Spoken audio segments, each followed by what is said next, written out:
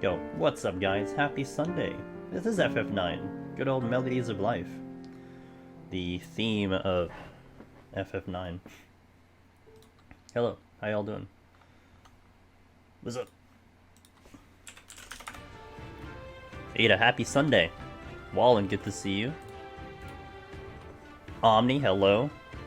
Kuroda, hello. Tasmanian, hello. Fubar, I love yous, hello. What's up guys, how y'all doing? I don't remember who requested this, but someone requested this. So we're doing a Summoner Live tutorial today.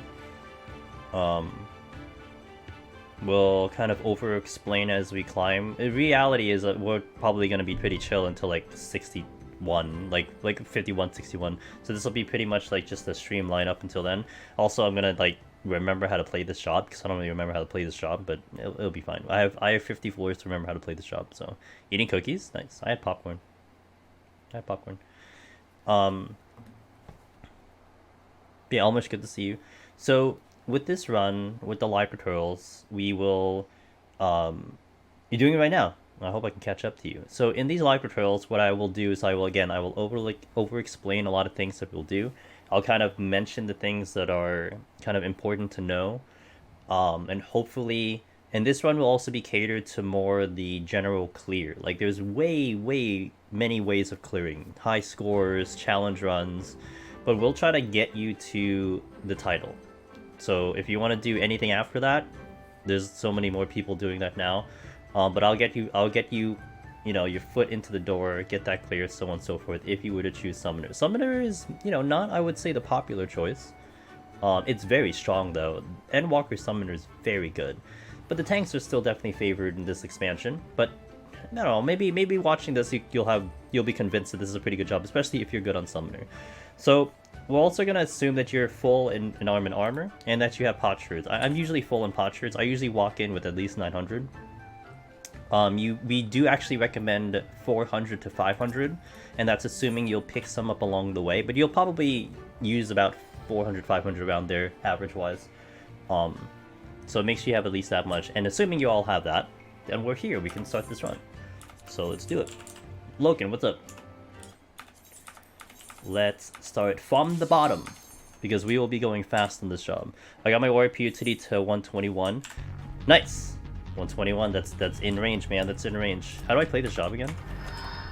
Live tutorial, how to teach myself how to play this job. Now, I honestly haven't played this for a minute, so I need to kind of remember how to do this. Oh yes, Dreadworm. Now, some of you probably have enjoyed Meiji doing her Arcanist run, but what you're gonna see with this job is that this job is just ridiculously strong. It's very strong. Nice opening treasure room, especially when I'm not even going for a score here.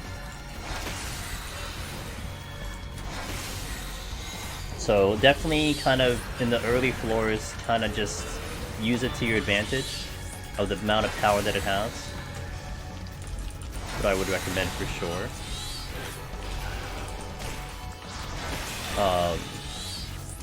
Tasmanian Devil says, finished. Floors 61 to 70. I have a summoner deck that completed 420. Okay, let's go. Nice. One thing I will note, it is kind of important, because you'll see me do it on this set of floors. It's that silver chests do not give you magicites until 7. So there's a silver chest here. And you won't actually, you know what, for the sake of it, let's just open them. But you're not gonna get magicites until 7. There's two things I want you to pay attention to. One, you're not gonna see any bronze chests until 7 either. So once to 6, you don't see silver, you don't see magicites, you don't see petries, you don't see bronze chests. It's just the design of the mode is what it is. Just everything kind of starts at 7. So if you want to skip silvers till then, be my guest. I will just not skip them, just so you can see that you just don't get a magicite, just to prove a point. About 225. Whew. I never fall below 2,000. Wow. Can I borrow some? Can I have some? Because my palace is getting problematic. I'm probably 2 more runs and I'm out on Astro, and I have to detour again. I really don't want to detour, but It's just destroying my potsherds. Also, one thing I do remember doing on Summoner, something you may want to keep in mind, is I will tend not to use Ifrit very much. I'll use it for the damage, but I will not use it for the I will not use it for its attack because of the hard casting it needs to do. So what you might see me do a lot, except for the boss, is I'll just do Ifrit, but then I'll skip over and do something else. Because by the time I get, you know, back to, or rather my Dreadworm stance up and ready, it's like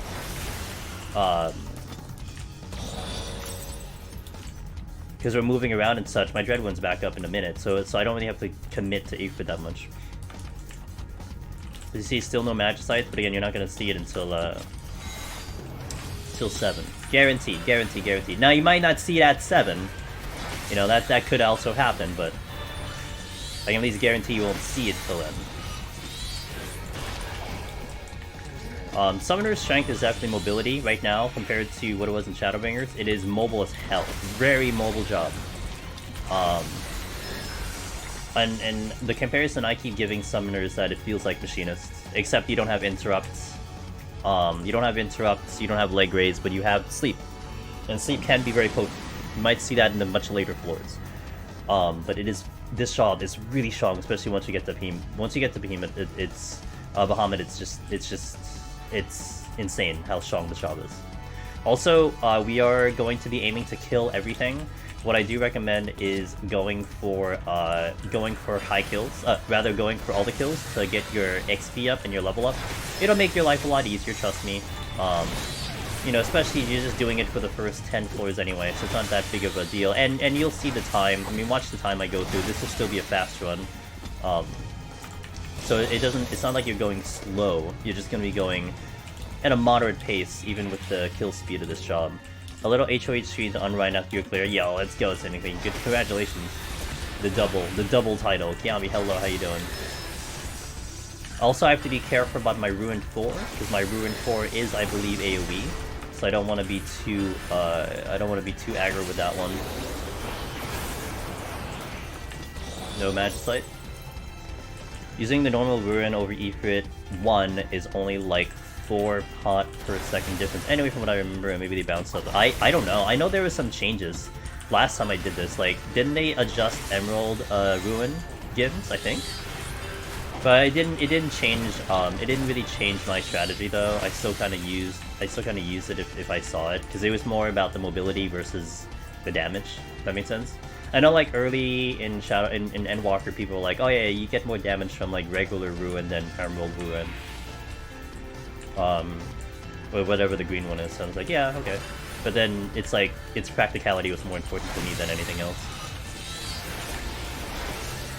Now, we used to talk about the sharks. We're like, hey, watch out for the sharks. These enemies melt like crazy, so it's like you don't really have to worry about that anymore. You just kill it. The only time you really have to worry about things is if you do multiples. But you should really be just killing everything one at a time here. Good luck on the run. Interested to see what Summoner can do. Yeah, if you haven't seen a Summoner run yet, oh man, you're gonna be impressed. Let me tell you, you are going to be impressed with what this job can do. When I first took it in myself, I was like, okay, this is Summoner? Okay. This is Summoner? It's such a good job. I really would highly recommend it. Hi Sid! You hit a lurk? Okay, cool. I do appreciate the lurk as always.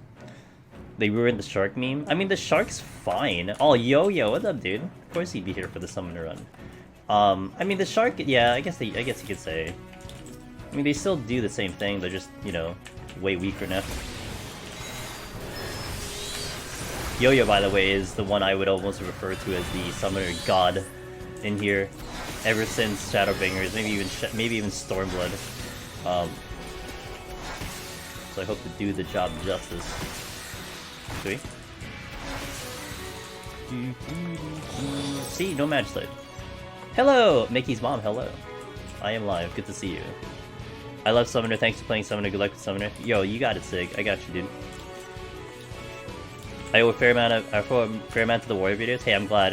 Dude, we dissected Warriors so much. I did a time management, we did a live tutorial, we did like 2 charity runs, we did like We did like a regular run. Oh my god, there's so much warrior content, it's insane. But it's kind of a testament to kind of how much fun I was having that job, but also how potent that job was. And the only I'm like, what am I? I'm like 8-2, 9-2 on warrior. I only lost once because I died to a jellyfish, and then the other time was because Eric deleted all of my magicites. So I mean, we've only lost to like really weird circumstances, so that's kind of nice. Hey Ganu. Hey AO Knight. How you doing? Hello, can I target?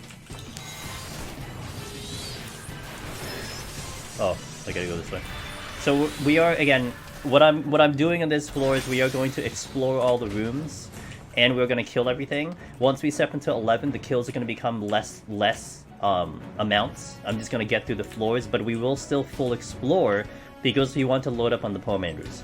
This is not something you'll see me do really in Palace in the early floors at all, because we have so much time in the early floors to pick up Poms. But with Heaven on High, there is a little bit of weird RNG, where sometimes you just won't see certain Poms for a long time, and it's just a good idea to really make sure you get everything. Try not to skip.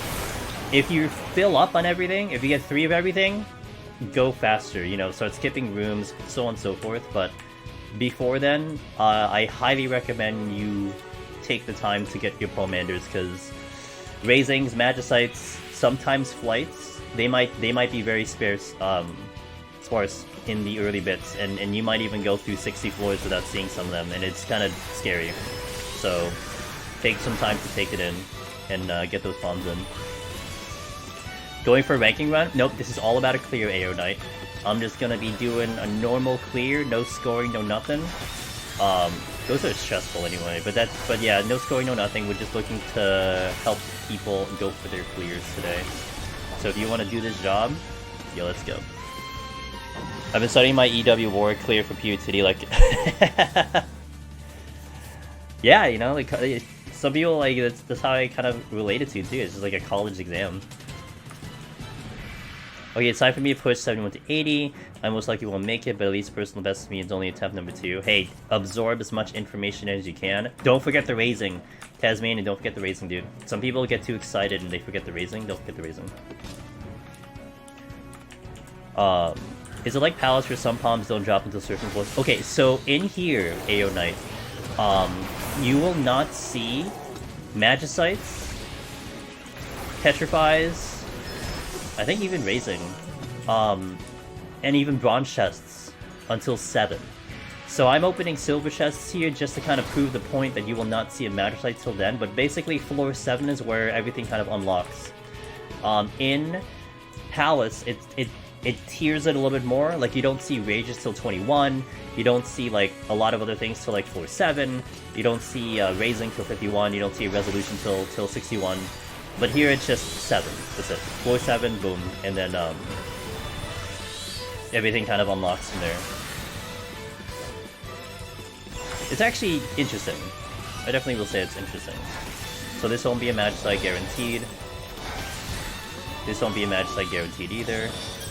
And I need another kill. This is bad.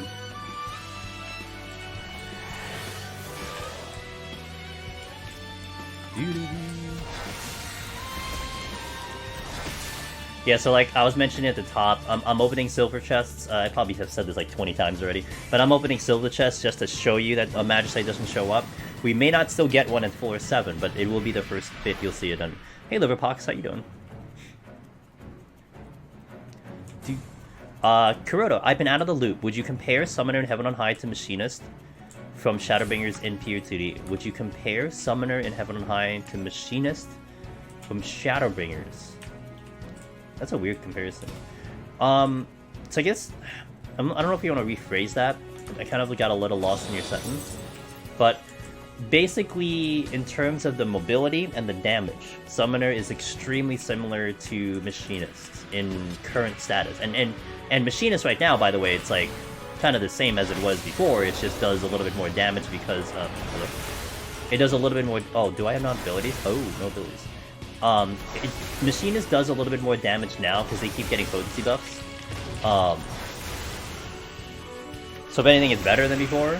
But Summoner right now, due to its overall damage and its ridiculous mobility, it really matches up to Machinist. And in all honesty, it probably does a little bit more of a punch than Machinist does. It's just the downfall is that you don't have an interrupt and you don't have leg raids. An interrupt is kind of a big deal because, you know, you never get pox in Machinist, but you still get pox in Summoner. And if you get pox in Summoner, it's kind of annoying because you have to keep essentially healing yourself with potions because you have no other way to do it. You could cast Psychic on yourself, but I mean, you know, it's kind of weird if you do that. Just asking, sorry. No. Hey, don't worry about it, man. I just want to make sure that we get on the same page, so it's all good. Sometimes I'm pretty decent at figuring out. That one was just a little funky, but it's all good. I just hope I answered your question. Just chilling while I wait for the weekend to finish. Hope I had a good weekend. I had a pretty good weekend. I have a good week coming up. This week's gonna be pretty busy for me, but it's gonna be awesome. It's gonna be a good week. Okay, another silver chest, no magicite. So here, what I actually like to do, since my affluence is at 3, and we're stepping into 7, I like to use the affluence.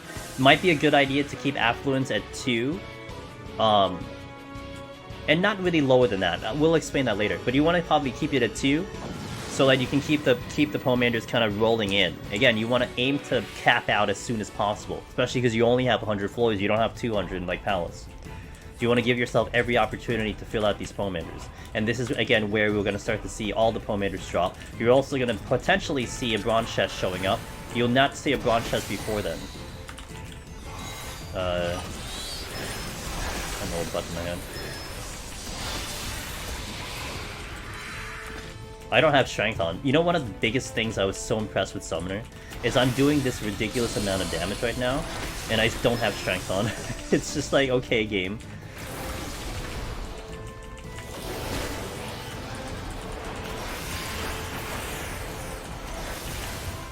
It's ridiculous damage. I don't have Strength on. Do you have any tips for 181 to 190? Because I recently managed to reach them. Oof.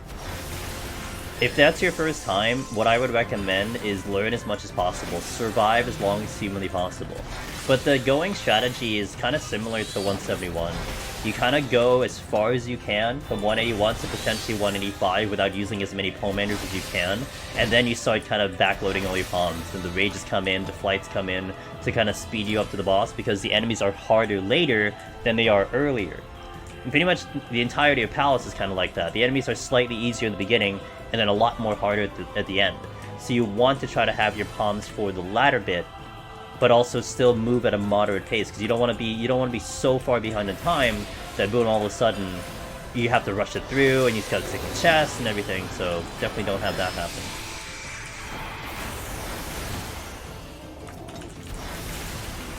I see something coming in. One sec. Where's that? Okay. How do you save up time on floor 81 plus and higher if you don't end up having an Odin on 90 boss? Warrior here. Hey Yuki. Well, I mean, something I will make a point in that I feel like a lot of people do kind of skip a little bit.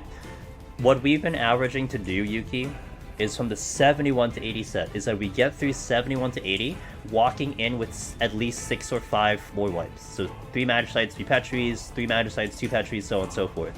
Because that makes a significant difference. And the way we do that is that we go heavy on the flights. So if you're into 81 plus with like less than 5 floor wipes, you're gonna have to work to make it happen, especially if you don't have an Odin in the inventory. Now, with that being said, let's say you do have 5, 6, etc., then it's all about kind of planning out your usage of the Pomanders, and then eventually, like what I try to do in 81 plus, especially Warriors, I try to stay ahead on time. That's first and foremost. I try to stay ahead on time, because then, let's say we get a bad debuff floor later on, I might have a good opportunity to just fight through it. Because if we push, let's say like 30 minutes walking into like the 7th floor, okay, we get like a blind something. Well, I can fight through that because I gave myself so much time. Also, it gives you a lot of kind of leeway to be like, okay, do I speed up here? Will I have enough time for on-rush, so on and so forth. So something to keep in mind on that front. So HoH to floor 1. Yeah, well, we're on Summoner, so it's gonna be fast. That Aurora. What's up, dude? Oh look, Petrify. First time Petrify. How did Aurora do? Aurora, how you do, dude? How's the Summoner run? I'm sorry, how does the Scholar run? Guys, check out Aurora. A very powerful member of this community. Crushing it on Twitch. Has the full Omni that I actually don't have. So he's better than me now. At least, you know, Palace does. Got the first score clear. 1.8? Oh my god. Stop breaking the game. Can you please stop breaking the game? I'd appreciate it.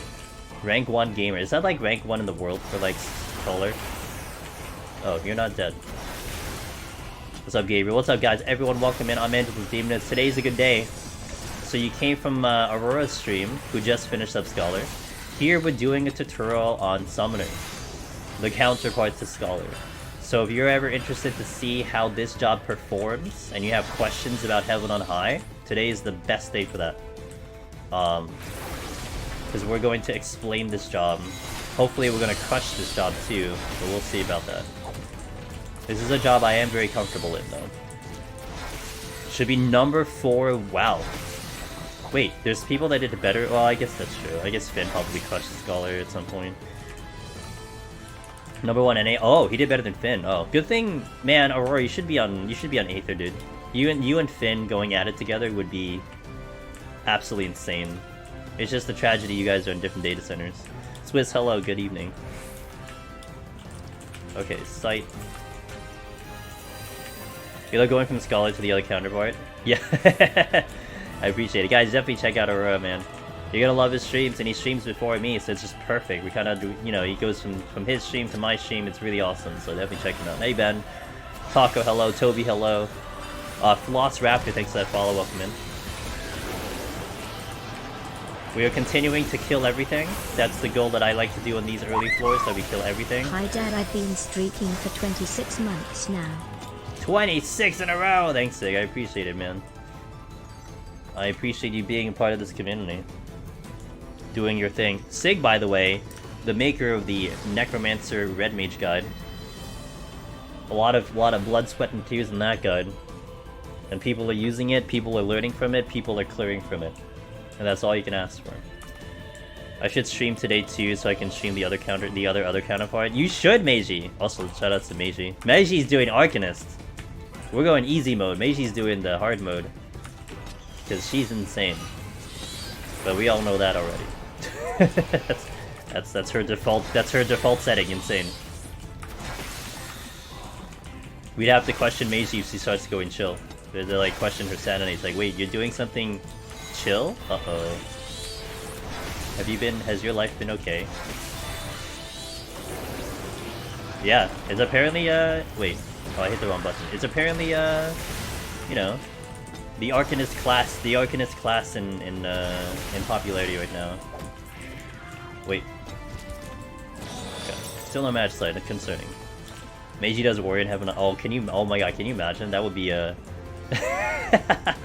It'll cause a rift in the community, yeah. I am 69! You need to unlock Marauder first? Wow, that's even gonna be more... That's gonna get even more crazy, man.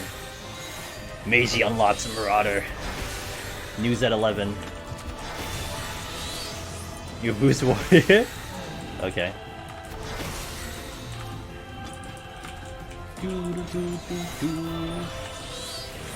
So yeah, nothing worth noting here. It's just we just blow everything up. That's just the way of Summoner. Just blow everything up. Hug the walls. You know, just deal with traps and just get to the boss. Easy game. I'm going Potsherd, neutral, positive, and Arcanist. Really?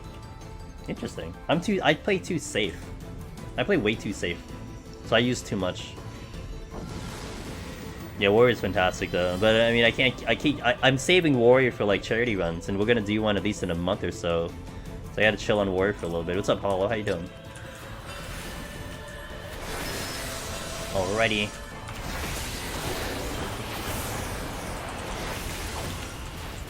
Oh, I should have done that, huh? I forgot I have Searing Light. Boss does a knockback. It doesn't work with Surecast. So I Surecast here, look at me, I'm gonna still get knocked back. So that sucks. I think it actually. I think even if you do the shielding, it doesn't work either. I think. Can't remember.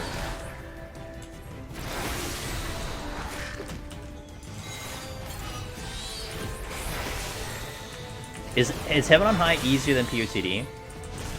So, the only reason I would put POTD harder than Heaven on High is Behemoth and 200 floors, that's it. If neither of those existed, I think Palace would be easier than Heaven on High. But Heaven on High does have the benefit of having less floors, the kit's better, so a lot of that does come into play for sure.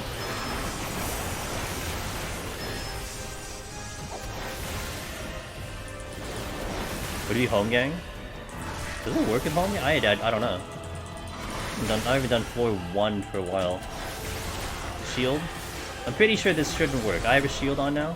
Yeah. So I took 0 damage and we still got knockback. So that's just a, you know, a guaranteed knockback.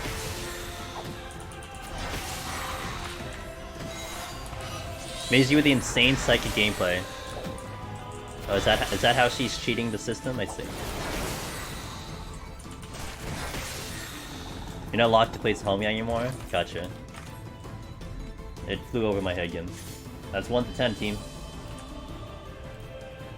211. Let's go. Warrior's pretty comfy in Heaven on High. Doesn't hit as hard as Gunbreaker. I don't know. Well, I guess that is true, but honestly, I get a lot of mileage on Warrior. Okay, so here what we're gonna do is we're gonna start keeping the kills a little bit more minimum now. I only need to get to 70, and that's it. So we're not gonna go cam, we're gonna get 70 guaranteed. Also, we're still gonna be doing the whole strat of keeping my affluence at 3. I'm sorry, at 2. Oops.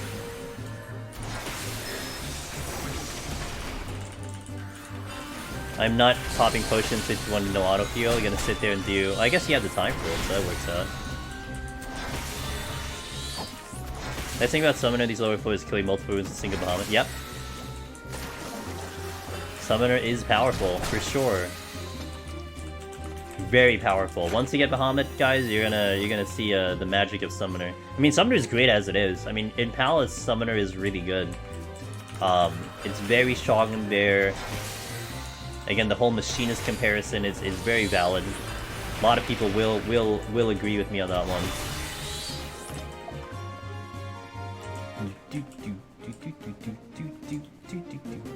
Again, there's not much to note with the enemies, provided we're taking them one at a time.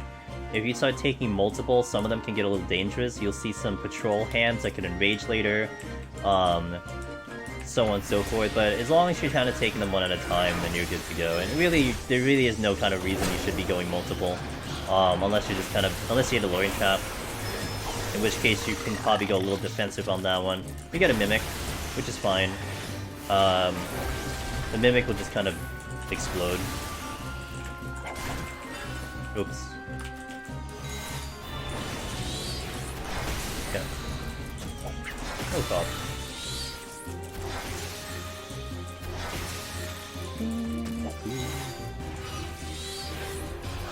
You will lose your intro against sleep. Sleep, you'll see. Hopefully I can demonstrate some sleep tech later. We don't really need it till like maybe 71. But hopefully we'll be able to demonstrate some sleep tech. Going to the silver again, we're checking as many chests as we can. We might be keeping the kills to a minimal, but we are checking all the chests because we gotta load out. We need to load out on our Palmanders. And right now it's not looking good that I haven't seen a Magicite yet.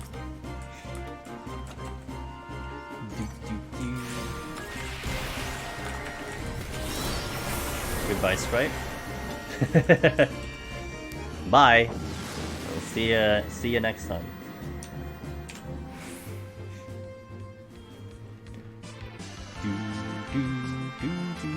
Or Behemoth was a way earlier boss to Snaxty, but the fact that you have to do 1.8 Heaven on High to get any attempt is pretty rough.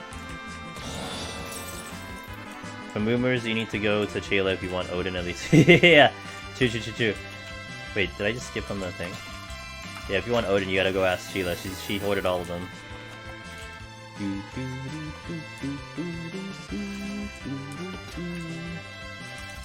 We'll go here because your proximity.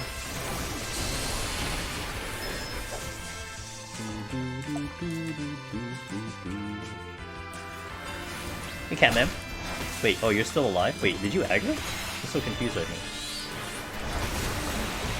now. It must have aggroed, I didn't even hear it.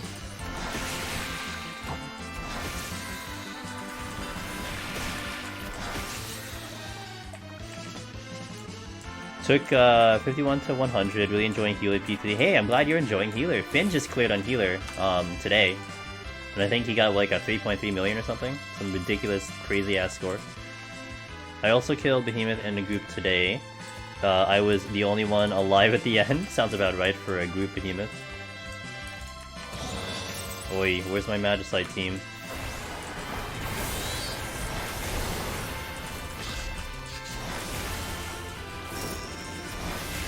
Bahamut.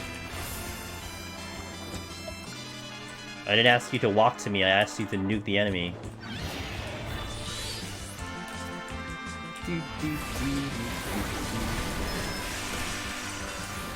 I didn't check the chat.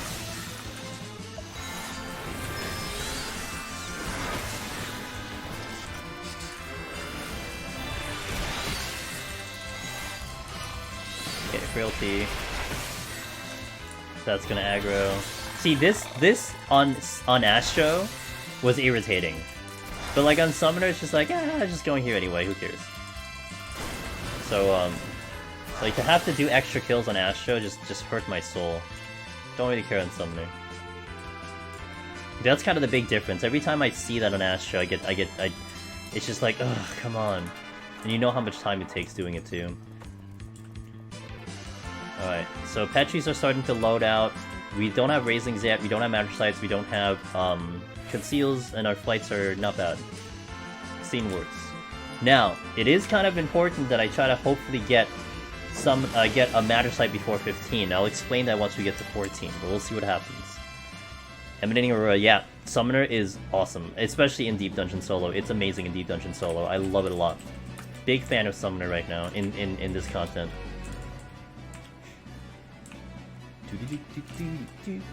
I found the exit. I'm gonna go backwards so I can explore the non-exit sign. You know, we're playing an RPG. You always have to go the wrong way first. Everyone knows that. If you don't know that, you're not a JRPG gamer. What's up, Cynic? How you doing?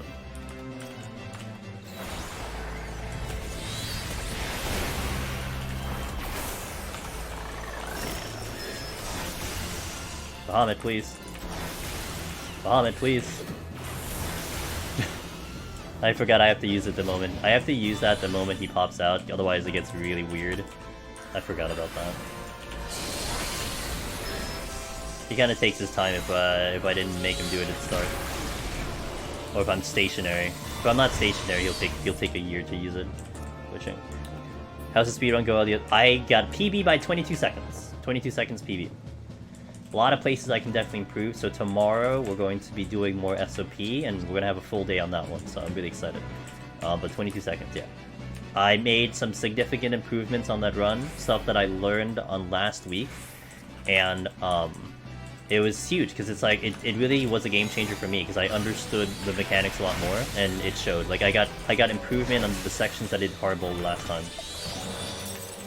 I was really, really happy with that run. So tomorrow it's going to be a lot of fun. Potentially more PBs tomorrow, that's what I'm hoping for, but we'll see. Thanks, Catman, I appreciate it. Hoping I can go sub, I can get closer to like Relzert's run, but you know, that's going to be iffy to say the least. Is Dragon the hardest melee for POTD or Heaven on High? Actually, I like Dragon a lot. If I were to put the hardest melee, I probably would put Summoner, Samurai at this point. I think Samurai to me would be the hardest. Monk? Oh, true, I forgot about... Dude, I've deleted Monk out of my brain.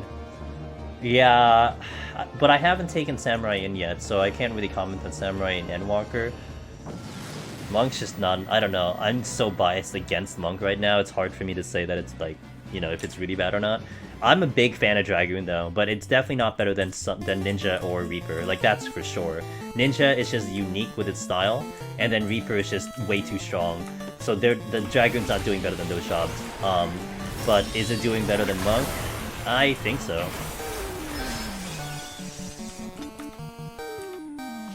Make the gaming. I just got 3 Magic Signs 31. Damn, can I have some? Because I don't see any, and I really would like to have one like right about now, but I guess I'm not gonna get it. Oh well.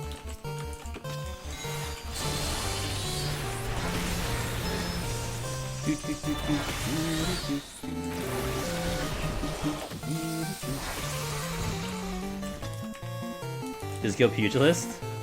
I don't think you include that in the melee rankings though. Did I remember to activate my stream of luck? No, I'm saving it for tomorrow. I gotta do it tomorrow, man. If I only get 1 stream of luck, I'm doing it for tomorrow. I need RNG tomorrow. I don't need it here. We can probably power through on Summoner.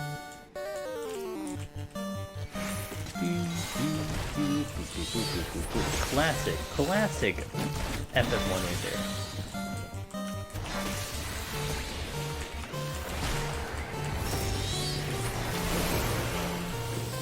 Oh, a hand. A hand can enrage, so we gotta be careful with the hand. If you leave the hand alive long enough, they will blow themselves up, almost like a slime. Except it is a charge up. The slimes do it instantly, the hands won't do it instantly, so at least you'll have some time to react, but you get a hand on you, kill it ASAP. You'll regret it. Steal. Is it possible to clear on all classes? Yep. Aurora, who just raided us, has cleared on all 19 on both Palace and Heaven on High. I've done Heaven on High all 19, I've done 18 in Palace, and I'm working on number 19 myself. Now, unless you meant Pugilists and Marauder and Conjurer and so on and so forth, well, it has been cleared, but you're not gonna see me do it anytime soon. It's called Wash Away and it's interruptible. I believe it is interruptible, yeah. You could also just punch it in the face and it'll probably stop doing it. Okay, so next floor, 15. Important to note, 15 is a guaranteed big floor. 100% big floor. I think what the devs thought was like, hey, we introduced this new mechanic, let's at least put it in a floor where you'll see it at least one time, because you can go through this entire thing and never see it ever again. But 15 is guaranteed, and what I'd like to do is I like to use this floor to get some palms in. So an Affluence will usually come in, which I just did. But I usually do like to have a Magicite here because I will Fortune Magicite. We don't have one, so it does make this a little interesting. Now some people will probably do like Big Pull. They might do Big Pull into Fortune with a Petrify play. But because I'm normally lazy, I just kind of skip through the floor and just check the chests. And I just kind of just let it go instead of going crazy like that. I mean, if you're going for a scoring run, it's a different story. But in this case, I'll just kill enough to get off the floor and boom, we're out. Also, I get to demonstrate something really cool too. I didn't get it. Alright, let's just kill them.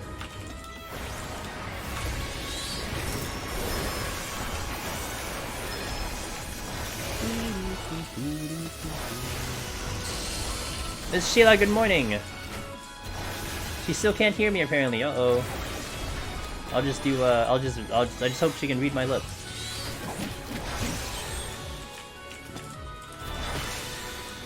My clear had triple big room, oh god, in the 90s. Sounds about right. I can hear? Yeah, that's exactly what someone who can't hear says. Hey Picto. No, so, hey Picto Beam. So Shayla yesterday was in she was in the Primal concert yesterday, and she legit couldn't hear because she had it on mute, but she had the stream on, so she was just chatting in chat. But then it sucks. The thing that's funny about the new icons is that you have to remember to change it. So I don't remember that myself. So she just forgot to change it. I just made fun of her because I'm mean. Hi Picta, how you doing? Hope you're having a good time. Hey Recipe Reborn, hello. Miss Recipe Reborn. Most people who change it on PC don't know how to do it on mobile. Yeah, actually, I did learn how to do it on mobile myself recently. Because I think originally you couldn't. How does it work? I don't know, you can't hear me, so I can't tell you. I understand watching without audio, but how can you watch without video, also be able to chat? Without video? Audio only. When you're on mobile, you can do audio only. And I do audio only all the time. When I'm in the morning and I'm doing stuff, I do audio only. So I go without video, and I just listen to the streamer and I converse with the streamer. Yeah, yo, if you don't know, Recipe Reward Miss Lemon Drop's gonna have an official Square Next cooking show for a day. Okay, so here's a cool tech that I want to show you guys. It's called Concealed. Well, dude, I don't know what we can call it. It's Concealed. So we have fake exits here. If I'm concealed, conceal prevents you from stepping on traps. So because this is a fake exit, that will not pulse. So that's a fake exit right there. We'll go to exit number 2, while in concealed. Exit number 2, fake. So we go to the third exit. Doing okay, was looking, and I was like, oh, someone... So there you go, that's the real exit. So if it's fake, you can do a conceal. A lot of times we do a safety to remove the fake exit, so you can safety to remove the fake exits, but if you don't have a safety for some reason, a conceal is your backup shot. I was just looking, and I was like, oh no, someone's cursed by Twitch's lack of explaining the mobile. Okay, I'm making these notes down, guys, of how to pull people out of lurk. So how to get Picto out of lurk is to discuss about mobile features. Got it. Some people, you gotta talk about food. Some other people, you just gotta bring up some like really weird topic and just pull them out of lurk. Dude, people get me all the time in other streams too, so I know it. Sometimes if someone sneezes, it pulls me out of lurk. I just say bless you, and I'm like, I'm out of lurk, gone. I run into sometimes she's audio only, yeah. I set it to both, and it only showed one of the badges. I think you could only show one of the badges. How do I pull me out of lurk? Actually today, I actually had a decent... Not really. I mean, it was a slightly better sleep, so I actually got to your stream this morning, Sheila, and you were already ending, so I'm like, oh well. Oh well, missed your stream. How do you pull me out of lurk? I don't know. I think you just have to call my name, I think I get out of lurk. Oh, I have no abilities. Okay, sure. A lot of times people say my name, I'll just come out of lurk. Sometimes.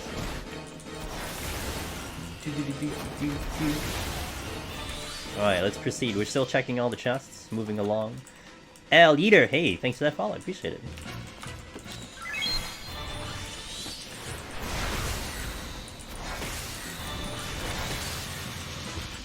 Just talk shit always works. Does it though? Oh, I have no healing either. Okay, I gotta be careful. Like, well, I mean, I wouldn't say it was good sleep. I mean, it's alright. I mean, it was not great. I mean, it was, you know, from trash sleep the day before, it was like, you know, trash less, like, -1 or something. Basically. I hope tonight's a little bit better. We'll see. But what was bad yesterday was I had like a really bad headache. So I started the stream with a headache, because I had a nap headache from yesterday. And I powered through it. I'm like, you know what, whatever. I won't take anything. I know why I have this headache. We'll just go through. And then at the end of the day, my headache was just like a migraine, and I had to like try to sleep through that. It was insane. See ya, Sid. Have a good night. Thanks for being here as always. Appreciate ya. So like overnight, I had this like splitting headache. I was trying to sleep through, and I couldn't really do a good job of sleeping through it. So it was just like, you know, it's kind of annoying. Yeah. I had changed around what I was trying to do for sleep, but I wouldn't count last night as, you know, being a successful attempt, so I'm gonna try again today.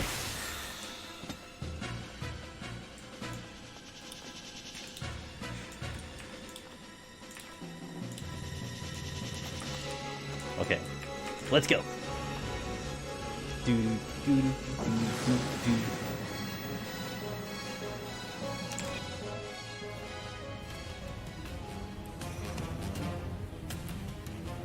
Boop, boop, boop. Good hype song. By the way, guys, while I have a chance here, first of all, a shout out to Master Chef Mr. Recipe Reborn, because we should. And shout outs to Picto Beam. Picto Beam is also a streamer, but a really cool streamer. Playing Power Wash Simulator. Well, I have yet to think about playing that game. And I know Power Wash Simulator is a Square Next game. So by default I should be playing Square Next games, but you know, looking better.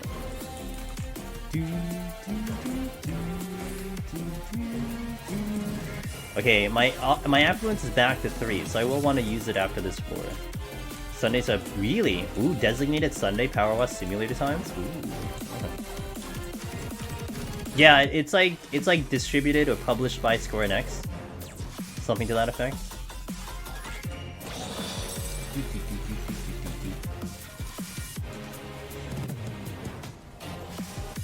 So I remember watching someone else play it and I was like, oh, Square Enix game. Oh, I used the wrong button. That's a dead turtle. That's a very dead turtle.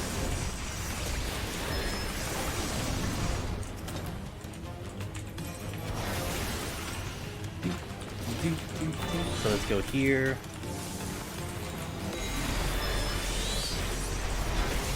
I used it. We'll do the affluence. We're still missing a lot of palms, so we gotta push. We gotta push for it. You know, this would be a fantastic stream if we're going to have a problem picking up homanders, because now you're gonna try to see how we try to manage that RNG, if you will. I kind of hope this continues. Like, as much as, like, you know, we want a good run, we want a run that, like, we can get the clear. I'm not gonna lie, sometimes the runs where I'm struggling and we're trying to really make something happen is better for you guys to learn from, you know what I mean? Like, I've had clears where, like, especially in Palace, we walk in with like 3 rages and I'm like, well, anyway, you know, just get to 191 with 3 rages and you'll win, duh, for it. What's the big deal? That doesn't help anyone, you know? So if we're kind of struggling to get to through to 100, that'll help someone much better.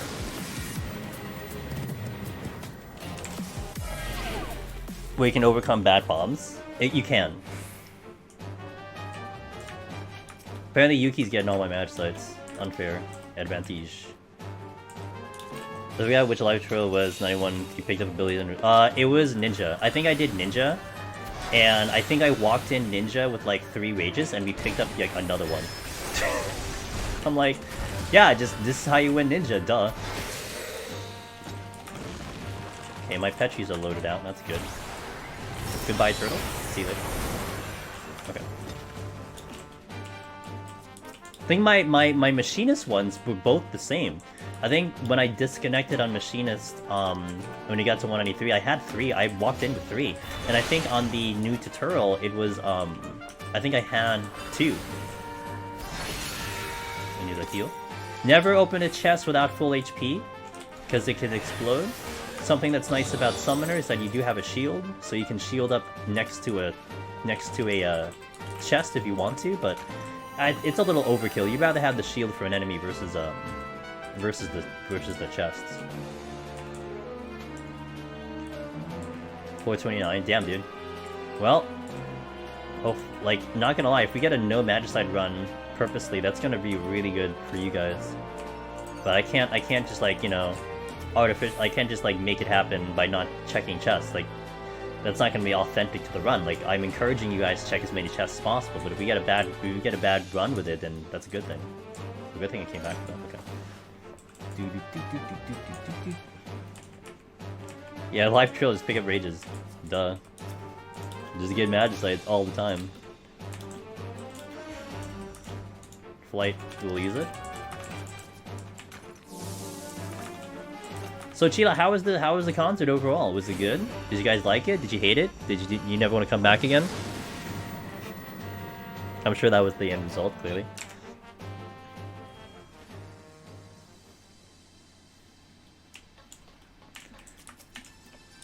I'm leaving Japan because it was so bad. Damn. Oh well. It happens. Where you coming? Where you going? Back to America? No, you should go back to Australia. That'll be better.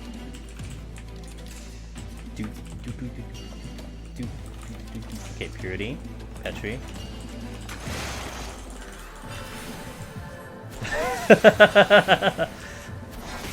It's not like it's like you guys are married or something. I never understood that.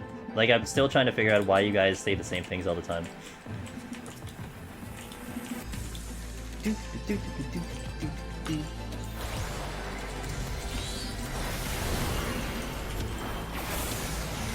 It's weird. Yeah, it's really weird. I don't get it.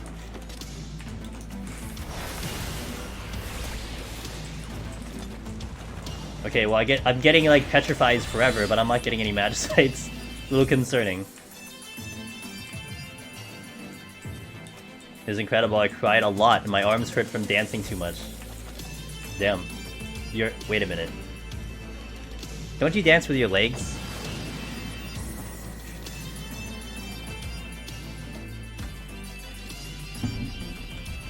Shayla doing handstands in the audience, apparently.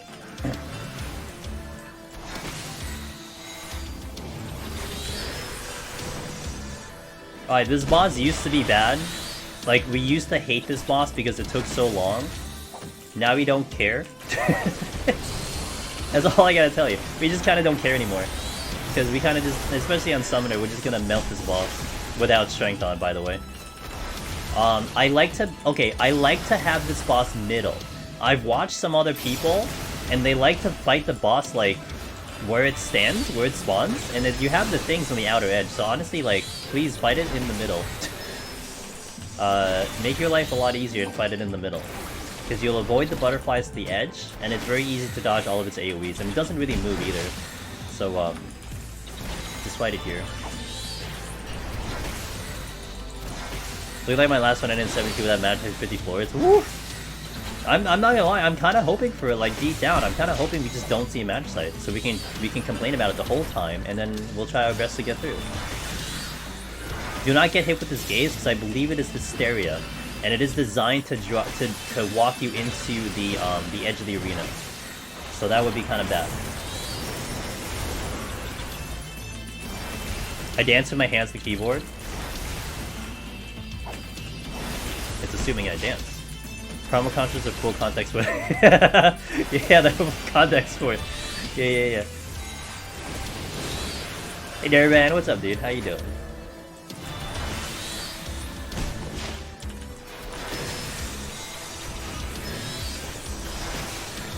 Good. Never greet a gaze in heaven on high, please. You're going to thank me. Never greet a gaze in heaven on high.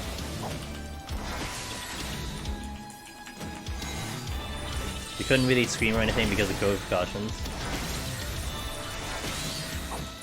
You couldn't scream. You can't scream through a mask? You're not trying hard enough.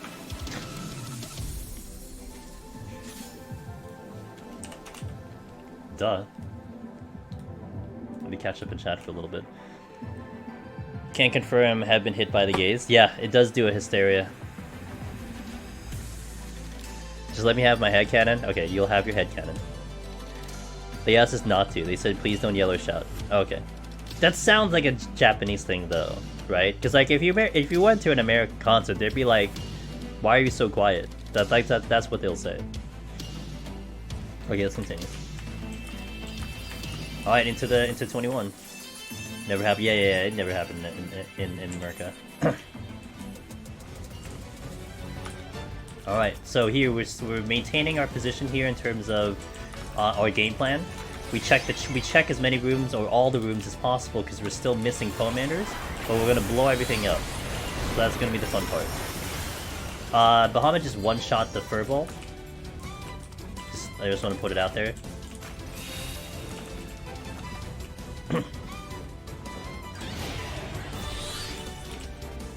It is the quietest concert I've ever been to.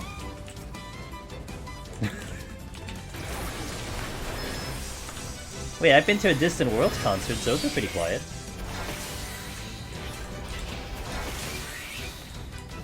Oh, it's a mimic, guys. What are we gonna do about a mimic? I'm gonna blow it up, that's what I'm gonna do. Okay, let's go check the other room. But everyone clap their... The moment I read that, I had the visual of what you just said, Sheila. Like, damn, dude. Y'all clapping asses as well.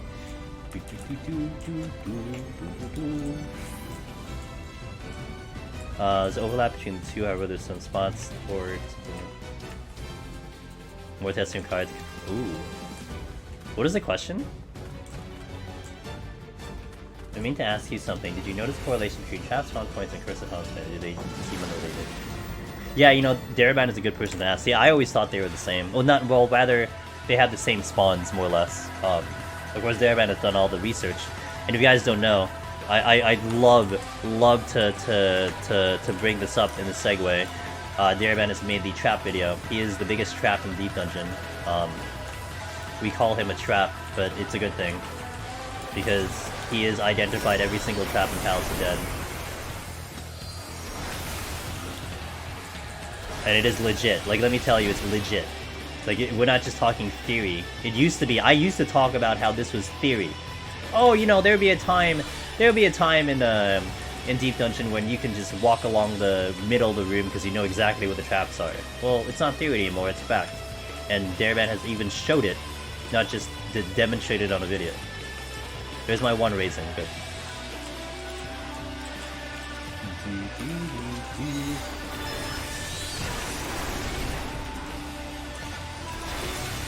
That's a steal. I'll pick it up now. I'm not gonna come back for it. I missed Fester. These guys do gaze blind if they live long enough, but like one of the going themes you're gonna see on summoners, like nothing is really gonna live long enough for you to find out what they're doing. And if they are, then you know you probably pulled a little bit too much or something. But summoner is just a powerhouse. So you should really just be handling everything one at a time. It's kind of unnecessary to go multi-kills, except if you're going for, you know, scoring run or something. Okay, I get it. But we're just here for clear. We just want to clear, man. Nothing too crazy.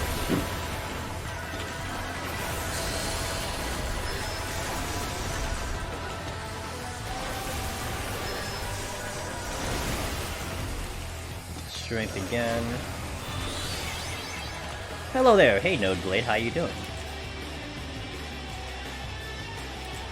Even though I was throwing, I didn't do multi-kills because you just easily delete everything in max kill. Yeah. This job is just insane. And now I have Strength on, which is, we haven't had Strength on this entire time until right now.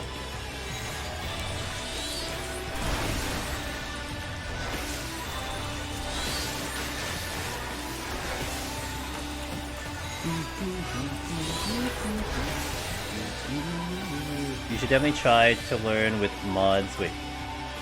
You should definitely try a learning run with mods where you guys have trap map and other screen, try to learn spots. I'm not gonna lie, Jaraban, that sounds cool, but I'm probably gonna have to be a viewer or spectator to when you guys do it, and I don't know if I have time for that. That sounds like a great idea. Maybe one time, you know, maybe one time we can do it as like a charity incentive or something. It's pretty fun to walk with the crew, but time is not a friend of mine. Just enjoying a Long Island iced tea. Nice. Do you have some for the crowd too? That's a lot of. That's probably a good amount, but sorry. But I hope you're enjoying your Long Island iced tea. We have a witching here, so we'll get fancy. Hello, how you doing? We'll do a multiple. You want to see things blow up? I'll show you things blow up. Things blew up. I mean, like, as much as we say, hey, you don't really need to multi-pull, hey, it is kind of satisfying to actually multi-pull.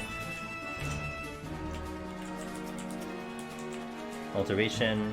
Okay, my affluence is back at 3, so I want to use 1. We want to keep it at 2, especially because we're still hunting down a Magicite and we haven't seen one this entire time yet. Keep it in mind, if your palms are weird, keep your affluence at 2. Try your best. I'm actually kind of missing it sometimes, but you guys are playing. Hey! Your run is going well, my friend. My friend, Zombie! It is going pretty well so far. We're here teaching, showing how Summoner's done. Hopefully I'll get to the end, so it'll be a long day. I think Aurora went 1 to 100 today, right? So damn, dude. If some of you guys are here from Aurora's stream at the beginning of when he went in, and then you're gonna be here potentially for the whole stream here, you're gonna watch 200 floors of Heaven on High. It's a lot of floors. Damn.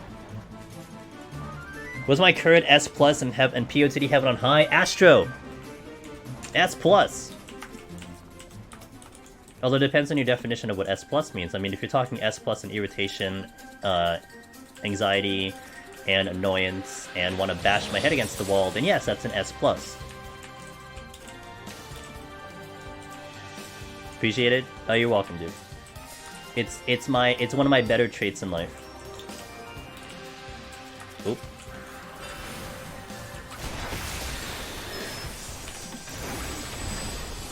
switching. So again, this is opinion, right?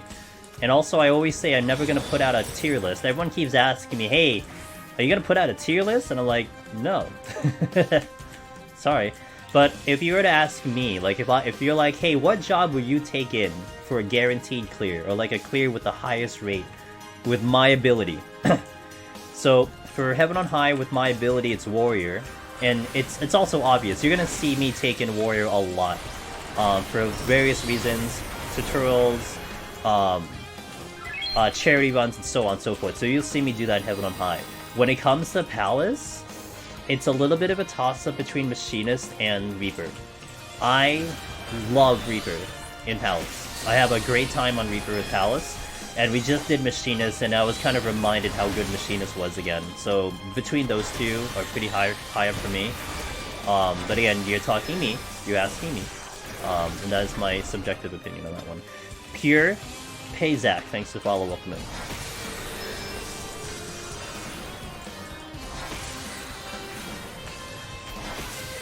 Okay.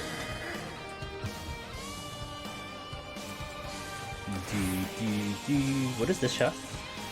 Witching, right? Okay.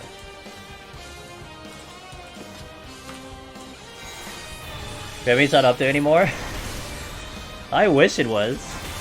You know what's interesting about Red Mage, Musashi? Red Mage has historically just incrementally gotten better over time. From its initial introduction back in Stormblood up till now, it's gotten better and better and better and better, okay? In terms of its overall kit, in terms of the job in itself. The problem is the other jobs available have proven a little bit more potent. They've gotten, they've raised their level way faster and way higher than Red Mage has. And that's why I don't suggest Red Mage. As much as I would love to suggest Red Mage, I really cannot. Finally have a Magic Sight, because a lot of the other jobs just perform better. Now, I will do Red Mage for the next Deep Dungeon for my first clear. But here's kind of my theory when it comes to that, okay? So, we're saying Machinist is fantastic in Palace. We're also saying, hey, it's still great in Heaven on High. You know, Machinist is still really good in Heaven on High, it's just the tanks have a much better kit, that's why they're kind of preferred in here. But you're talking about Prog.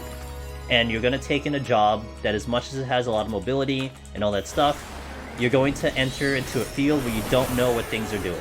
And I think Machinist is bad for Prog. I think. I could be wrong, but I think it's bad for Prog, where I feel like Red Mage is much better for Prog. So that's why Red Mage for me now. I will say Warrior is probably going to be the best in the next Deep Dungeon, to be fair. But I'm stubborn and I want to do Red Mage because I got all my titles on Red Mage, so that's where my thinking goes. But I would probably suggest everyone to take Warrior. Don't be crazy like me and do Red Mage. If you want to. Like, Sig's probably going to do it, which, you know, big respect to Sig, because he'll probably stick to Red Mage too. Maybe like Ben will do it too. Ben Wright will do Red Mage too. I'm sticking my guns on Red Mage. So it's an interesting thought process when it comes to the new Deep Dungeon without information. I think Machinist might prove to be awesome once we figure out the next Deep Dungeon. Like, we know what enemies do, and we know what things are, and we know how the bosses function. You might see something like Machinist, Reaper, so on and so forth, Summoner, become kind of popular with that information. But without information, the thinking is different. So, Red Mage, in essence, was always good for the progging. It was always good as the starting job. But in terms of efficiency, in terms of maxing out the ability and the optimization of what the job's capable of, that's why it's just not sitting there at the top, sadly. Again, I would love to say it is, but I can't. I just can't. I would honestly be steering you in an incorrect direction if I tell you to try Red Mage. Like, it's just sad. Speaking blasphemy against Red Mage, I know. It burns my heart when I do it. Am I going the distance? We're going all the way to 100. All the way to 100. I'm ready, man. I've had trash sleep. I'm picking up Magicites now. It's great. Red Mage has a little bit of everything. Yeah, it is kind of the true jack of all trades, you know? And again, it's a great job. It really is. It's just, if you go in completely blind, okay? You're walking in, no information. I'm not looking at guides. I'm not looking at videos. Then it's like, okay, yeah, you know what? red mage is pretty good, you know? Take red mage in, because you'll be able to sustain yourself, you'll have some decent damage, you can heal yourself, blah blah blah. But when you're working with information, and you know what things do, and you know how the timings all work, it's hard to argue the other ones. Yeah, all of a sudden we have Magicites. 4 Magicites, all good. So the run is saved. Well, I don't have Razings though, so to be fair, Razings are not here. But that's the benefit of me checking all the chests, right? That's why we're checking all the chests. Get this Mimic! Okay, let him do it. Make that 5 Magicites. I still need Razings though.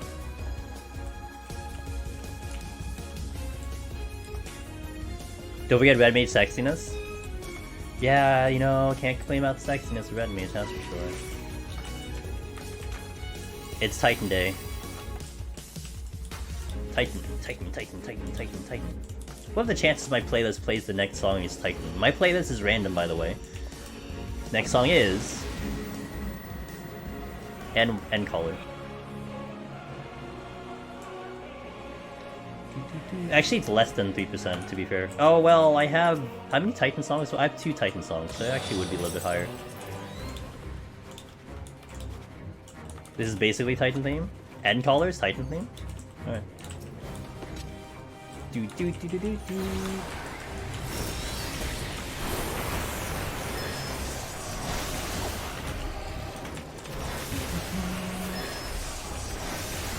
If you're deaf, hold. By the way, I do recommend if you're walking up to a silver chest, do a little bit of a 1 Mississippi, 2 Mississippi. I've had a couple people in the community die recently because they hit a landmine straight into a silver chest explosion, and sometimes the traps are a little delayed in their activation, so be very careful of that. What if you subtract songs we already heard today as well? It doesn't work that way because my playlist is kind of dumb. I wish my thing was better. I wish it was closer to like my iTunes. But basically my playlist functions as like, okay, so you have Endwalker right now. So the next song is X% of the entire playlist, not what had already been played. So it could cycle back to a song I already played before, it's kind of stinks. I hate that. I wish it didn't do that, but it does that, so... Safety... Chest shot. Conceal. I'll play that song to reach 99. Feel the intensity. This is a good song, I really like Endwalker.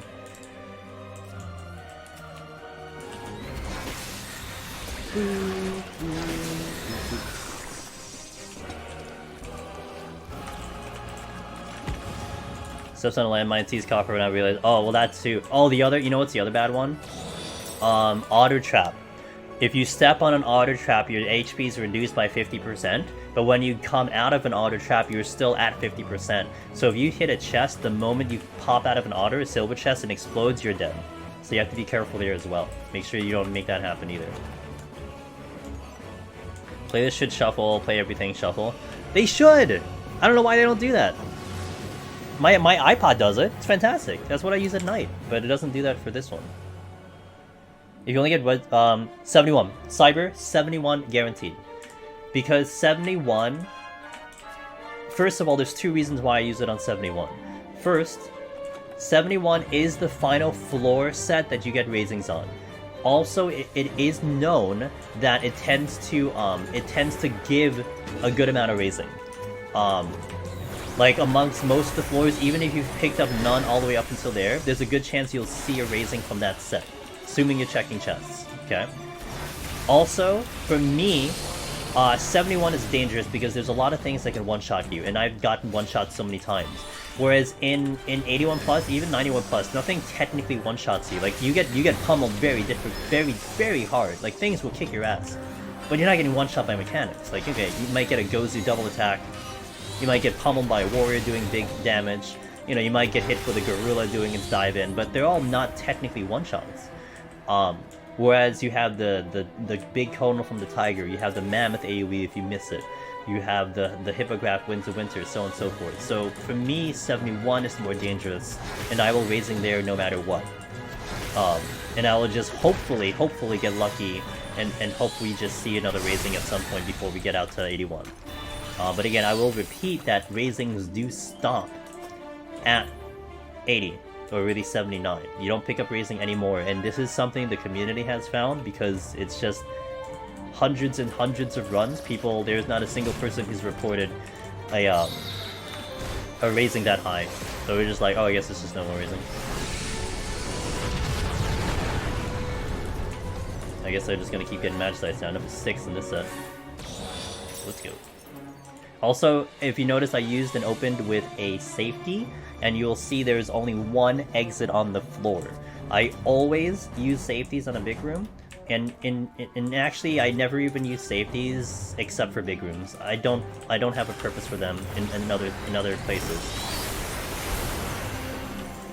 Anyone see a Mimic? I didn't see a Mimic. So that's really a really good use of safety, especially on a range job. And when you get to like 41 plus, you really shouldn't be stepping on traps anymore, because they're pretty generous with the traps as long as you're hugging the walls. So you shouldn't have too much of a concern having to safety a regular floor, but you want to do it on the big room. Okay, I wasn't sure. Excuse me. I have a site that does for my YouTube playlist because YouTube Shuffle sucks. Yeah. I have actually, a friend of mine had an app on their iPhone that does pull videos from YouTube, but it creates it into its own playlist. I forgot what the name of the app was, but it's pretty neat. It was the first time I ever heard of it. It doesn't actually work on my Android phone, but it was pretty cool. So it kind of organizes the thing, and then I don't think it repeats when it plays the thing. I like safeties when I use for petrifies and treasure rooms. Yes, for treasure rooms, I will probably use it there. It becomes debatable. You know what I'll do cynically? I will, and first and foremost, I don't like the fortune on a petrify personally, but I will actually wait to see if there's any chest drops before I decide to do that. So like I'll kill everything, but if there happens to not be a chest in the middle of the room, then I don't have to safety. But if I see chests in the middle of the room, it will kind of make me like, okay, let's just kind of safety here just to make sure. I think about finding other traps in big rooms, but there's almost no footage of people say. yeah, sorry, Daraban. Yeah, sorry, dude. I always tell people to safety, so you know. Although I still see people not doing either of the two, and I'm like cringing when I'm watching. I'm like, oh my god, you're gonna step on a trap. Sadril, hello. Been following these Deep Dungeon climbs on YouTube for months. Hey, welcome to the live stream. Thank you for watching the YouTube content. I appreciate that. I hope they've been good. If you have any questions, please. Today's actually a really good time because we're doing the live tutorial for Summoner. And honestly, like, if you have a question, you might be answering a question for someone like Sadril, who's on YouTube, you know, who can't ask a question live. So, you know, don't be afraid to ask questions, even if you think it's silly, quote-unquote silly. No questions in here is silly.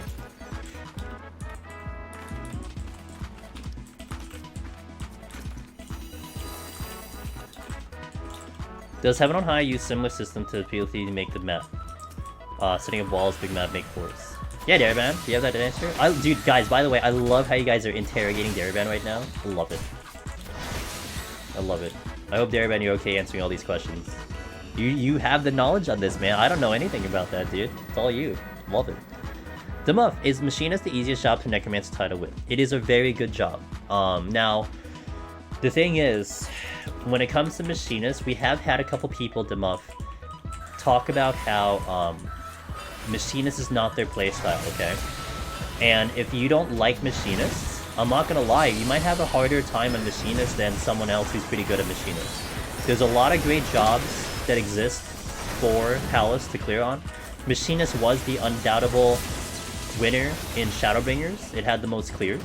But there are lots and lots of people and lots of cases where people prefer to take like tanks in, Warrior, Dark Knight, Summoner.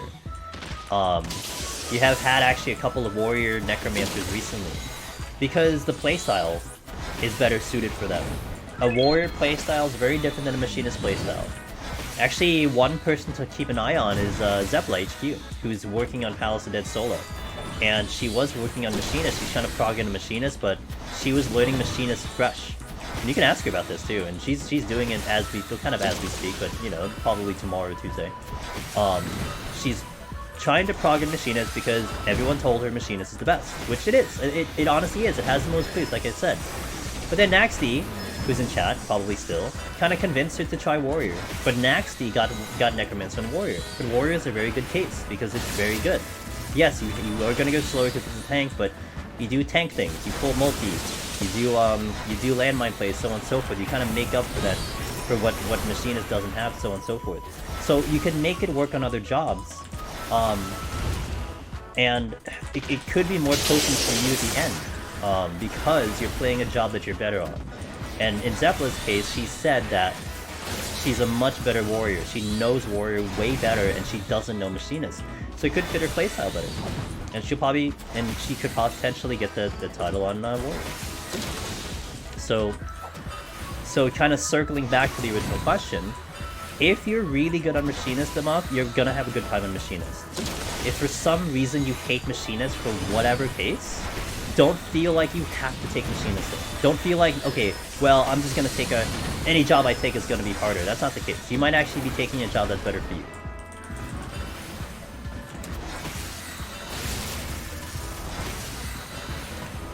I definitely have a question. 3 times in the past week, I've had a treasure room altered, ending up with 10 mimics blocking my exit. Woo! Okay. Wait, did you have them like consecutively, or just like a total amount you've seen that many? I'll circle back to that question in a sec. Okay. That's 30. Let me get outside and then we'll answer some questions, shall we? Okay. Total amount. Lots of runs. Okay. I'll get to you in a sec, Sadril. My playstyle is to yell at stuff and have it punch me. Would that be a good play for Machinist? Yell at stuff and have it punch me. That would be a good tank, Loneliest Cubo. I hear there are no silly questions. Let me ask, why can Astro be taken into Deep Dungeon solo? It's much too powerful. Why can't it? That's what I'm doing this week, dude. What's wrong with you? Haven't you been watching? Thanks, Ellie. Okay, so a Mimic Treasure Room, if you're talking about Palace, I would recommend a Rage out of it. Now, think of it this way. Fortune Rage is going to be good for that, assuming you're sitting on a Rage, because you might get it back. The amount of chests you're going to pull back from a Mimic Treasure Room is tremendous. If you're talking Heaven on High, I still kind of recommend you wipe it, ideally with a Petrify, but hopefully you see it early enough. But, you know, you can also just conceal out of there. Like, you don't have to kill it, just to be fair. So, typically a Mimic Treasure Room or Corrigan Treasure Room, I do usually take care of it in either modes because of the potential chest gain. You might get a whole bunch of other things that might replenish all your palms. You might get the Strength and Seals back. You might get some of the more common ones back, and that could really carry you for a long way. You could restock completely. So there's a huge benefit to doing so. But that's assuming you have the wipes to do it. And if you don't, well, try your best. I mean, Palace, if you don't have a wipe, if you don't have a Rage for a Mimic Treasure Room, that is just tragedy because you just have to kill it. Even if it's sitting on an exit, it's even worse because you can't do anything about it other than kill it. So it's just a bad circumstance. But yeah, it just, you know, it happens. But you just gotta hopefully think of a positive and get some things back for it. Why is it allowed? Oh, I see. Because people want to do it, Pin, duh. Frothing Cook, Summoner is powerful as hell. You want to see it? I'll show you in the next set. And then I'll hit the restroom. I'm going to show you how powerful Summoner is. You're going to see Summoner blow everything up. Now, it's going to get a little less potent once we step into 51+. But, in this set particular, and the next one also, it's going to go crazy. Oh. See, for no items, I tend to Magicite off the bat. So I can save a Serenity. But yeah, Mimic Treasure Room for that is definitely brutal. That's for sure. Did you not die? Oh, do I have 2? Oops. I didn't realize I pulled so much. Bahamut, do your thing. Yeah, do your thing. Okay. That's 3 enemies dead. A few songs late by the Titan. Yeah, it came eventually. A little delayed. Intuition. I did 69 Summoner, 2 Petries in a Treasure Room, 2 Petries in a Treasure Room. Friendliest floor type. Nice. Taking care of a card according to why you want to. Respawn, you gotta kill him. You got Nodin! Oh, gotta be careful, man. Explains the weird oddity of your run. I'm still hunting down Raising, so we will be still checking chests here. Nothing too scary to worry about in this run again. Really 51 is where this gets harder. Now this thing does heal itself back, so this could be a little annoying. So just be a little careful with this enemy.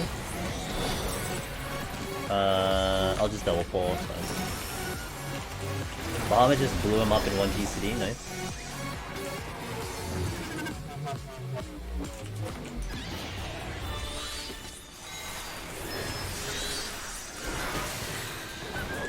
Okay.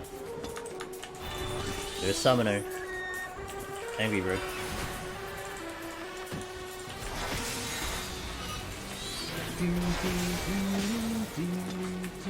Steal. I like it. Alright, off we go.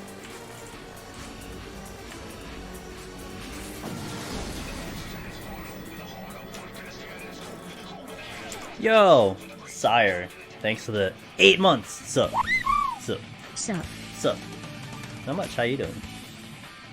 It's so much better. Your mobility frothing is insane on Summoner right now. It's the biggest change I would say is on Summoner. It's the mobility. Very good.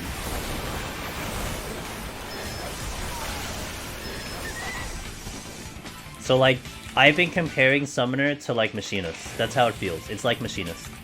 Except you don't have an interrupt. That's the only difference. Access to shield without having to switch. Yep. Well, you have 1 less shield though. Or rather, the shield is a lot longer because the shield back in Shadowbringers was 30 seconds with a 2 charge. And right now it's 60 seconds. That's it.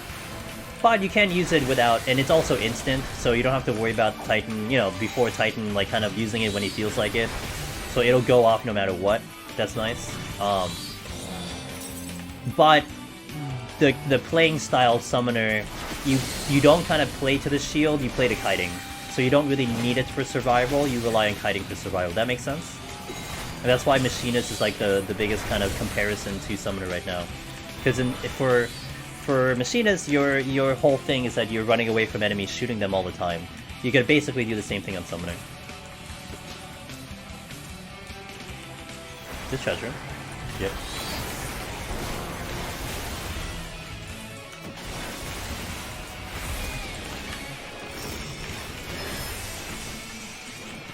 That's a treasure.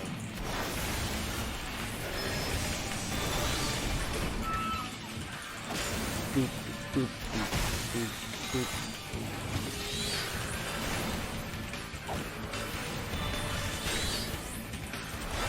We'll take care of the treasure room because I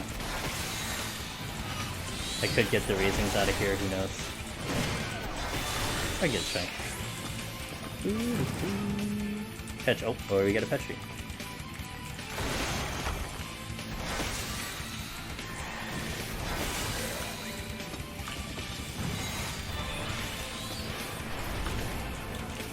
And Petri on Summoner is not bad too. It's a little bit like, I think you still had Ruin 2 back in Shadowbringers, but it's not bad on Summoner. Just get the instants rolling and you're good to go. That's Petri. This is what? Steel, which I'll re-up. Hold. Steel. I'm doing treasure maps and 5 mimics spawn on me. That's a lot. Petri. Ooh, another Petri. Okay, off we go. I find Heaven on High harder to kite compared to... Yes! Liverpox because you don't have as much room, especially in the higher floors. And you have to do more of a NASCAR, circle around the spawn room, etc.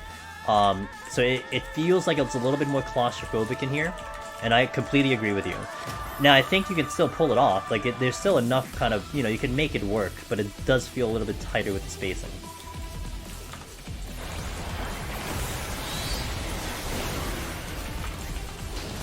Oops. Yeah, I have healing, so alteration.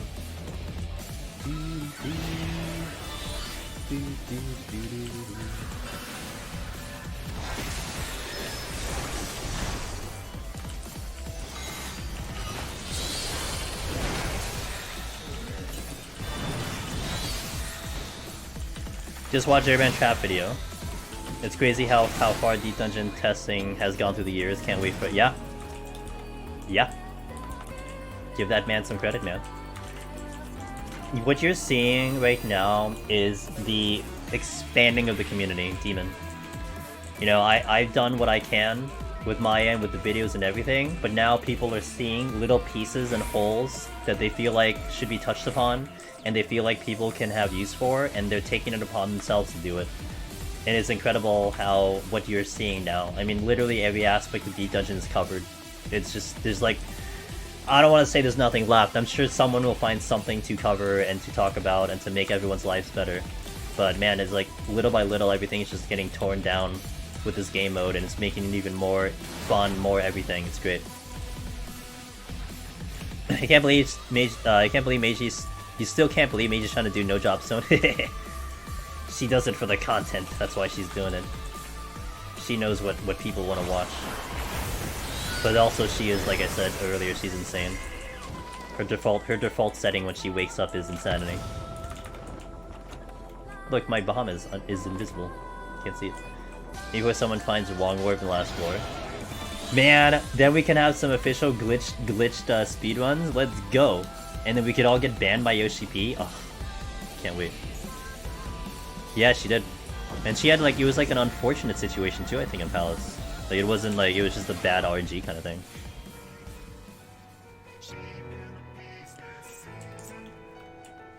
To 200. We're still looking for 201 in Palace of Dead. I want that floor 201. Someone's gonna find it.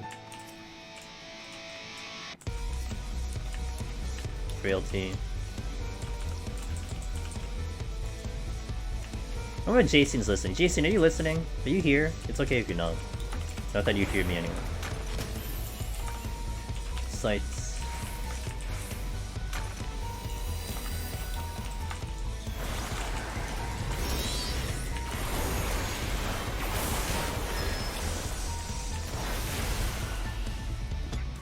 If she gets some good luck, she can get there. Yeah, she can.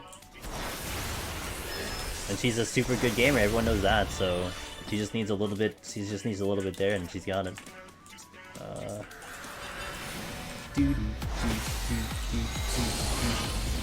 Still checking all the chats because I need that raising.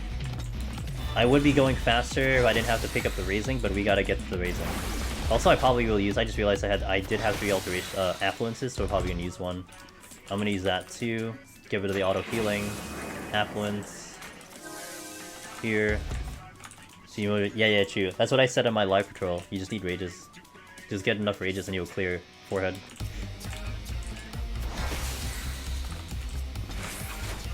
Maybe find another shank would be good to see as well. Yeah, true. I mean, we're getting frailties. I mean, frailties are coming in.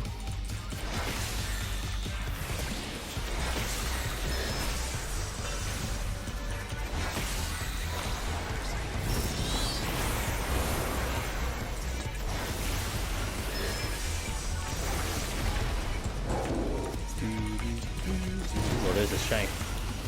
Gim's asked for it, Gim's got it.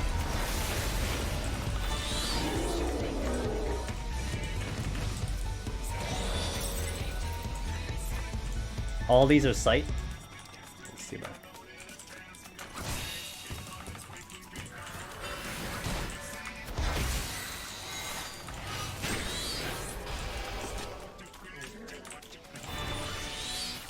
You're facing backwards. Okay.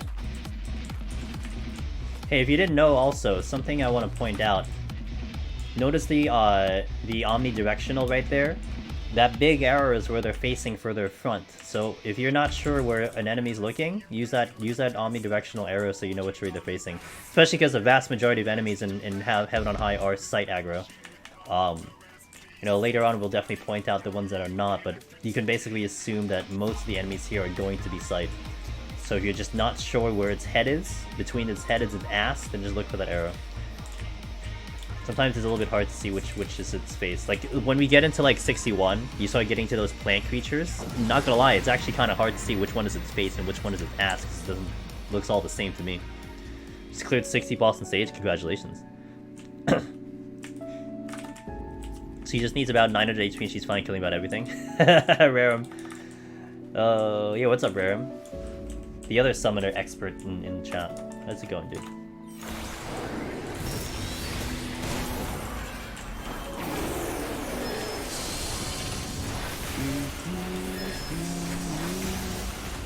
Well, you're all dead.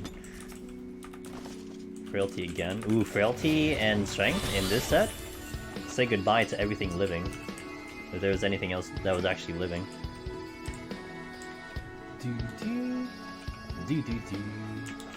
Dallas Kid, hey, thanks for the Prime Gaming, I appreciate that. Thank you so much. If we get a DC during 4 sets. Strength again. I know you get kicked out, but is there does it invalidate? Yet it does. Nope. It counts as a KO. Now there is a small percentage chance that the game doesn't register it as a KO. We've had that happen. I've had that happen. I will say that we've never been able to duplicate it in terms of making it like repeatable. So it really is just kind of RNG. But the run is invalidated once you DC. So, you know, if you have a shitty connection, it sucks because you know, there's some people who actually can't prog and who have actually put aside Deep Dungeon because their internet is just not good enough. I feel that, and there's nothing you can do about it. It just sucks. Wish it wasn't the case, but it is the case, unfortunately.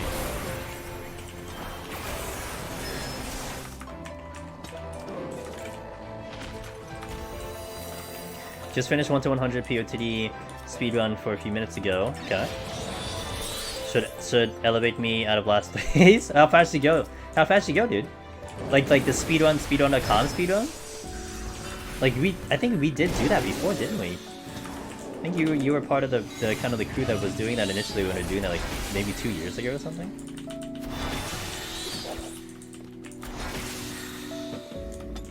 I DC 4 times a warrior before cleared. Yeah. Naxty, weren't you the one who DC'd like 190 something? 2020. Okay. Well, I'm not worried about my score anymore. You gotta chase down rank 1. Forget me, dude. I haven't done it in a while. I haven't done it since Shadowbringers. Rank 1 is like sub 2.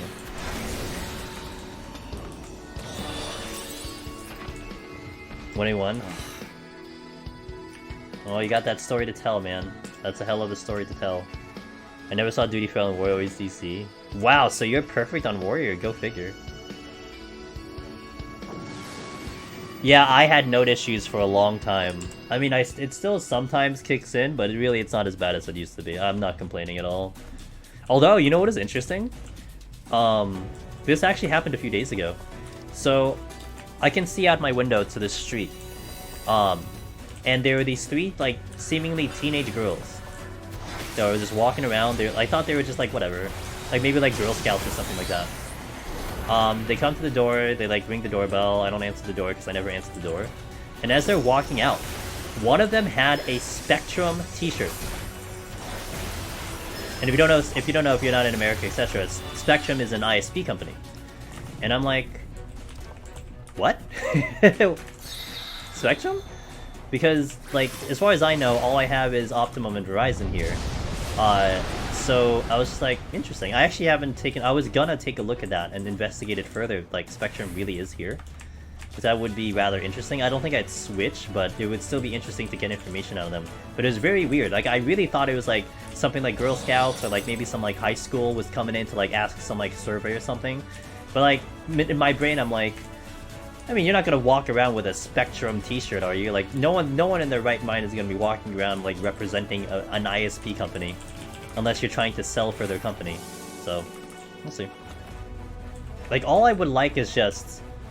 is competition, right? Like, because what's funny is that I cannot go to my ISP and be like, guys, connection is really bad.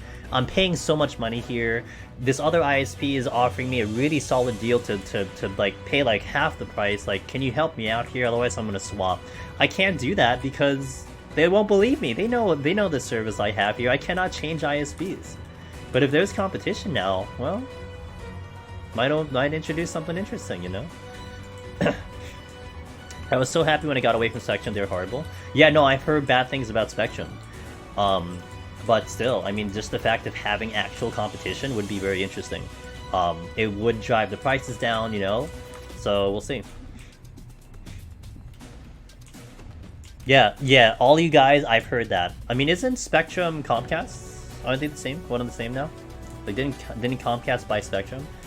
So I know their history. I know that they're. I mean, not gonna say Optimum is any better. Like Optimum is just like, you know, I've had so many issues, and you guys, the 20-month subbers know that my issues with that company. But it'd be nice to have competition. I'm gonna investigate. I gotta remember that maybe this week. They're trying to wreck them. True. Is that a good thing or not? Yeah, a long time ago. Yeah. Oh, a long time ago they acquired Comcast. God, rather Spectrum. Spectrum is its own thing. They bought it. Oh, Charter. Oh. Who did Comcast buy? Isn't Comcast like owned by something? Didn't they take over a big one? Alright, I'm noting this down. We need to talk about mobile Twitch, and ISPs to get picked out at Lurk. Got it.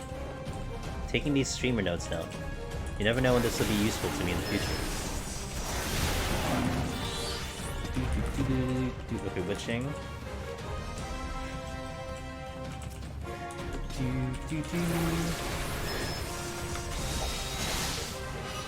Blow him up. Good boy.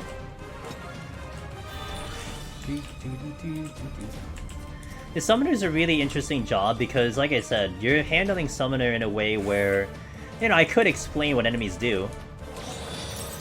But I think because you're just melting everything so fast, it kind of just becomes not useless information, but it's useful in another job, but not for Summoner. Like, you don't really need to know, like, you know, that thing explodes, or that one does, like, double attacks, or, like, you know, this one is side, this one's that. Like, it's just kind of unnecessary because you're just going through them and just melting them. Even on the next set, like, honestly, the next set is just, you're just going ham on everything, just get to the boss, period. It only, like I said earlier, it only becomes a problem if you happen to hit a luring trap, but even then you're probably going to nuke them out pretty fast. Back in April they were talking about some partnership and stuff, but honestly, it's going to dip toes into Monopoly Blatant, might be, yeah.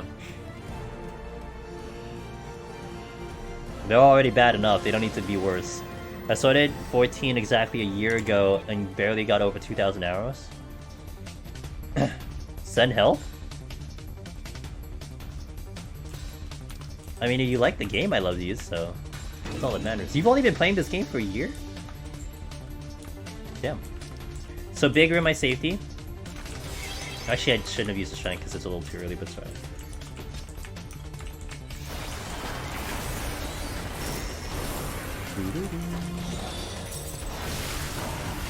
There's the exit because I safetied.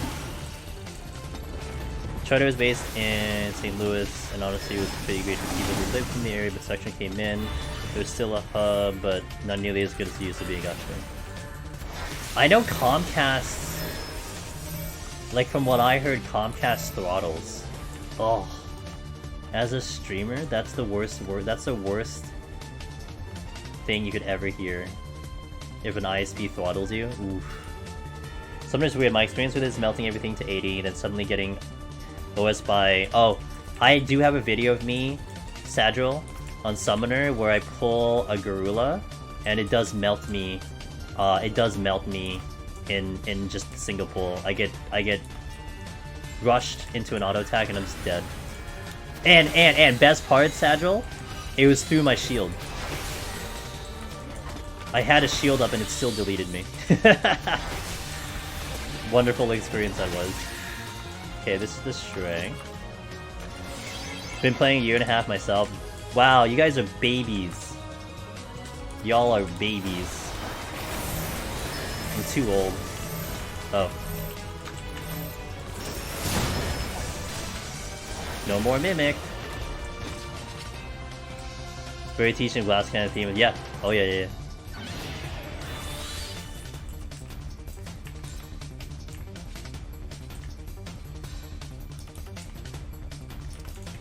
Sub 3 hours in a heaven on... Wait, Dallas Kid, are you with Raven?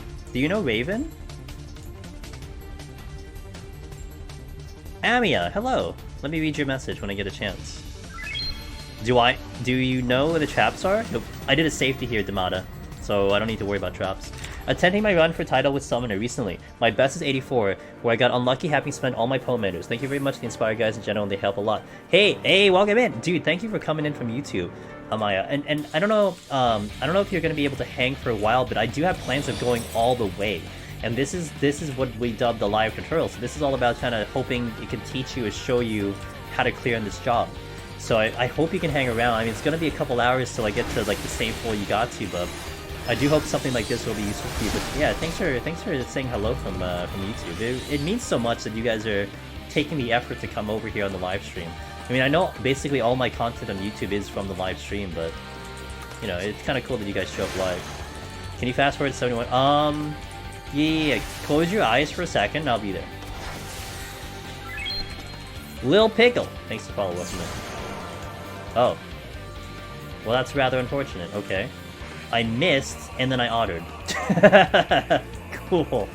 Alright, let's run away for a second.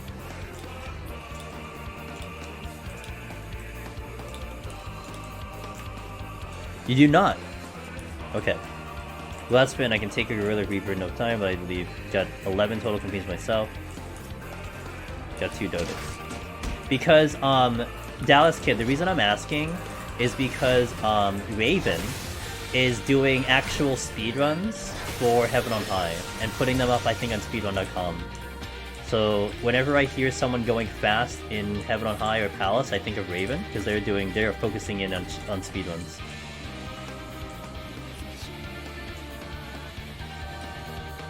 I finished the Pedagogue grind today. What's wrong with you? You wanted to have fun in this game, Zevran. You had a goal and you achieved the goal. Easy game. Pictobeam.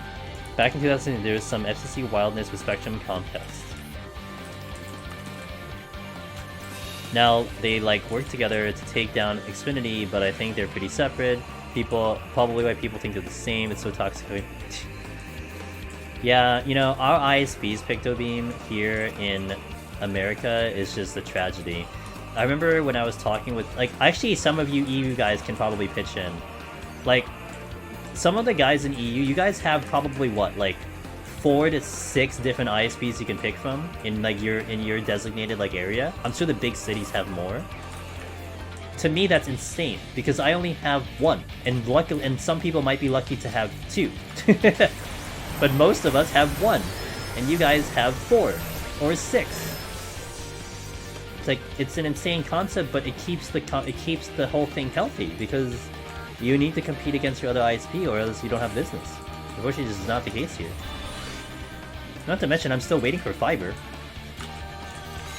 I still don't have fiber, and I really would like fiber. You know, that would solve all my issues, for sure. Yeah, good old Monopoly. It's really late, unfortunately. Okay, no problem. Well, this will definitely show up, Amiya in YouTube in about a week. So hopefully this will be useful to you in about a week, but you know, I do have my other one available. Okay, let's go blow up Fart Cloud. This thing, when I read it, it says Fart Cloud. I don't know what you read it as, but it reads to me as Fart Cloud. And this is a very easy enemy.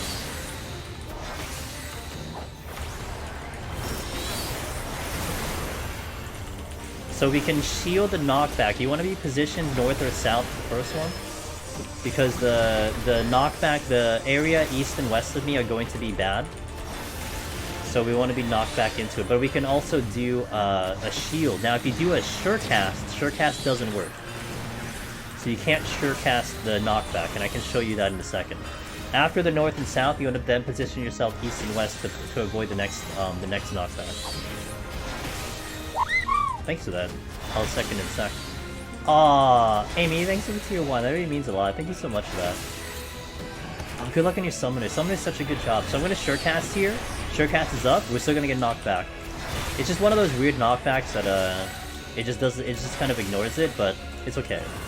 Summoner is a little special because you do have the shielding to avoid the knockback at least one time. But you're so mobile on Summoner, you can just whatever. You just hit knockback.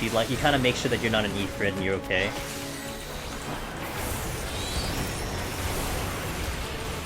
Look at this damage, dude. Melted. Fart Cloud dissipated. I read Ancient Arrow, not Fort Cloud.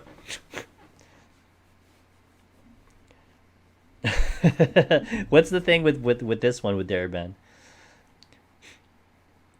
We have Spectrum and AT&T, but my neighborhood gets a brisk 2.5 download. Oh my god. Yeah. Yo, Pictobeam. You know what's really funny? I'll tell you a really funny story. So I don't remember the name of the service, but I was desperate before I actually had my connection fixed. So I was just like, okay, how bad could this other ISP be? Like, all I need is like 10 upload. Give me like 10 upload, you know. I can just have like at least 50 download. I'll swing 50 or like 100 download. So I call this company and they're like selling me their products so hard. They're like, man, we have like one of the highest quality connections. You know, we promise no downtime.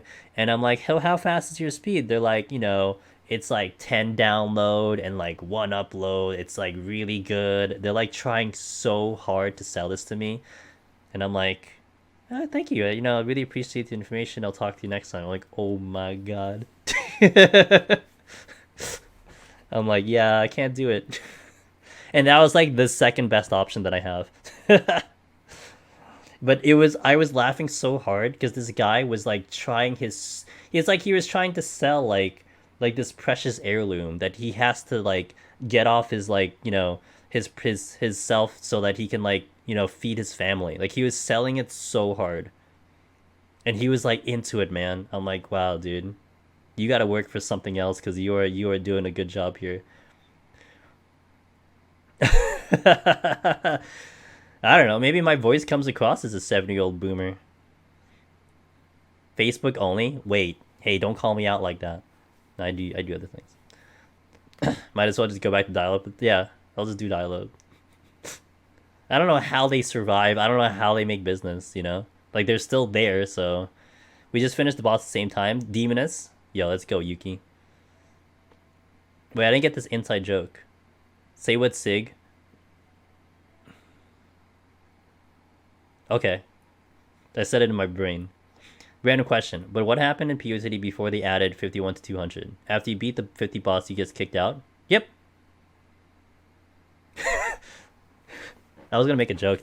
It's like, oh yeah, they said, you know, to be continued, you know, download the DLC coming in, you know, wait for next time. No, that's it. That's the end of the storyline. Like, the storyline continues, because there was, I think, a quest after 50 that you were supposed to take that would unlock the Hell Wards 51 to 200. Also, you know what is interesting about the initial 1 to 50 Naxty?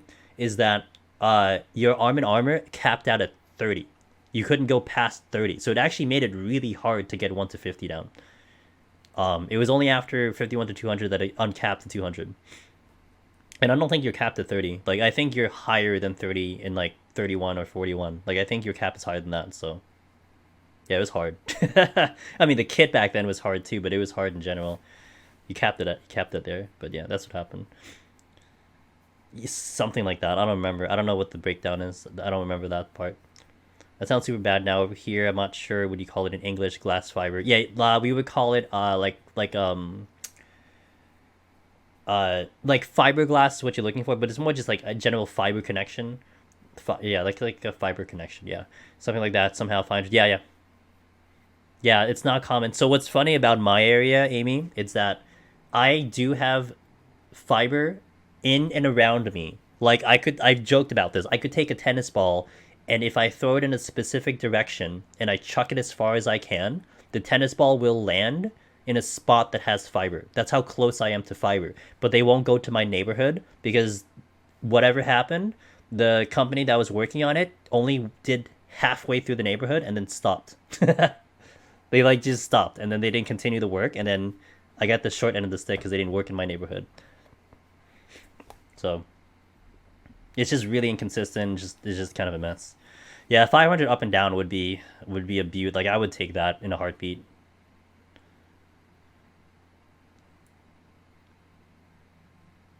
I'm the same way with fiber. I literally go to the end of my block and they're like, but not for you. Oh my god. Yeah, Verizon. For me, Verizon has fiber. My ISP Picto does not. They have fiber in like other areas, but they haven't installed it like where I am, and there was no TBA like when it could happen. But Verizon has fiber. It's just I can't get to it because you know what? Oh, this was the best thing. The township sends a letter to all the people in the town, and they say, oh, so this is the situation with the ISP. We contracted Verizon back in 2004 to build the fiber network in this town, and they did half the job and they stopped. And they didn't continue. That's why it's a mess. Like they straight up tell us that. And like there's no solution, there's no like, plan of action. They're just like, that's what happened. I'm like, oh cool, thanks for informing us. Like can you do something about it? It did nothing. Like they're trying to they actually had another one where they're like, hey, if you have some experience with the internet service providers or you work with them, can you come talk with us? We can have like a town hall meeting or something. Like, oh my god, at least they're trying, but like it's just like whatever, man. It's so sad. Like they it's like they acknowledge there's a problem, but they have no solution, and it's just like whatever. How come if I queue up a solo deep dungeon as blue mage I get DC and back in, but not in deep dungeon? I can DC and get back in. You can? Oh, I don't know. Interesting. Okay, let me take a restroom break. That was a nice break. Thanks for chatting, guys. Let's take a restroom break. I'll be back. We'll play some background music. What's up? Good song. And we'll continue to 41 plus. We are going all the way, presumably. Also, yes, buy some coffee, guys. We are partnered with Jabby Coffee, who has yet to still get back to me about emails, but that's a different story altogether. Their product is really good. So if you want to check that out while I'm away, it's good stuff, coffee concentrate. But in the meantime, I'll play a quick ad, and we'll continue in a bit. Thank you guys for watching, I appreciate it.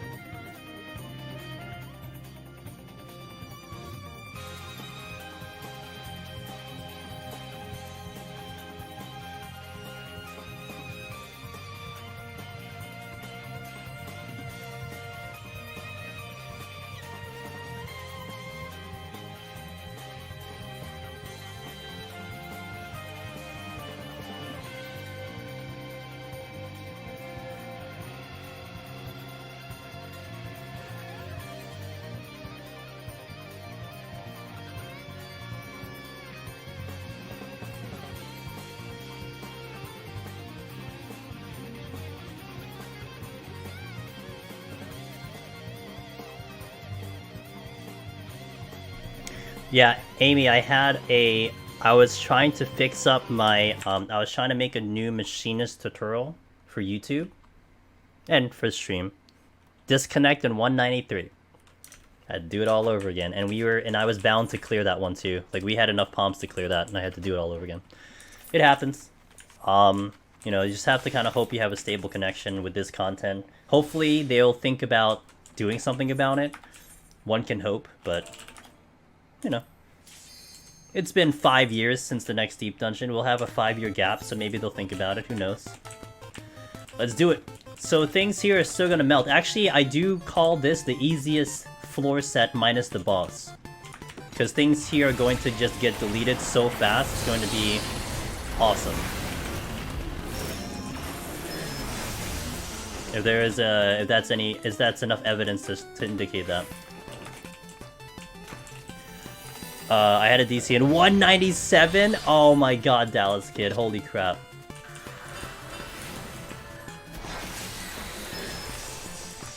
because they just can't have the player remain in the duty. So if you I think they should have the player remain in the duty. I think that's the best way to do it, but I don't know. I just hope they actually do address the issue. I hope something happens, that they like do something about it. It's one of the biggest like talking points certainly within the community about the DC issue. Aside from the potsherds, the DC is the other issue that people want and hope that can get fixed. I hope it can.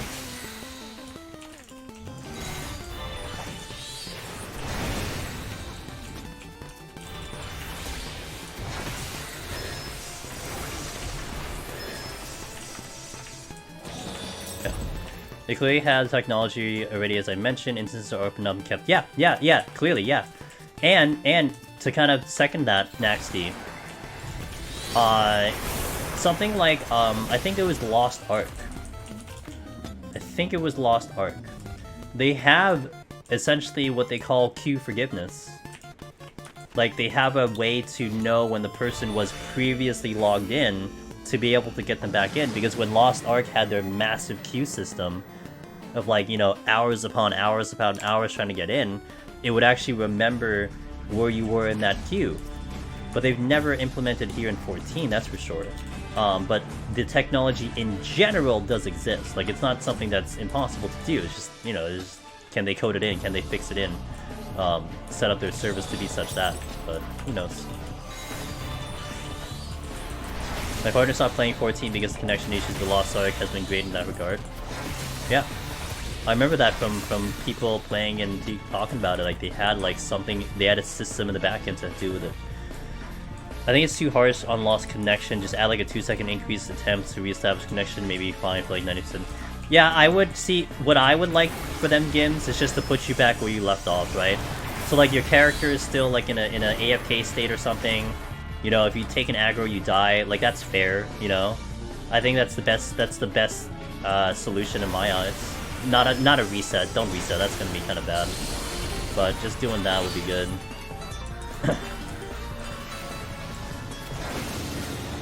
How do you in general know where to kite and where it's safe? Yeah, do you ever have a fear of running in trap in a hallway? Okay, traps are never in a hallway, Amy. So hallways are always safe. So if anything, you can run around a hallway. Now in this particular floor set with Heaven on High, the traps are extremely rare to be on the wall. There's actually only one instance in one room where you can hit a trap along the wall, but as long as you're hugging the wall fairly tight, you're not going to be stepping on a trap. Nearly guaranteed. One of the nice things about Heaven on High, a little different than Palace. But in Heaven on High, for sure, you don't have to do too much of a concern for that. All my raisings are back. Okay, so that means we can go a little bit faster. I don't need to actually check rooms anymore because we're fine. So we're gonna go really fast now. So because we loaded out, I mean, I am missing a fortune, but we loaded out, so we can kind of just go exit and move. What I'm talking about is that you not get the DC message in the first place. Okay. I think it's like the game got a hair trigger, any problem, move be gone. Yes. Yeah. I don't know like if they can do that, but I'm sure there's tech to fix that up. Technically 3 moons, but they all look the same. True, Darabad. I think I know what you're referencing, but that's true. We can definitely point it out as we see it. 4 teacher has some technical things, but to work things. Hold on. To work on these DDDCs and high pings are always what come to mind. Yeah. The high ping, I thought it was so weird that when they asked Yoshi P about high ping, he didn't know what people were talking about. Like that, I believe that was in like a live letter or something, that he's like, wait, you guys have issue with ping? I didn't know that. That seems new to me, and we're like, wait, what? I think the biggest talking point, like ping issues. Alteration. Thanks to you. Hey, Amy. While you're still here, I do want to always keep advertising this one. If you ever step into Palace of the Dead, if you want to know the insanity it comes with traps, check out Darapan's video. He did a huge experiment and a huge study about all the traps in Palace, and he's actually working on a version for Heaven on High too. So there might be a video in Heaven on High of the same topic. But basically, the traps are kind of not... They're finite, in essence. And if you kind of know where their location is, you can get crazy enough where you don't even have to use safeties and sights anymore, you just know where to go. So, something to look forward to. But at least for pallets, that is kind of the video now. Yeah, it's great. It's just information. That's all it is. It's just pure information. And also, Darabam puts in a nice flair about kind of ways to remember it. But yeah. That's the most JP dev thing I've ever heard.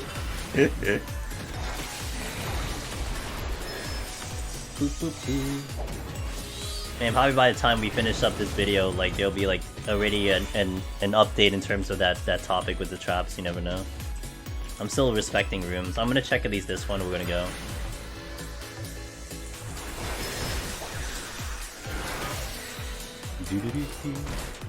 Wow. All my raisings came on this set, holy crap, alright. I'll take it. You got bonus raising.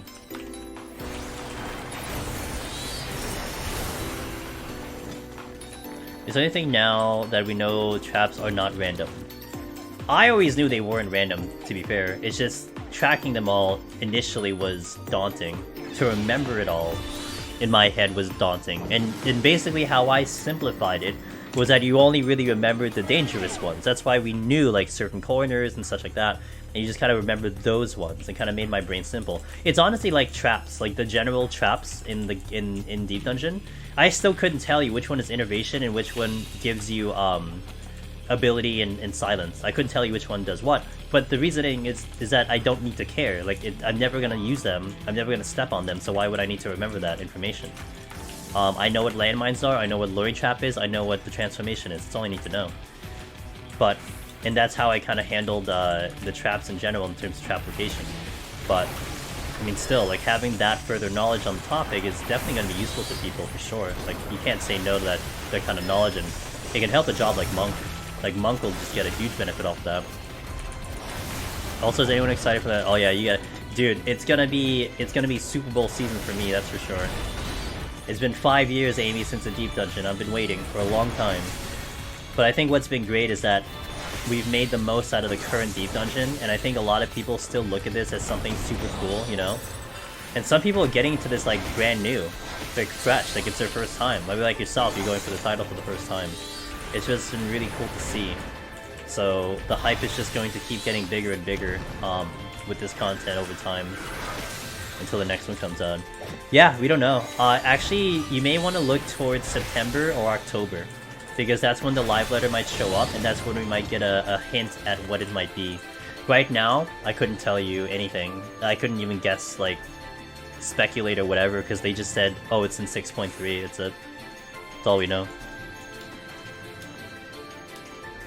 I mean, I didn't get kicked fully too, despite the blip from what I mean, but Deep Dungeon is definitely rougher, especially with loss of progress. I can get all the mats back fast with Gil, but yeah.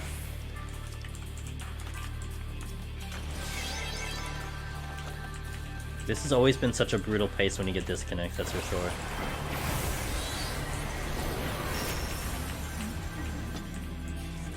Do I have auto healing down? Okay, I do. I mean, not random as in distribution of traps, but obviously manually placed, not generated by machine. Yeah, and the one, Naxi, the one that I kind of was like wondering was like how many locations were there, right? Were we talking dozens? Were we talking hundreds? Were we talking 5? That's what I didn't know. But you definitely remembered the one that burnt you, that's for sure. Use a potion. Feels bad.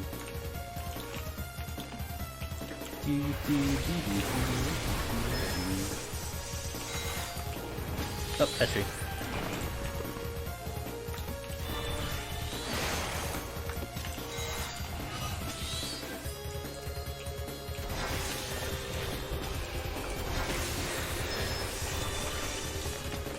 Anything here? I gotta go back and get the Petri though. As long as you know 5 or so wall traps, you're a good spot. Yeah. Agreed. So that's what it is for me. I just need to know a handful and I'm good to go. So I gotta go. It's 5 AM. As much of a gremlin I am. Okay. I'm off work next day. Hey, it's nice to meet you, Amy. Thank you for the sub, and thank you for popping by. and I hope I get to catch you a couple more times. I know the time is kind of trash because of the EU, but it means a lot. So thank you for that. You have a good one. Even though I said I'm going to just skip rooms, I still gotta respect content. I mean, I see the lack of the fortune, so part of that is kind of making me do this. Strength is here, I'll re-strength. Check it on the corner. Okay. Well, you're gonna die.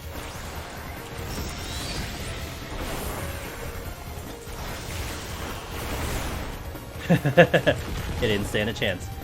There's a couple of rod chests in here. You know what, let me get to the chest. Let's just clear this out, why not?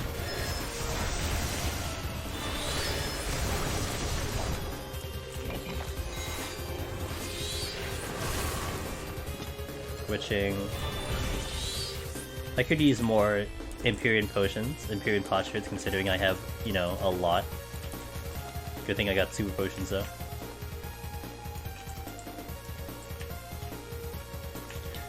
Jimmy has a holiday. Oh, cool. What's the holiday, may I ask? You can open chests through a wall. Yep. If they're close enough to the wall, you can open that chest. Yep. Nice little tech there, because you are still LOS from enemies, but you can still open that chest.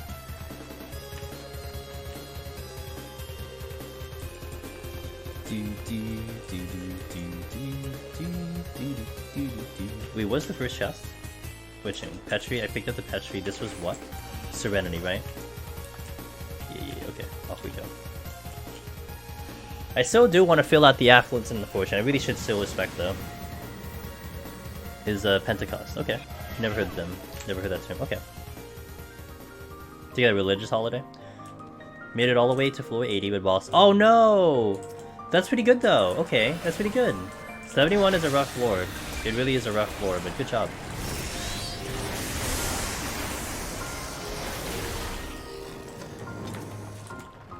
Oh. I don't want a fortune. It's really unnecessary for me to fortune because I have everything, so let's just blow it all up. I replaced Bahamut with Titan. And Potsherd. Christian Holiday, gotcha. Intuition.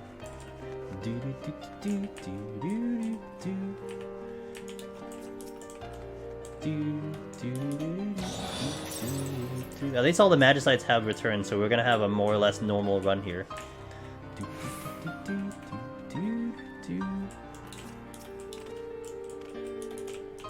Purity.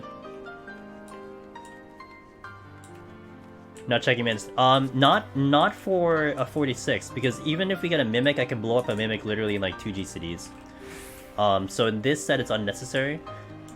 Just because of the raw power. Like later, if like we're in the 61 set or the 71 set, way more advantageous for me to do that. But since I can just delete things so fast, like even 51 might be questionable because the mimics are going to be ramped up really hard. So here's an example. Like if I get a mimic, who cares? You know? Who cares? It's just dead. So. But 51, it'll be a little bit harder. 61 also be a little bit harder, but... Partially if you find a fortune as well. Was more... Oh, why? Yeah, it's just I don't need... Like, so I'm like looking at the fortune, I'm like, yeah, we could get that, but... It's not really necessary because I'd rather fill up right now. I don't need to use the... Like, I'm full of everything. Like, we have all the essentials. You know, I'm missing the fortune, I'm missing the affluence, it's okay. But... Mimic had family? Too bad. We didn't get to see the family clearly. It didn't have family because it didn't spawn another one. If it had family, it would have given me another one. Yeah, dude, that is not a convincing case for Summoner right now with Strength on. The burst is insane. And this isn't going to get any worse. Like, this is going to get even cooler later on. Like, the potency of that burst is going to be even cooler once we're on the later floors, seeing how fast things melt. Things that you thought were hard, that were like, hey, watch out for this enemy now, dude. You know? It's okay, Summoner can kind of handle it.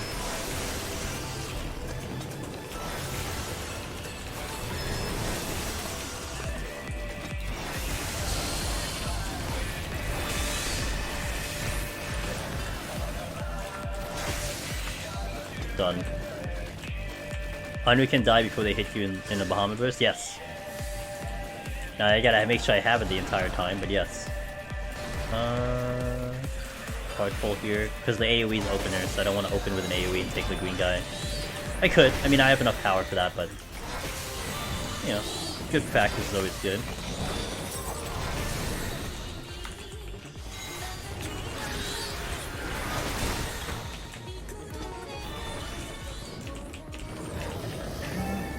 I can't target him.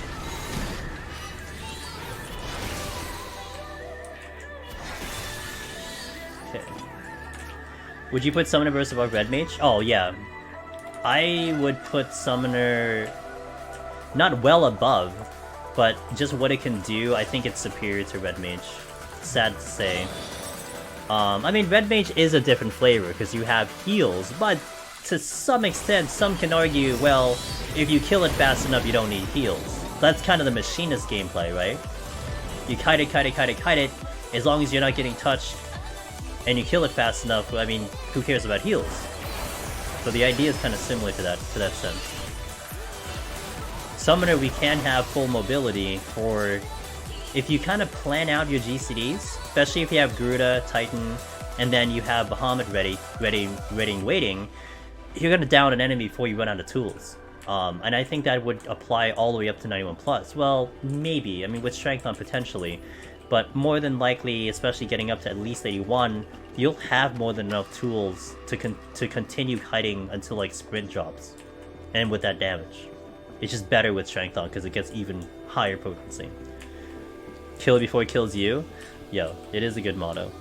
Yeah, it's 1 minute cycle, kind of like Warrior. Yep, Of course, like, you know, surviving for the 1 minute cycle can be a little questionable, whereas Warrior can totally survive a 1 minute cycle. But you do your best. Little by little, everyone starts somewhere, hey. Everyone starts somewhere, Halo, so it's okay, you know? Take your time, enjoy the journey, and you'll eventually get there. Enjoy the good song. Oops, I alt-tab by accident. So this is the room that has the potential trap right about here. And it's the only one I need to really remember, because I can go around the long way if I wanted to avoid that trap. Sometimes I just get lazy. If I was gonna hit a trap, then I don't care. I use Idle so much in Summoner. I always forget I have it. I used it a lot on Red Mage, but I kind of forget I have it on my bar sometimes. You know, actually, I should swap it this way. Make my life easier. Because I'm not using the other ability. Put it in a better spot that I'll remember it better. What is that chest? Steel? No, I used the steel already. I didn't check this chest.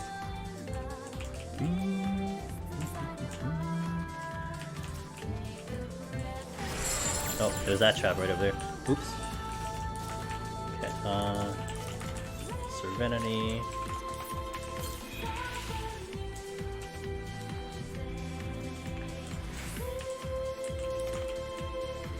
You've got that bound. I really should use it more, to be fair. Like, it is definitely something that I... Oh, by the way, the worms are sound. They are sound in Palace, and they're still sound here. So you can just walk if you don't want to fight one. I mean, I could just blow it up if I really wanted to, but I'm gonna let it live today.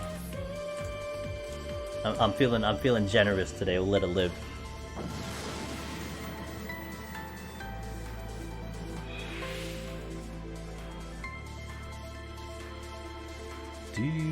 Do.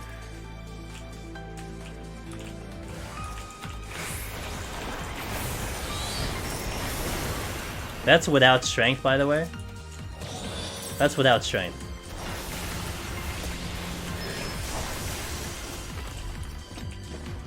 Dead enemy. Dead mimic without strength. Well, now we have strength now, too.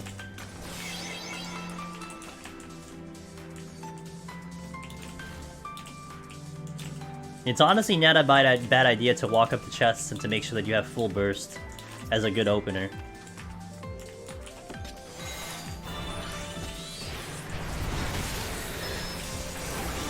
Nothing here.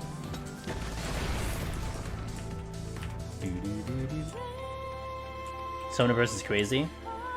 It's insane. It's probably the strongest burst of all the jobs available. Even, I mean, you can maybe make the argument of like, you know, reassemble drill, but I mean, Bahamut blasts into laser beam, into your main GCD is that's just way too much damage.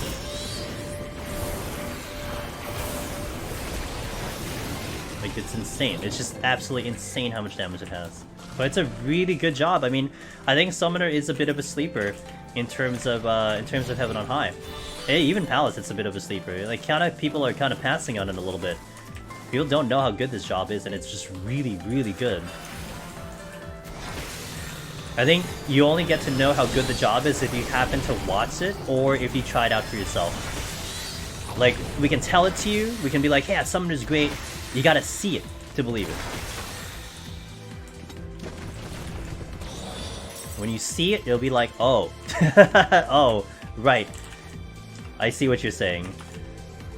Summoner feels weird pre-mid 80s. Well, if you're used to the 80 plus, that's true, because you get more summons, you know, they do more stuff in the later bits, but that's true.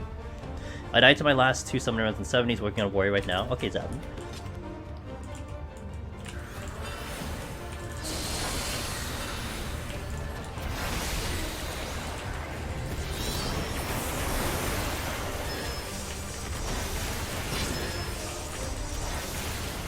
Bahamut took that to the face. He didn't care.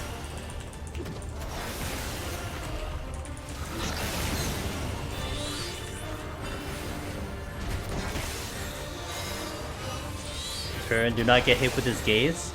If I get hit with that gaze as summoner, I'm as good as dead. It'll give you a 30-second hysteria, and you are gonna take the proximity damage to the face. And you basically go to the Gozu with hysteria. So do not greed that gaze. I've died way too many times to that thing that I'd like to admit.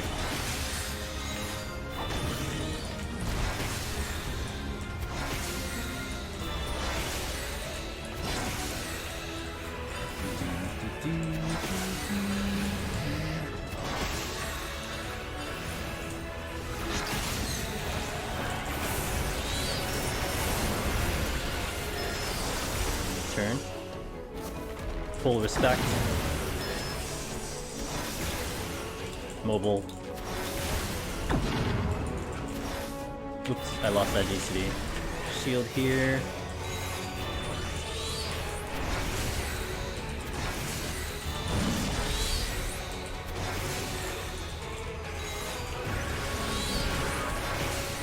Done. 36 minutes on the clock. Nice and easy. So now, stuff will get much harder. The 1 to 50 set was easy, especially if you're just knocking out enemies, avoiding traps. It will ramp up here. The difficulty will feel way harder, and it's kind of relative. Just because everything was so easy before, it'll feel way harder. So you might start using potions per pull. You might want to be a little bit more careful. You definitely don't want to be doing double pulls here, because it's going to get very dangerous if you don't have a steal on. So just definitely stick to the single pulls, and, you know, it should be a more or less okay time. I miss ARR Summoner when we had Era and Blizz 2 and Stone Skin. How many hundreds of dollars have you dumped into me? I don't have the game installed. I heard you need $110,000 to get everything in that game. Or you need to play the game for 10 years, I believe. That's what they said. So, my answer to that is that I don't play the game. I play something else.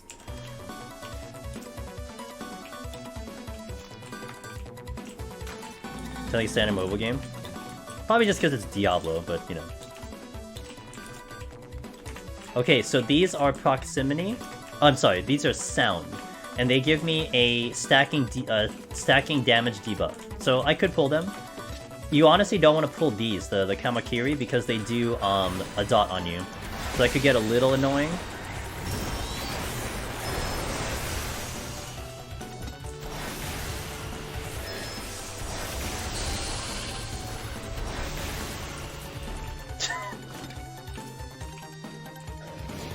We are a DPS after all.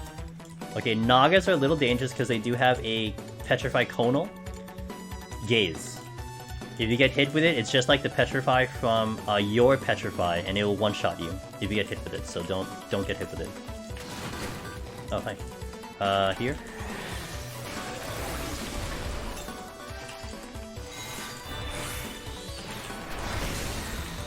There's the gaze. Okay. I'm gonna wait for my Bahamut to come up for the pull.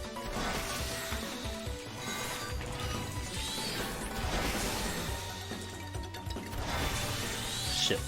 Okay, I need to potion here.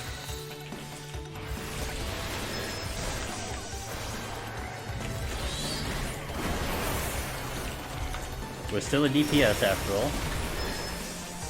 So we're taking additional damage because I had the Bone up. That's why we kind of got a little dangerous with our HP there. I had a potion running as well. Kind of fortune.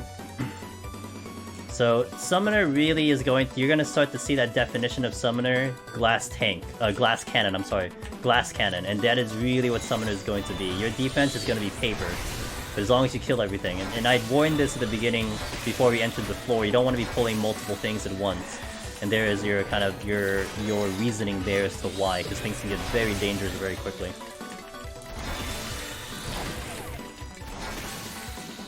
Gonna hold for a second. HP, check. Okay. And that's why I don't like pulling those guys because of the dot. But I'm gonna pull this now because I have burst. I'm still not out of here though. Things will hit me, especially, yeah, with the ball up, yep. We're gonna pull the, this one. I like to get behind this and not face it. It's just, it is a one-shot move, so you kind of don't want to be too risky there. Alright, next one. Alright, Kama, sound aggro. Yep, Kamakiri are sound aggro, but the reason why I aggroed it earlier is just because I was trying to kite the previous one, so I got a little too close. Glass Tank. I had that leveling with that earlier. Poor Dark Knight. Oh no! Glass Tank is not a good combination of words to put together. I have no healing, so I want to be extra careful with my pulls here.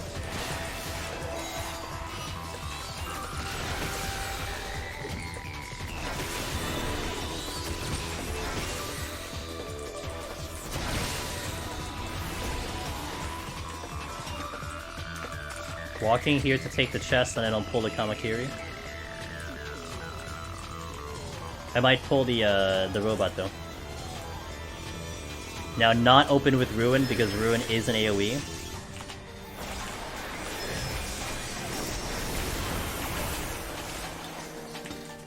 That's no strike.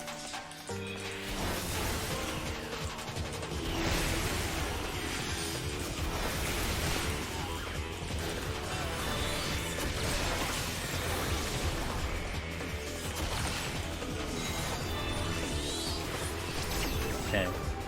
Watching my HP for a bit. I'm probably gonna wait a second for my HP to come back. Just a second. I'll take the shield as well. Okay, let's go.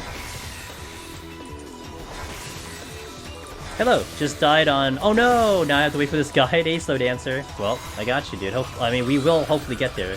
That's what I'm hoping for, that I get to that floor today. But the 80s are definitely gonna be a lot of talking points there for sure. Mimic. Strength. You know, the reason I altered was because I could potentially get through. Now, in here, the aggro range of Mimics are not as big as they are in Palace, so I should hopefully be able to bypass the Mimic without touching them, which we can in this case. I would prefer not to fight them because of the fact that I don't have items right now.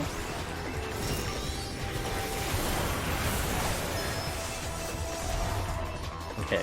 Which kind of just go to the exit from here. I don't really need anything outside of maybe an Affluence or a Fortune. We definitely don't want to cause any more problems with the fact I don't have items.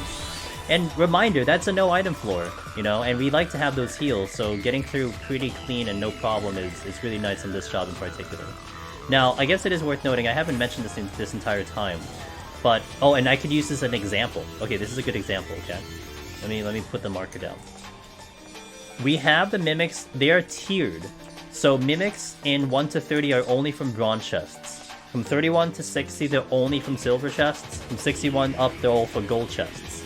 Now, interesting here, if you need kind of a way to kind of be convinced that that's the case, or like some type of proof that that's the case, take a look at this altered room.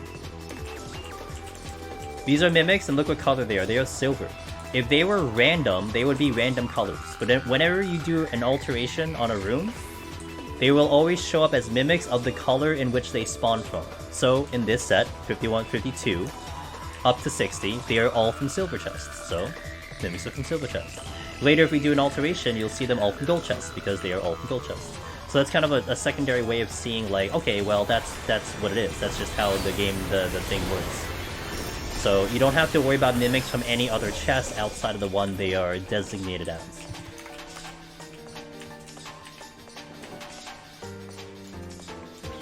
I'm gonna check this one in case it's a affluence or a fortune. Alteration, okay. Off we go to the next floor.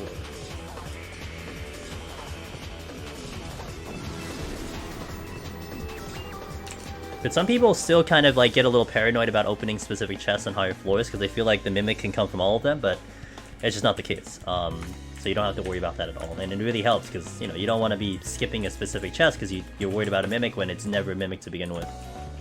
Safety. I am hasted. No, I'm not hasted. I am HP up.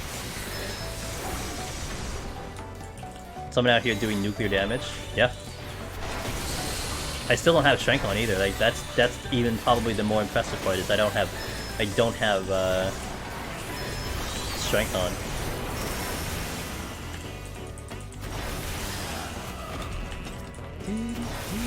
That's the exit, so I'm gonna go backwards.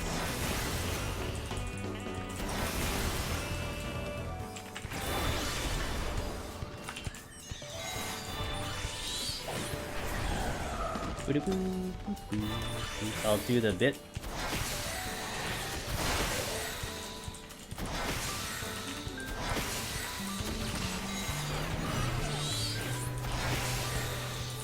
So what you'll start to see me do much more now, you'll see me favor Garuda and Titan as opposed to Ifrit. I'll use Ifrit for its AoE, but I'll try not to use it as much for its hard cast. Because it does kind of keep me it does make me vulnerable to taking damage. So I would kind of prefer not to use Ifrit, but because we're moving around so much, really by the time I get to a next enemy, we're already having Bahamut back ready. So something to just keep in mind there. You know, you can just stay kind of mobile. And yeah, it's more damage, but wait, I have to kill everything. Oh man, I have to go back and kill something. Okay, I have my pew pew ready. Safety ice. I think it's safety tier ready. How fast do you build postures in Heaven and High compared to Palace? Well, it's a lot easier to do it because you can spam 21 to 30. Whereas Palace doesn't quite have a spot that you can spam. Sometimes I do get a little bit better with my potsherds in terms of Palace, although with Astra it's been really, really brutal over there. But I mean, just to give you an idea, I mean I'm down to 35 in Palace, but right now I have 156 in Empyrean. But that's also because I did a lot of Warrior runs, and Warrior doesn't make me use potsherds at all, so I can save them from there. It's kind of nice. I have to kill everything here. Have you talked about the 2-minute enrage for the bits? No, I have not. The bits, the robot things that do the laser cannons, if you leave them alive for 2 minutes, they'll explode. Or not gonna lie there, man, though. Like, on Summoner, like, if that's happening to you, like, you got other problems to deal with. If you're leaving a bit alive on Summoner for 2 minutes, I don't know what's going on with your run. Like, for a tank, yeah. Like, a tank, a healer, like, that's viable. Yeah, like, how are you alive after leaving something alive for 2 minutes, you know what I mean? So... But that is, you know, something to mention. Because it is something that can happen. Okay, conceal again. No abilities means I don't have pew pew. 2 minutes. Yep, 2 minutes. It's like a minute and a half, 2 minutes. Like straight up, like it is like leaving it. You literally leave it alive too long, and it gives up and then just explodes. Straight. It's a long time. It's definitely like way longer than a minute, that's for sure. So the only time I really concern myself about that is if I do a luring trap. And I get a little slightly concerned about the timing there. I know, 30-second or like 35-second or like 45-second ranges, yeah.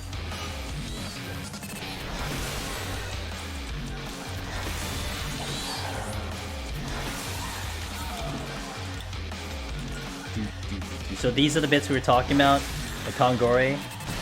If you leave him alive too long, you know, I would demonstrate if it wasn't an instant move, but it is an instant move and it will cause me to die.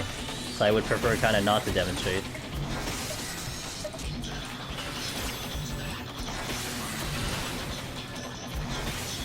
Hawks do no ability damage down accidental auto trap after aggro, maybe? Maybe. I would die from auto that. As a summoner, I'm dead from auto. From an auto trap. They still haunt me after ending a couple of my runs when I pull too much. Oh yeah. Yeah, that's a way to go, for sure. An unfortunate way to go.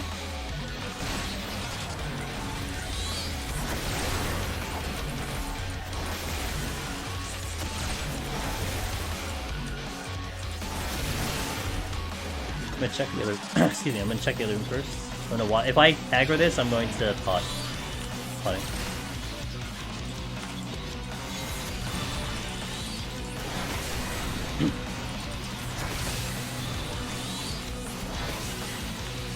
Silver chest. Gonna be tricky though without the abilities. I don't really need anything, so I'm gonna actually skip that silver to avoid a potential mimic. Mimic does me no good right now.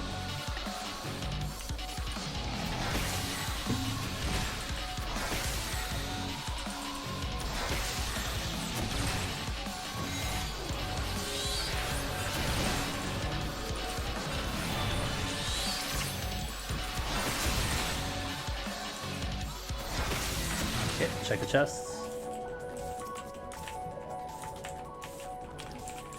We can conceal out of here. It's nice. Alright, next book. The bit wants to come with me. Imagine the enemy actually can come with you.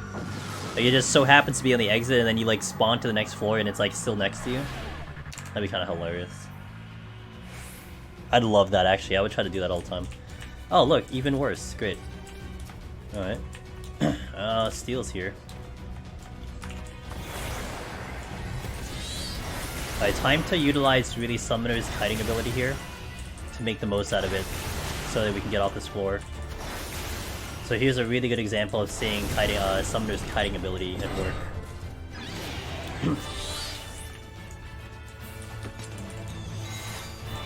I might get the aggro. Okay, didn't get it. If I got the aggro, I would Serenity. I'm not gonna. I don't know if I'd survive that engagement.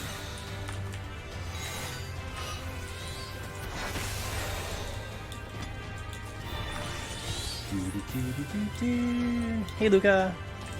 It's been a while, hello! How you doing? Watch the line AoE here. Watch the other AoE here. It does a back-to-back, and sometimes it does catch people, so be careful on that one.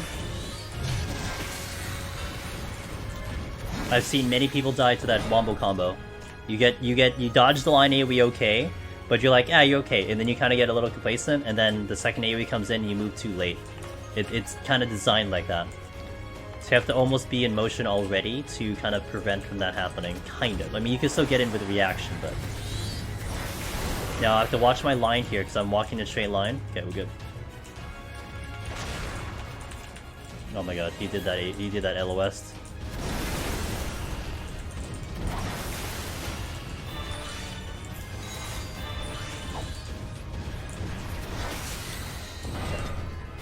I would prefer not to pull the Kongore because it shoots me from afar. I prefer not to pull the Testo because it also has, oh, well that also solved a lot of problems. The Testo has just line AoE, so it's a really good pull, so we're gonna pull it right now. Do not want to do Ruin 4 because it is AoE. Tired but mostly live in PvP. Nice. Okay. I hope you're having fun. I'm done with PvP on my end. I got what I wanted. And I'm happy. but I hope you're having fun with the PvPs. Pulling. Alright, look how fast that dies with abilities. Flight, that's a good one. Also, there is a steal in the exit, so I do want to pick that one up. Pick up the Serenity, and then off we go to the next floor.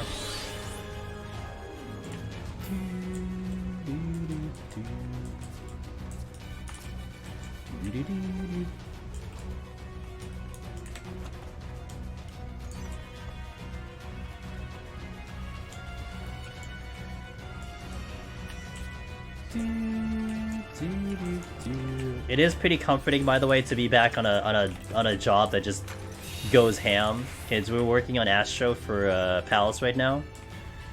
It feels good.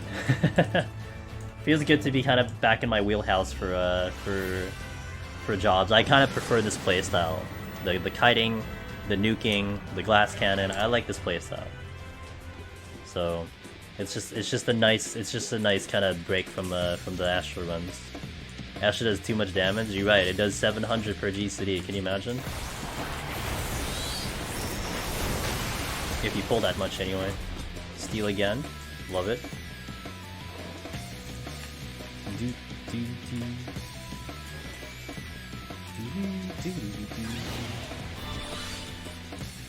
Being selective on my pulls a little bit. Checking the chest too.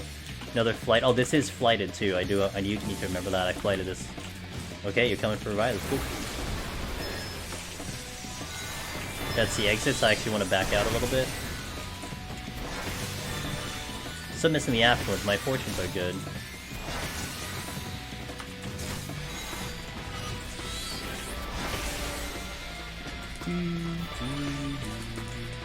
Sight. Okay, I'll take it. Two things over there. I guess I can. Nah, let's just go. Well, I gotta pick up the steel anyway. Let's go to the other room. I gotta pick up the steel regardless.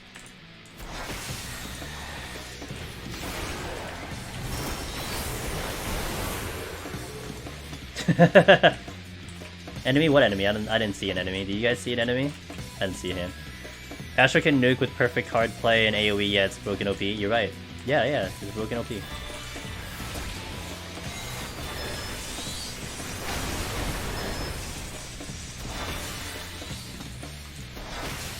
Got my raising. Sweet. Raising. Must be getting tired seeing things. It is kind of late for you though, Hollow, to be fair. Or early, one or the other. Oh, I gotta pick up the steel and off we go. Just missing one palm. Everything else is pretty solid with the Pomander, so can't complain about that. Next floor is flighted. Steel's coming in here to refresh it. Also, big note. Refresh your palms when you're leaving the floor. Try not to do it like, oh, it's steel, let's just use it. Because then, you know, you still have to get through the floor. If you had steel running on this floor, which I did, I mean, use that steel and then refresh it on your way out. Does it kind of seem like you're taking more time to do so? Potentially, but you're getting more out of the buff that way. So keep that one in mind. That's really going to be useful, especially in the higher floors, especially with strength. Man, do you want to maximize your amount of strength you have? So burn off the strength you originally had, then pop the new one. Don't just pop it, you know, right away. I've seen a lot of people do that. They kind of, you know, maybe they just see the strength again, they just want to, they get excited, they use it, but maximize your buffs, maximize your buffs. Petri, alright.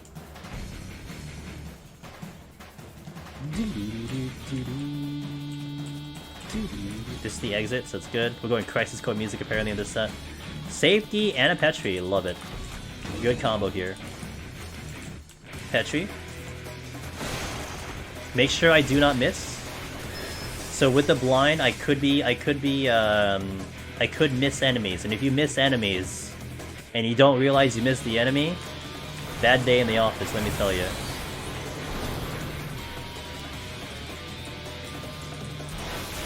So I missed right there.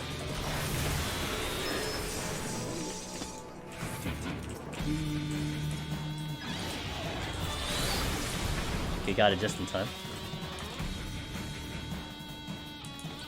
Also, I guess a little bit of extra tidbit. I don't think Summoner would suffer from this, but there are some jobs where the animation is taken into account in terms of its damage registration. So if you use an ability that seems to actually take a little bit longer than some other ability, it might burn you. Like, you might actually not kill the enemy in time. Like, you know what's a good example of this? If you use, I believe it's Abyssal Drain. Abyssal Drain hits the first target and then hits all the subsequent targets after that. So if you actually use Abyssal Drain on Dark Knight, at the very last second of the Petri, it'll kill the initial target, but it will not kill the other ones because it's delayed. And which is dumb, but I mean, it's just a thing. So you want to be careful if you're getting down to 2 or 1 second on your Petri. You may want to just play it safe, depending on what ability you're planning to use, and just let it go, instead of like really risking it. And then kind of just getting an aggro that you didn't intend to fight, because it just didn't kill it in time. Again, I don't think Summoner has anything like that. Like, I'm trying to think of the abilities. I don't think I've ever had that happen to me on Summoner, but some jobs, you can see it. Like, I think Ricochet has that same issue, where, like, the first target is fine, but then all the targets it hits after that is actually slightly delayed. How's new Summoner Heaven on High, Meowie? It's amazing. I do recommend it as a job, potentially, for clear. In terms of its raw power. It is extremely strong. I compare it to the Machinist, except you just don't have an interrupt. It's the only thing you're really missing. Interrupt and leg raise, but you might potentially have more pew pew than a Machinist has on the initial opener burst. Like, Reassemble Drill's great, followed by Wildfire and all that, but I think on the initial punch, I think Summoner is potentially stronger. At least it feels stronger to me. And that's where it gets its big advantage, is that damage, and the mobility is just really good. So here I can show you an example of that burst. Let's pull a Shopee here. Wait.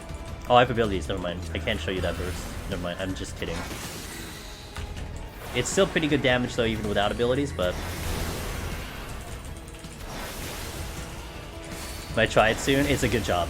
I really like this job, both in Palace and Heaven on High. Super, super good. And again, if you're a fan of the way Machinist plays, you know, maybe you want to change up from Machinist. Maybe it's like, you know, I'm kind of getting bored of Machinist. Let me give this a try. You're gonna feel right at home. If you're kind of the tank player, the melee player, this might be a little trickier because the defense is really kind of low. Like, you really do feel like a glass cannon on this job. Whereas Machinist, it plays to more of the straight up kiting. Because, like all your GCDs are instant, like, you don't have a charge up. Whereas Summoner, you have a couple things that charge up, and, you know, trying to balance between the two is a little bit extra versus Machinist. But you can kind of plan out things if you do it like that, so... I'm gonna take this into the instant so I can make a couple instant kills here. I hope I can get to the next stream, though. I might have done that too early, but it's okay. I'll go straight.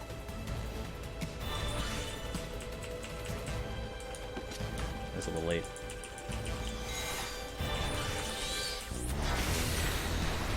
Yeah, I was super late. It's okay. We get to showcase the kiting, I guess.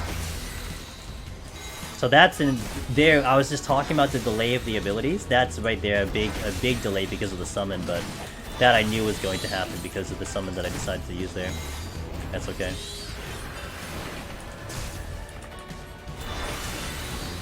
Been a Ninja enjoyer lately, but I first cleared Machinist. Ninja's good. I really like Ninja.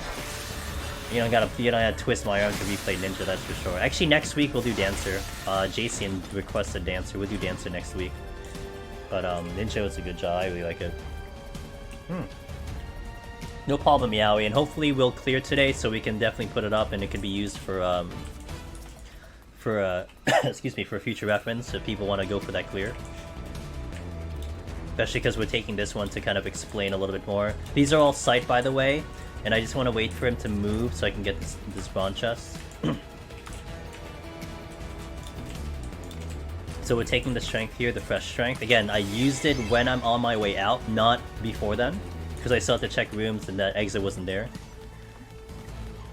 So I wanted to time it and such that. Ninja feels very active and fun, does good damage and shit. Yeah, and the kiting is insane. I mean, your biggest damage is on mobility. Your biggest damage is in Jitsu. And for a melee class to have your bigger damage when you're on the run, it's a huge survivability, mitigation, you know, so on and so forth. Those laser dudes are gonna shoot me from afar. I guess I can demonstrate something about them that's really fun. I always like to demonstrate this because they suck, but we can demonstrate it. Some people get a little confused with those robot dudes. Made it to 60, waiting to see how I handle it. Alright, you got it. Oh, I need to make sure my HP's up. We got blinded again. Alright, so check this out, guys. These robot guys need line of sight to shoot you, so I'm gonna stay here, okay? Actually, I'm gonna pull the shot while I'm waiting so we can actually do something about this. I'm gonna stay in line of sight here. You're gonna see the robot guy shoot me, eventually. You gonna blast me? Well, we'll stay here. You'll see him shoot me. We'll go to the next room, because I'm gonna keep pulling. But I don't know what the cooldown is on the blast. There it is. So boom, he shoots me like that. So let's pull something else for now to just kind of buy some time. The robot needs to have line of sight to shoot me. Like, he needs to see me with his own eyes. He has eyes, apparently. He needs to see me with his eyes to shoot me, okay? So, I'm gonna hide around this corner here, because we won't have LOS. And you're gonna see that he's gonna walk over to me. And by that time, I think my Bahamut's gonna be ready to go. But because he can't see me from this angle, he has to get to me. See, he's coming right now. Because he needs to see me. He has me on his target sights, but he needs to see me. And then he sees me, and then boom, he shoots laser. So there's another one see me. Oh my god, they're spamming. So that's something that you want to be careful of, because sometimes you'll just see, like, okay, another robot came at me where I don't even know where it was, and it's blasted me. There it is. Look at this guy walking back to... Look, he walked from 2 rooms away to get to me. Look who he's walking back from. I'm pointing at my screen, you can clearly see it. So that's what those robots do. They're jerks.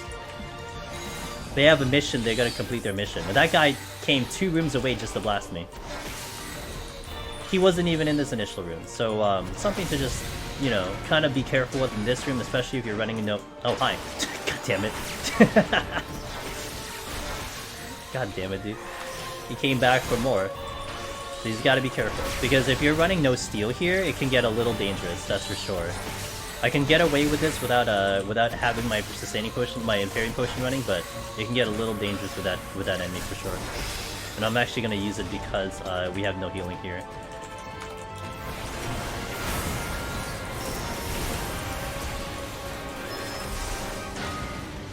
I'm gonna wait for my HP to get back to cap. Okay, check. Same with the bird. Yep, the Kyozo in 91 plus are going to be the same thing. So yes, they're gonna be the same thing. Actually, we're on 59, so let me see if I can maybe get a chest or a steal or something out of this. Although the rooms are not particularly great. I think we'll just go. I'll just use my potions for this boss fight. So here, because we are mobile summoner, we're gonna play this differently than I do melee, than I did black mage last week. We're gonna do a lot of kiting on this to kind of mitigate some damage. A treasure room full of them can be scary. Oh yeah, they can blast you, just like a worm treasure room can definitely blast you.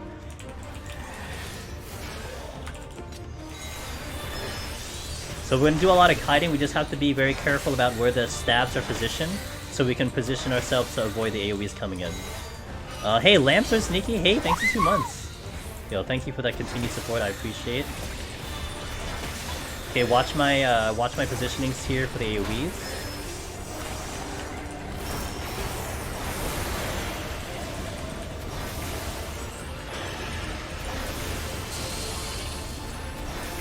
But this is a lot better because it will be good for mitigation.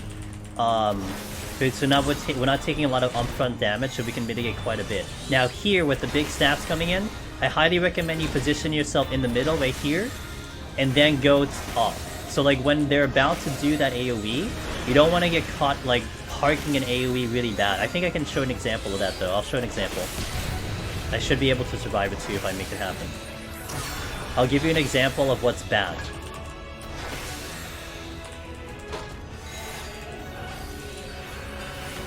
Okay, we're still kiting to mitigate. I'm gonna start using a lot more potions here. My HP is good though, so. Oh, I'm out of movement. Oh. Keep the potion rolling. We are glass cannon after all.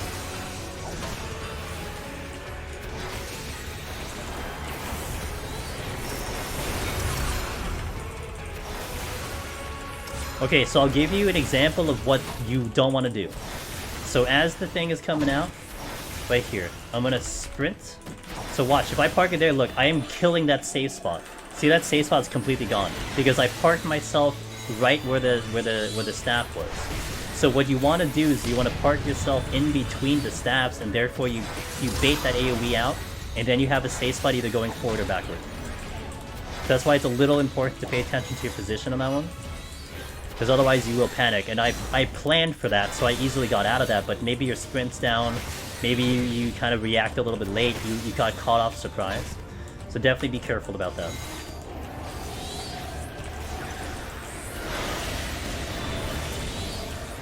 We do have to keep the potions rolling on this job though, because we are, again, our defense is not the best.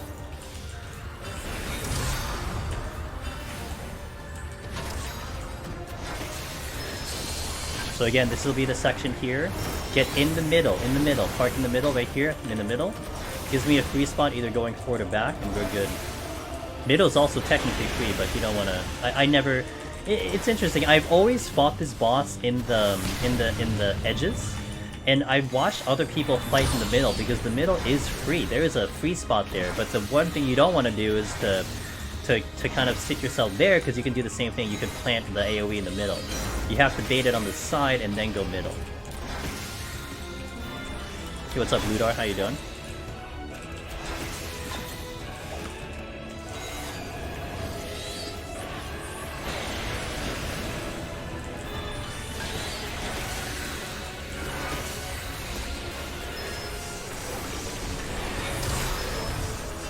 Sure, I think you company. Sadriel, I appreciate the follow. Thanks, Sadriel. Thank you for that. Again, we want to park middle here. Get my free spot.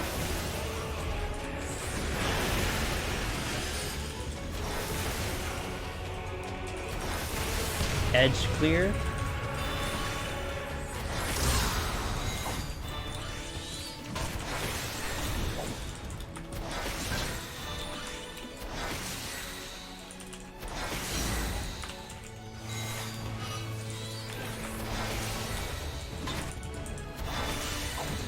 Oh, Titan didn't use his thing because I was in motion.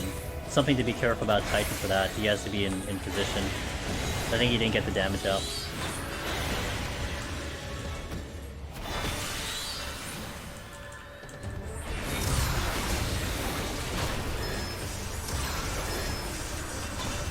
Okay, that's 60. Okay, so a couple things there that could happen that could mess up the run a little bit, but we got a friendo. Are you in chat? Are you the one that was in chat? Yo, let's go. Okay, just saying I love Sage, but on the early floor is stuck a lot because of no AoE skills. Oh, for Palace? Yeah. That's definitely for sure. Kyozo97 caused me to double pull with one of them winged bird dudes. You gotta make sure that you're kind of not around a wall, because you want to bait those AoEs out, that's for sure. You gotta be careful. You gotta keep track of where they are, and just kind of have in the back of your mind that they can do that kind of thing, and just kind of look around and stuff. Because that can cause an unintentional pull, and like they're easy, but man, if you're dealing with a lot of them at the same time, it's really, really bad. They still hit pretty hard. Alright, let's do it. 61 plus. Let's food up. I did update the title. Good to go. Let's continue. Oops. Meet the music. Let's go. 61 plus.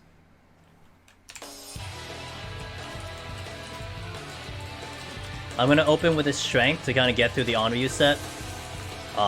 Or we can just not deal with Onryu, but that's a different story altogether.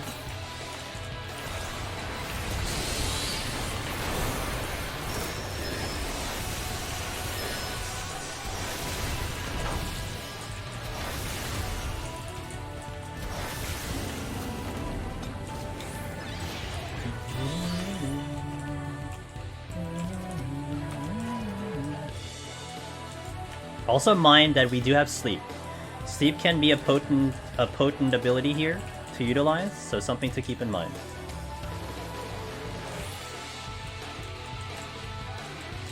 Okay, gonna strength with no steel. Open potion. Open sprints.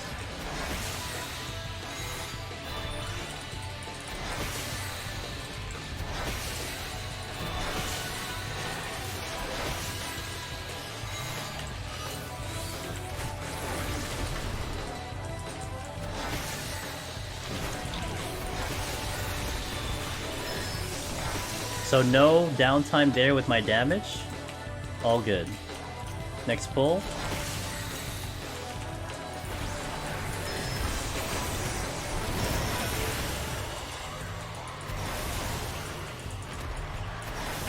Nice and clean.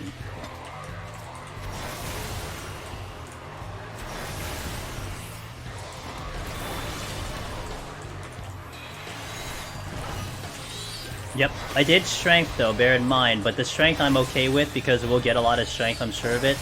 And we don't need the strength later, we want to have it here, so it kind of will help you get through this set of floors. We see Onryu up until 65, but you'll see them a lot less as you go forward and forward. So here's like definitely the one case you'll see a lot of Onryu showing up. But they'll start to get progressively less and less, even though they're still there.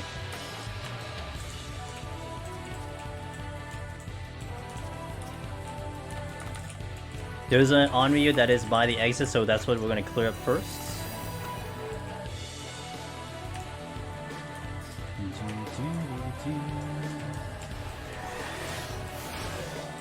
Pre-shield here, and we'll pull the Onryu first.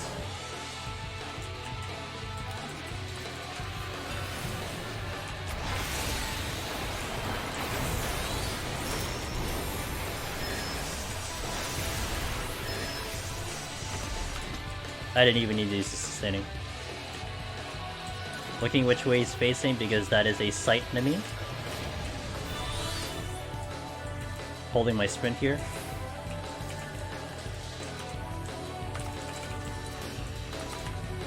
Fortune, off we go. That's how you deal with Onryu. I mean, even if you don't have strength with the full burst of the Bahamut and the Akmorn, you'll do a significant amount of damage. But if you still want to more or less deal with Onryus a little bit faster, you don't want to keep them alive too long.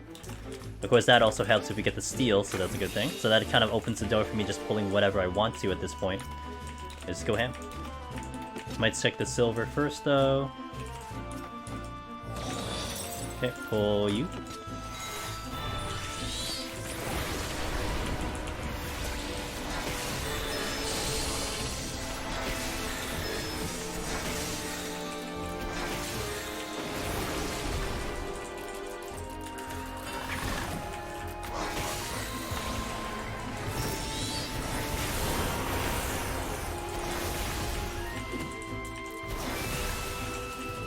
Okay, pull you.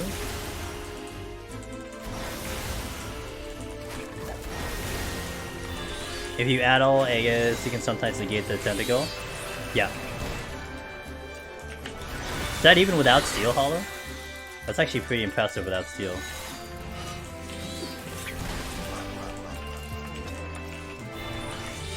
I'm gonna skip the silver. Well, no, let's do the silver.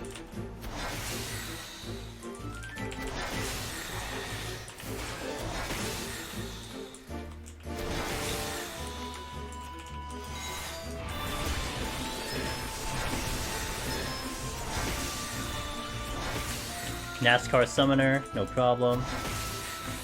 NASCAR Summoner.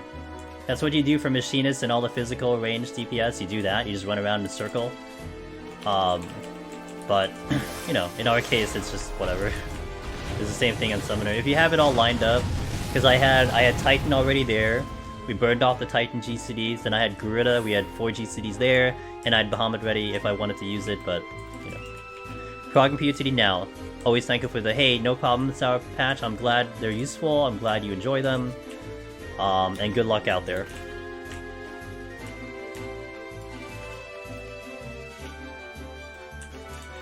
Respecting content. Check the next silver. I have enough damage to get a Mimic if it shows up, so I'm okay that I didn't check chests. Normally it's a good practice to check the chests first and then blow up the floor, but, you know, this floor is not too spooky. And the Mimics we can definitely handle. I don't know if we can kill it before Pox comes out, but we can certainly get rid of it, that's for sure. It is Titan Day. Oh, Titans. Alright, next floor. Strength is wearing out. We picked up the strength already, but we got a big use out of it because we did the first floor with only strength and no steel, so we got rid of a lot of those enemies off the bat. Safety immediately for big room. Do not run that risk, in my opinion. He's gonna blow up this Envy right now.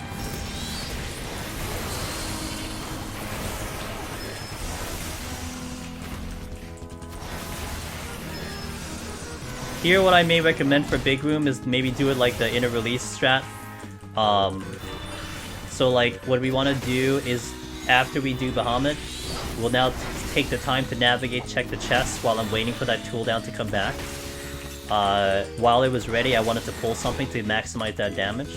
So now that I'm waiting for it to kind of come back into cooldown, we'll just start checking chests now. Because I still gotta navigate this whole floor, I gotta check all the chests, so on and so forth. So we'll give it some time to get back on cooldown. Of course, there is one Onryu that is blocking a damn chest, though. That kind of sucks. More than likely aggro. Another strength. Okay, I will pull this though. Shield here.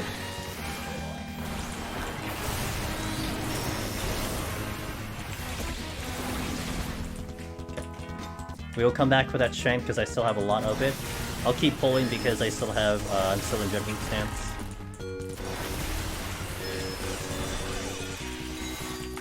Also, the lack of potions I'm really needing right now is just awesome with the kiting. Like, we're not using as many potions. For, like, melee or for a lot of other classes, I'd be using potions way more, but I don't need to right now because I'm just getting them down before they really do too much damage on me. Doesn't look like there's too much left. There is one more chest I want to check, and again, here it's important because if there's mimics, you don't want to spawn a mimic after you open the exit. So that's why it's advantageous for me to do this checking before I do that. So if we get a mimic, okay, it's fine. You know, it contributes to the exit. Getting mimics post-exit opening is kind of ass. If you ask me, it gets sucks. Because it's just basically a kill that is unnecessary. Any kill that you do after the exit is completely unnecessary.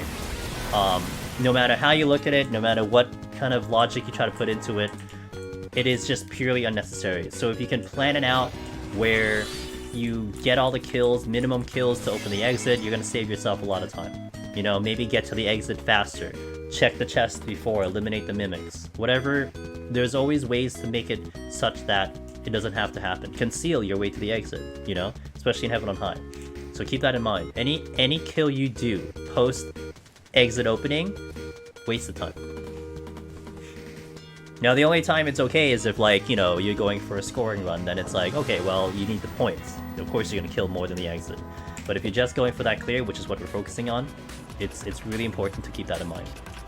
Feel bad about it, you know, get on your case. Man, I'm doing this extra kill. What a waste of time. Yeah, get on your case like that. It'll help you probably prevent it from happening more.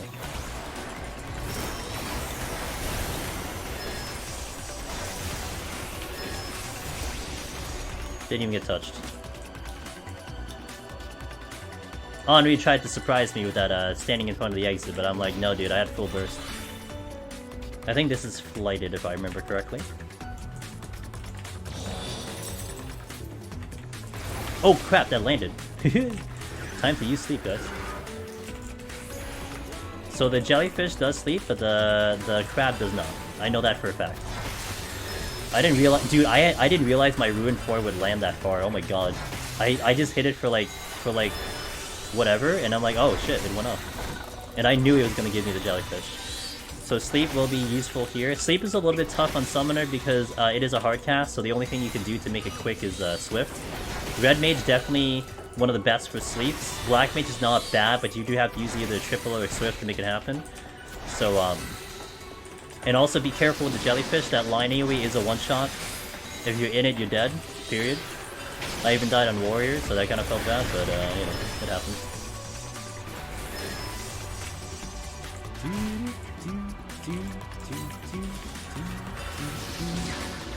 Red mage best for sleeps. For the timeline we live in, it honestly is best for sleeps because what do you call it? You can dual cast set it up, you know. Time for a mimic, guys. Can we kill the mimic before the pox comes out? Question mark. Probably not. It's gonna get real close though. Oh, so close. Serenity. I'm gonna try to check the other room.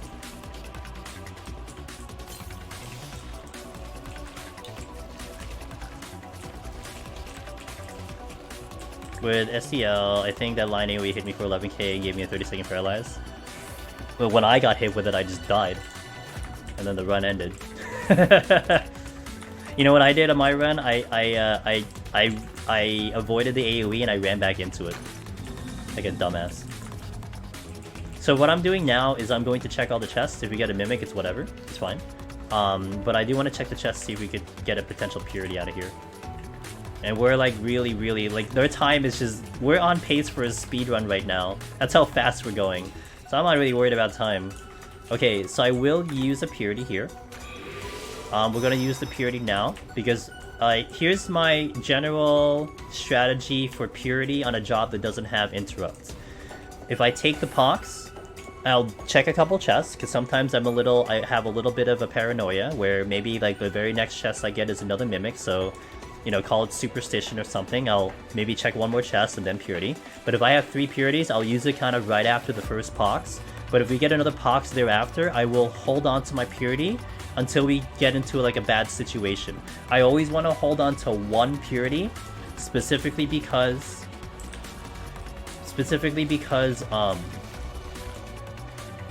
wait, I'm missing something. I gotta go back. I missed an alteration. Let's just pull this. Specifically because I do not want to have pox for the boss. So I want to make sure I keep a purity in my inventory just in case we still have pox on for the boss, so I can at least get rid of it. But the thinking here is that at some point, if you're getting pox constantly or you're getting mimics constantly, at some point you're gonna have to deal with the pox on. Like there's going to be a scenario and a timeline where you just have to sit on the pox. So you'd rather have control over where you want to get rid of it as opposed to just empty out in your purity and then just like be forced to have it on. Does that make sense? So you're controlling when you have it on, and you just don't want to have it on the boss, ideally for Heaven on High. And potentially when you're trying to push a little bit of time, push damage, that could be another situation. Like maybe you have a room where you checked all the chests already, but you haven't killed anything, and you gotta kill like 5, 6, 7 enemies, and you just got pox in. Not a bad idea to have purity there, so you don't have that pox for those next 7 kills. I missed old praise chat when I was leveling.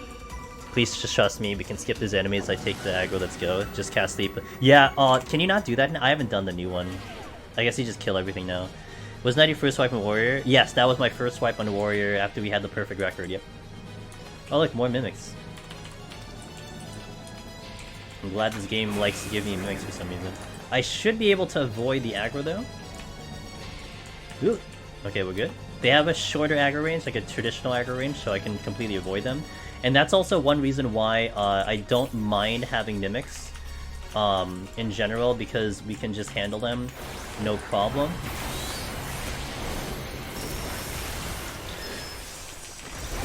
Like, we can just get around them, and then I could also just conceal them too. Like, there's multiple ways to kind of deal with them, but that's one way we can deal with them, we just get past them. Whereas Palace of the Dead, it's a little bit trickier because there are times where they'll just block you, and you have to kill them no matter what, and it becomes a bit of an issue, except for the higher floors where you kind of want mimics. But one of the bigger differences as well, these are the main differences in terms of mimics for Palace and for Heaven on High. In Palace, they have a bigger aggro range, but they're much easier to kill. In Heaven on High, they have a shorter aggro range, but they are way harder to kill. They are one of the more deadlier enemies to fight in all of Heaven on High, and in its floor set in general. So in essence, it kind of balances out in a way. Because they're least likely to aggro you, they hit you way harder. Except, of course, you know, when you spawn one from the chest, then it kind of just sucks, but... The new setup, you gotta take them out since... Hold on, I gotta burn my Bahamut. Since it's less, I mean, it's still gonna work to help fight them, but it was still just nice to convince randoms. Wait, this way. Oh, yeah, I can see that, yeah. Actually, there was one time I was running a mission and I was sleeping, and then people kept waking me. Like, there was a tank I had that, like, we got to the porter, and I was sleeping them constantly, but the tank kept waking them up, and I'm like, just go, please? And eventually he died. It's like, yeah, well, you know what? I'm out, because I just DR'd everything, so, oh well. Feels bad, but it's okay. I don't mind. Not a big deal. But it was fun taking a job that can sleep. Especially because, like, more jobs can sleep now. You know, black mage, red mage, etc. It's kind of nice. I gotta pull something else. I am out of strength now, so I think there was a crab in the other room. I literally expanded it. Yeah, it was actually surprising to me. I actually thought that they would take away some I thought they would take away some CC, but instead they gave all the sleeper, all the casters sleep. I'm like, okay, yeah, I'll take it. I was kind of hoping for stun, not gonna lie, but I'll take a sleep. I've always wanted red mages and casters to have stun, personally speaking. Hey, Silver. Yep. Sleep is a roll action. Silver, I'll show you in a second once we get to the next floor. Sleep is a roll action, so that means it applies to all casters. So check it out. It used to be a spell for black mage, but now it's a roll action, so here it is. Same with Lucid, all that stuff, it's right here, so... How do I main the shop? Not... You didn't know you had sleep? You know, it took me a while to, it took me a little bit to, was this flighted? It took me, it was flighted. It took me a while to, like, utilize sleep. Like, I knew I had sleep, but it took me a while to actually utilize sleep. Welcome back, Sheila, from the Bard Show. What songs did you play this time? Did you play this song, the Bard Show? Good song.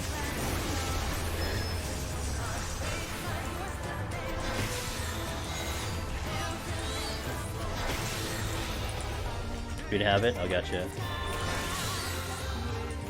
Hey Queen! What's up, Queen Chan? How you doing?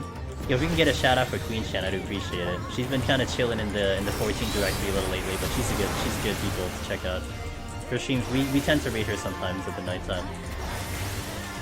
Hold on, that's a gaze. If I get hit with that gaze, I am dead, because it will charm you, and then it'll do soul vacuum, and you'll die. Thanks for shouting out Queen Chan. Octopath, how do you like Octopath? Is that your first playthrough? That game is a masterpiece. Well, the music is a masterpiece. I think the story's not bad, but the overall gameplay I think is amazing. Okay. Check some of these other chests first. Shayla sees strategies because there's a little bit of practice. Oh yeah, she'll get used to it. She doesn't have, I mean, she hasn't had to play a job that needed it, so it's fair. So I have a Magicite here, so what I'm gonna do, to maximize the efficiency of this, is I will try to check other chests. Now, I technically don't even need other chests, but we could get a Serenity. Could get a Mimic. Actually, it's really pointless. Let me just do the Magicite now. Even if I think the new 20 man's a bit overrated. Oh, gotcha. See for Red Mage has actually had graze on some targets. Yep. I got you, Cynic. I saw your first message. Yeah, Chila, you'll figure it out. I mean, it just takes, like, it takes a little bit of planning. Like, you have to predict 2 rooms in front and then kind of plan it that way, but you'll learn it. On the note of sleep, and we're able to get some good sleep. Nah, not really. It was like, well, the problem yesterday was, I was rocking a massive headache towards stream. I had a headache at the beginning of stream yesterday, and I decided not to take anything. Because I'm like, I know where the headache's from. It was like a nap headache from like a couple hours ago. But then it progressed into like a migraine at the end of the night. And then I tried to sleep with the migraine, and it was kind of just really bad. So I did a couple things to change around something, but I don't know if they were effective, and it could have just been my migraine, you know? So. Okay, permanent sprint on Summoner is a thing of beauty. It's always as good for like machinists and stuff, but man, this is nice. You want to see Summoner at its full power? Have sprint. Let's see the magic go. Because the new thing is all, yeah, you'll learn it. I think the more times you do it, Sheila, the more you'll understand how you plan it out. And you know what makes it tough? When you were trying it on your stream, you had rooms that weren't like straight. So it's hard because if you go through like a room that's like parallel to another room, it makes it more difficult to plan it out. Because you gotta get like 2 rooms away. Like you can't go like, you know, it's not 2 rooms, like literally 2 rooms away. It's like a distance of 2 rooms. So that's why it makes it a little weird. Yeah, so that's why like you kind of like, so for instance, Sheila, just an example. If I had to sleep something now, it would be ideal for me. Hold on. It would be ideal for me based on my information on the map is to sleep right here and then run to the exit because that's going to be 2 rooms away. Does that make sense? But I can see it on my map that I can run directly 2 rooms up. Yeah, so it's like you look at the map and then just navigate it that way. That's how you kind of figure it out. Steel. It's good. I want to use the steel. So because we're having a good time killing things, I'm using the steel after I open the exit, not before. We also picked up yet another strength. Let's do the jellyfish here, because that'll be a little bit easier. Hello?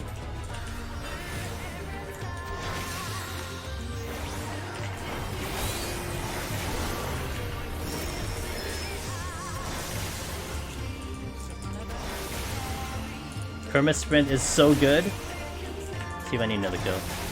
I do. Pulling. Although Bahamut had a little bit of a trouble trying to blow up the thing. Oh, I forgot about that. I forgot about that AoE. Oops. Actually, I thought he would come at me first and then use it, and I didn't realize he wasn't doing that. It's a good thing I had sprint on.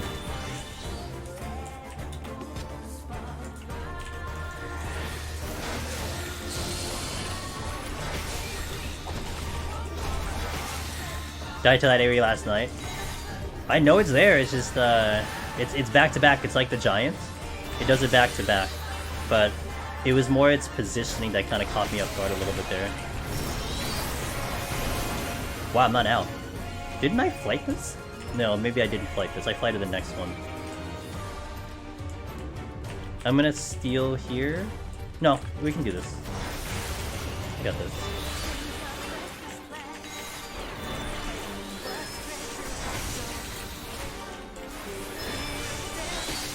It still didn't get me.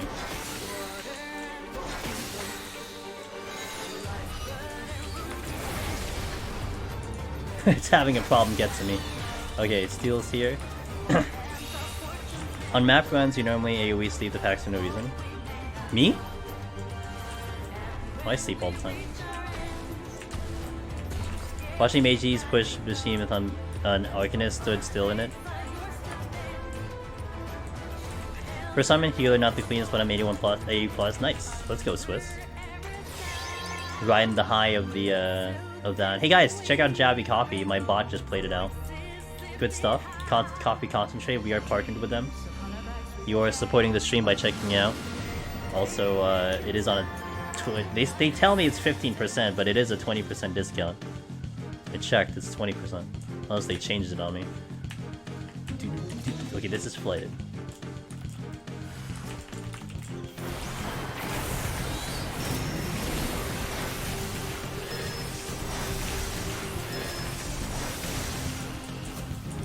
Nice, just in time. Full burst. Full burst with Shankon. Eliminated Mimic before it gave me Pox. That's... Not a lot of jobs can do that. If not, maybe Ninja can do it. That's like the only job that can probably pull it off, outside of Summoner. I don't even think Machinist can do that with full burst. Okay, so let's check the chests first before we do the Vortex. Again, we want to fish out Mimics. Now I'm a little bit in like that paranoia state. If I get a first chest Mimic, I feel like we're going to see way more. So let me check all the chests before we nuke it out, because I don't want to deal with another Mimic. Ooh, another flight. Dude, we're going so fast. We're like 34 minutes and 68. That's Summoner for you right there. Got Rathlos on Trials. Yeah, it's permanently in the game, yeah. That's a permanent addition to this game.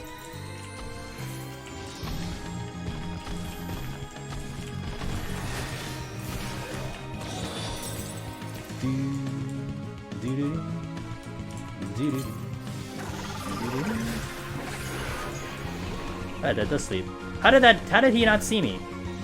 Okay, how did that broccoli not see me? I was 100% ready for that aggro, it didn't see me. I was just walking on the side. I literally hadn't seen it since they added it. Oh, yeah, I've been fortunate not to see it. I don't like that duty at all. A lot of people do the extreme. I don't think I've ever beaten the extreme. I know it's like pretty easy to solo and stuff, but I've never beaten the extreme. Might always get it, but also I just don't like. So, I don't like Monster Hunter that much. I played it. It's just not my cup of tea. So it's definitely a trial that I just prefer not to do.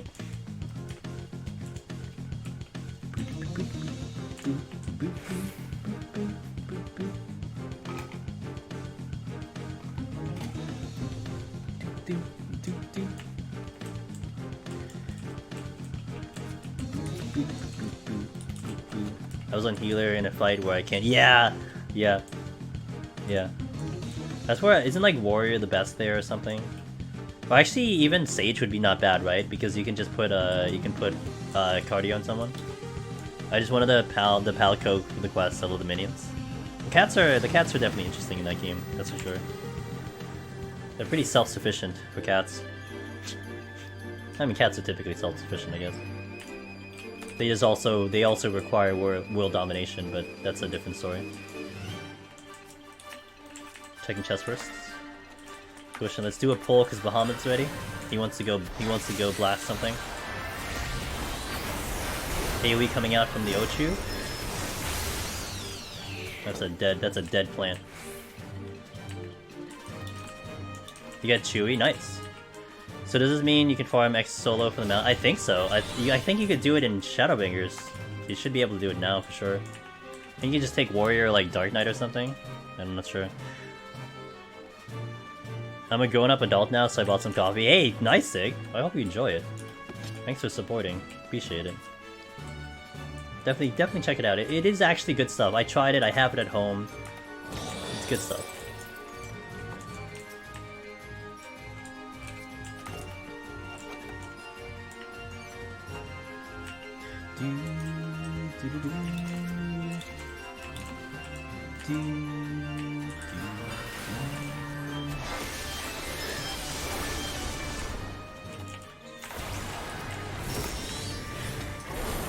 That's unfortunate.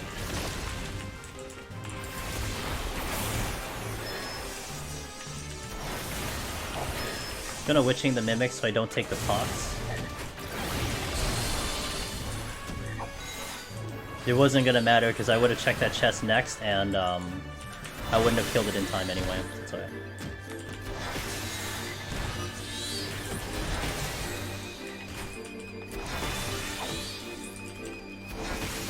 So that's one way to get past a mimic.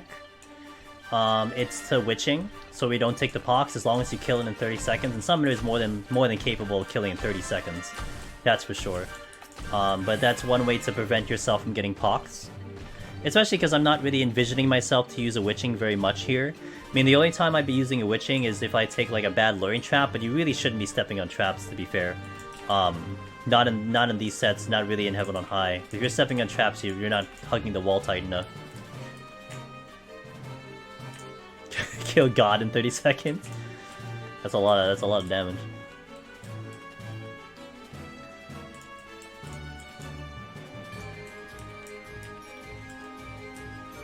Not affluent swing the boss room? I'll think about it. I don't know if I want the points. Good old Stasha. Hey Arton, appreciate it. Hopefully we'll have some fun. Okay, boss time. Serbi, we don't need steel for Serbi. We'll be utilizing a lot of kiting here. We'll also be utilizing the shielding a little bit here. So let's do the strategy, shall we?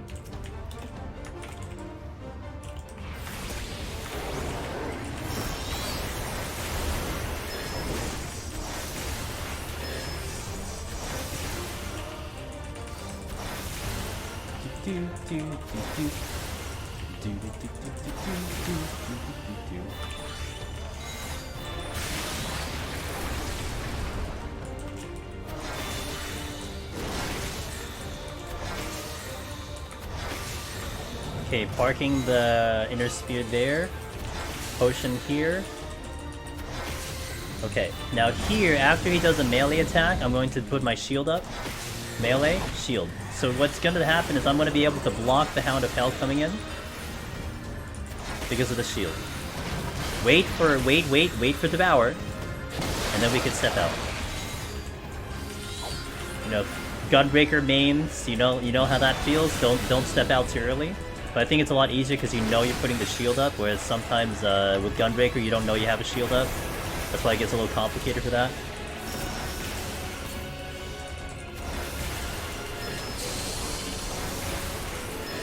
So I like to kite when it finishes out that whole section with the puddle and all that, because he'll have to chase me with auto attacks until he does Predator Claw. So it does kind of help a little bit with mitigation. My steel is dropping, by the way, so I do want to pop a potion here because we're going to take damage from the inner states. Going apart from here just for now. Actually, I will have shield up every rotation. Okay, so I don't remember that, but apparently I will. So here, we'll wait for the thing to come in. We shield up here. We'll have a shield every rotation here. So you can actually never ever get stunned by Survey. That's nice. I forgot about that. It's a 1 minute cooldown, so it works out. You want to sprint here to mitigate damage.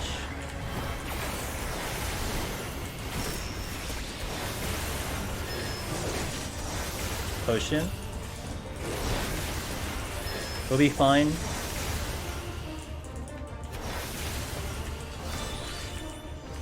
Strength is down. Hey Z! Oh, thanks for shouting out Z. She's awesome. I like chilling and lurking her streams. I'll check chat in a sec though. I can't check chat.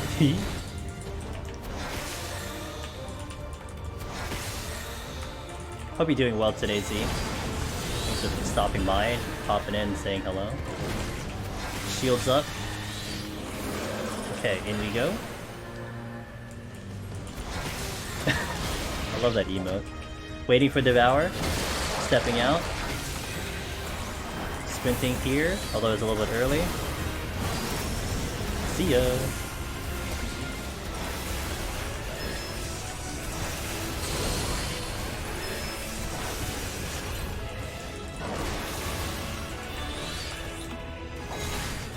Ow.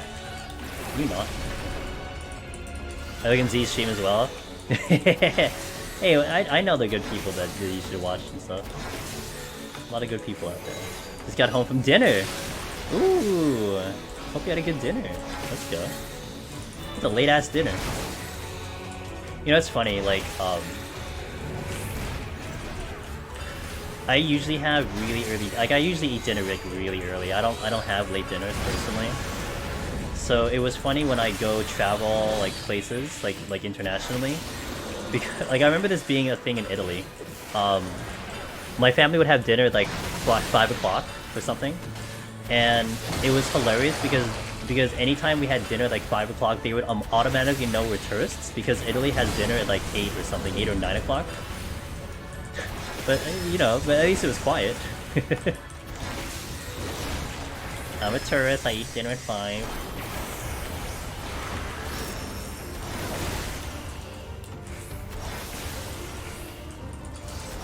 What's up, Mogsy? How you doing? Alright, so far so good. We got, again, this is like a little bit of an interesting rotation. You can totally fight Serbi, like, up front. You know, face to face, mano a mano. But because of all the instant casts that Summoner has, and it's kind of like really nice rotation, yeah, you can mitigate some damage this way and kind of use a little bit less on the potions. But just keep in mind of the shielding. So actually, I want to wait a little bit because I need to shield real soon. I'm gonna take the auto here, then shield, and then go Ifrit. And then hop in, again wait for the Hound of Hell to go off. Boom, wait for the Devour to go off. And then we can step outside. Waiting a second. Gonna potion here. I'm gonna sprint in a second. Right about here. And off we go to the races. Time to NASCAR.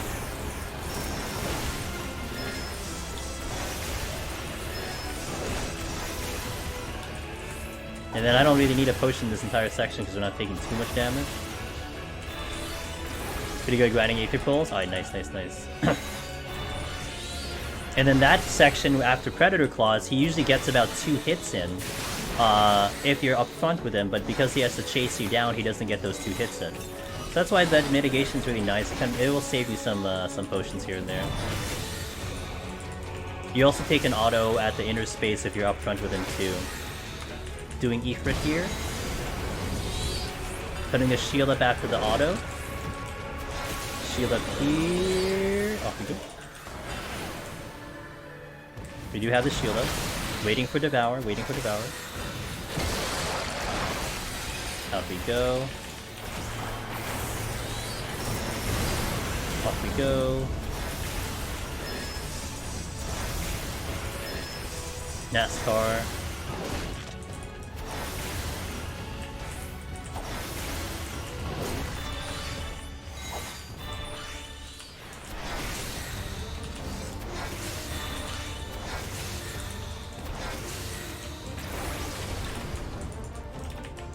Almost done, 2%. Titan goes out, does his thing. Boom, 1%. Less than 1%. Inner space coming in, 0.8, 0.4. Ifrit does his thing.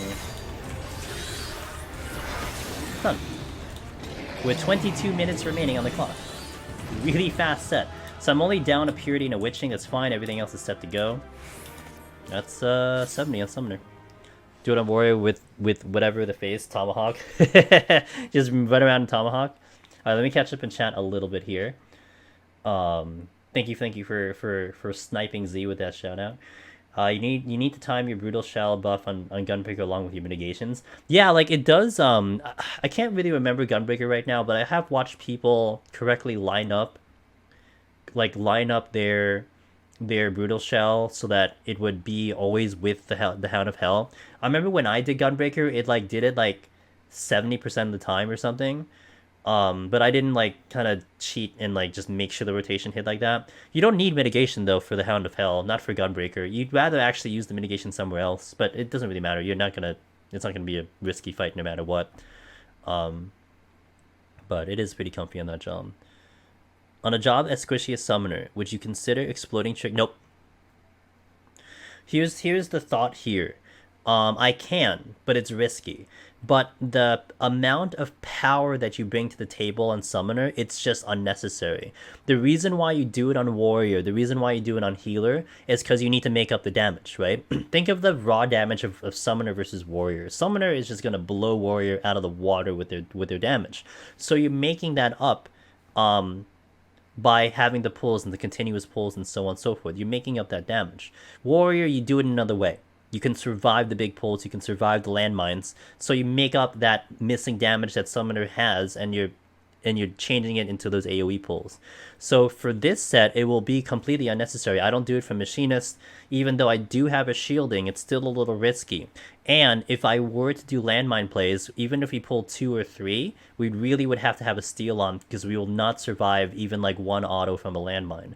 So this would help me not use a steal to make this happen. We're probably going to use a frailty to get off the first floor, but we don't want to use landmine plays, or at least we're not going to fish for it. I mean, if we do a site, because we were given a site, and I see a landmine standing next to to 2 site enemies, I'll probably use it. Get like a quick kill, one here, and like half a quick kill in the other one. But it's a safe play. It's not like a big pull into a landmine, but we're not going to be using sites to make it happen. I need to work on other jobs, so this makes me want to go back to Summoner so badly. Isn't Summoner so much fun? I was kind of happy someone asked me to do Summoner. You know, I'm like, okay, let's just do it. I don't mind. Summoner's a good job. I needed an excuse to get back on Summoner, and people wanted to see Summoner, so here we are. Let me refresh my water for a little bit, and then we'll continue. We're moving fast. I mean, we are at least a maximum of 3 hours to end our stream. We're going fast as hell, dude. I finished by like 2:30, 3 a.m. Eastern. Okay. Back to here. So I will raising off the bat. I highly recommend, especially for a first time clear, highly recommend to raising on 71. You're gonna see a couple people comfy with 71 and like skip the raising and use the raising in 81, so they have 3 raisings for 81, 91.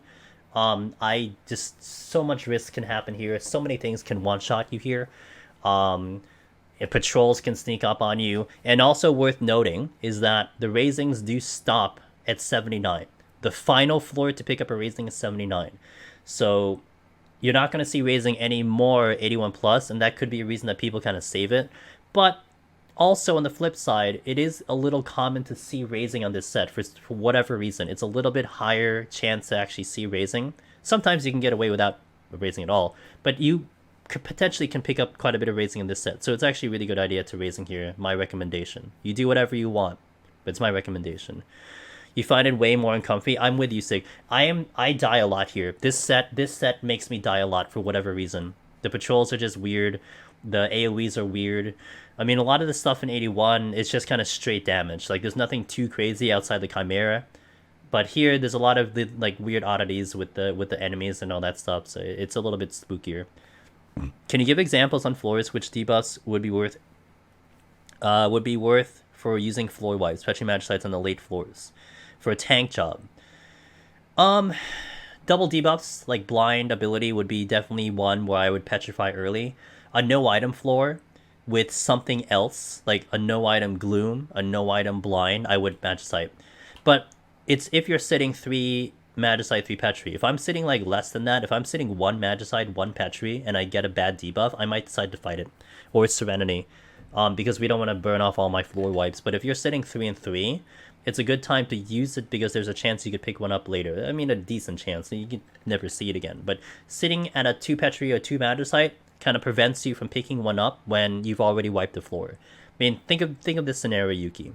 You've spent 10 minutes on the floor, 81 plus, and you have 3 Magicite, 3 Petri, and you get to the exit because it was all the way at the end of the room, and then one of them is a Petri Magicite. Like, that would feel terrible because you could have just wiped the floor, saved yourself 10 minutes.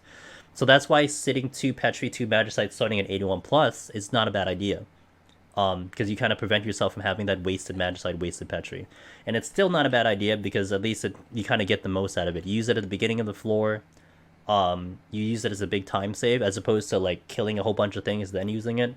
So it saves you a lot of time.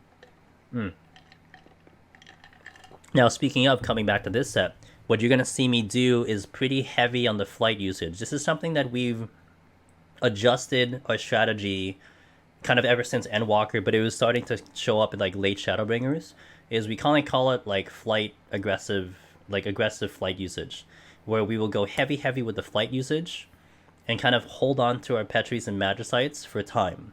I used to suggest in my earlier videos where you would push your Magicite and Petri here to 2. Like, you get a bad debuff, okay, Petri. You get a bad debuff, okay, Magicite. Now we've changed it to just heavy flights. So you could potentially go to 0 flights here, but at least you still sit on your Petris and Magicites. Because the logic here, think of it as a whole 30 set of floors, 71 to 80, 81 to 90, 91 to 100. If you were to use a flight for one of those floors in that 30 bracket, you'd rather use it here. Why? Because the enemies are easier. If you have to kill 5 things in 71 plus or 81 plus or 91 plus, a flight is superior in 71 because they're easier to fight, right? Less HP, they kick your ass less. So burn the flights later. If a flight usage here saves you a Petrify for later because of time, you'd rather have the Petri. So that's why we will go heavy on the flights to kind of manage our time. And that's why we get really consistent stepping into 81 with 6 wipes or 5 wipes, depending on how the debuffs show up. Hopefully that makes sense. So hopefully that's the plan that we'll be going with, aside from just really just kind of pulling fast and killing enemies quickly and getting to the exit as quick as possible. So we'll see how the run goes. But that is the idea that we'll be working with as the game plan. Raven! Speaking of going fast, I hope you're doing well. Never punished. Silver chest, I do want to check that ASAP. Looks like there's a potential treasure later. Oh, there's a bomb here though. I'm gonna sleep this right now, because I'll pull it if it's not an exploity chest. That is a treasure room. Okay, got a mimic. I'm gonna steal. I'm gonna strength. I'm gonna frailty for the mimic.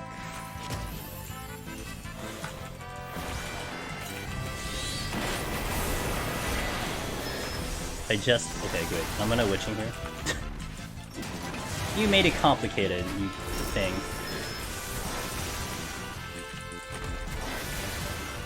Okay, I want to do the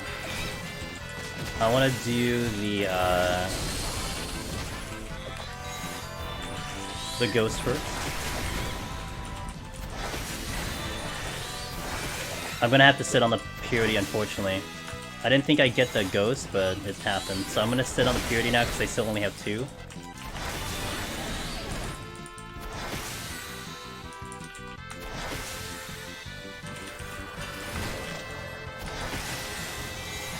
The frailty was one I wanted to use already, like I was already planning the frailty, because I do like to open a floor with frailty and with strength to get off of here quick. This is kind of the way I would prefer to do it on a DPS. Whereas a tank, we were just mentioning it, we would talk about doing landmines, etc. So this would be the other way a DPS would do it. Because we want to keep pulling while we still have the damage rolling and the frailty going. Watching here for the conal. I didn't think he'd stop though, but whatever. Hyoga's dead before he even gets to the autos. I'm gonna pull the ghost because that could be a problem. Also, one thing you may want to try to avoid doing is because I have the frailty rolling now, try not to open a gold chest, because if that's a mimic, it will contribute to, it will not have the frailty on.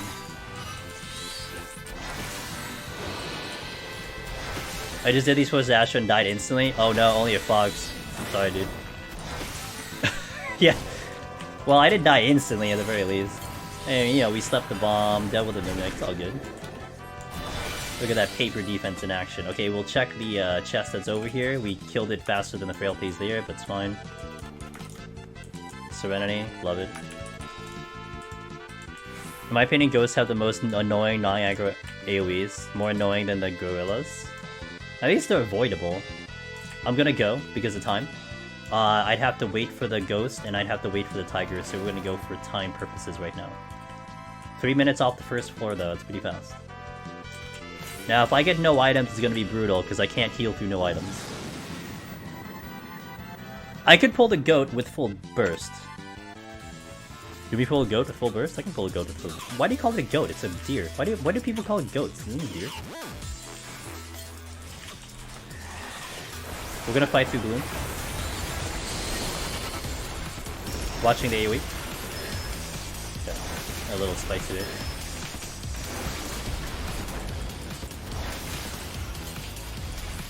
Battle.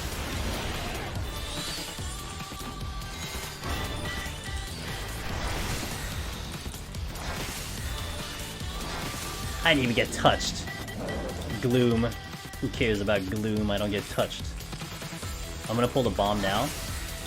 So one thing you'll try to notice, what I'm gonna do is we're really gonna try to pull like pretty fast to kind of get the most out of our damage, to get the most out of everything. And that's where we're going to have a massive advantage on this job, especially with the kiting.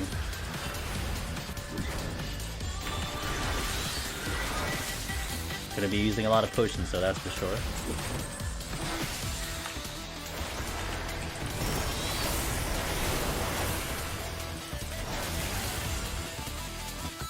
I'm not gonna pull a goat and I'm not gonna pull a deer in Gloom, that's for sure. Gotta watch out for the tiger that could be coming back at any point.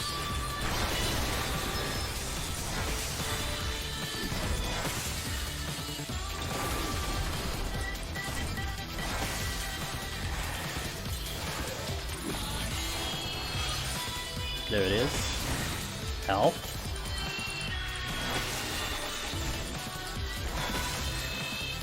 A little dangerous?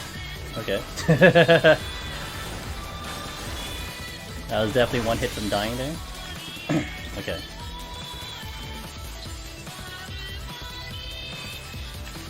If I get a mimic, I might... if I get a mimic, I might steal, because of the gloom. Push in. Hey Party Core! I hope this hasn't been asked a ton. I just got here. How does Summoner compare... Oh, huge difference. Summoner right now is way better, in my opinion, than its Shadowbringer version. Way better. The mobility is superior, the damage is definitely, it showcases. Like, you have, like, a burst. Like, it's just a crazy ass burst that you have.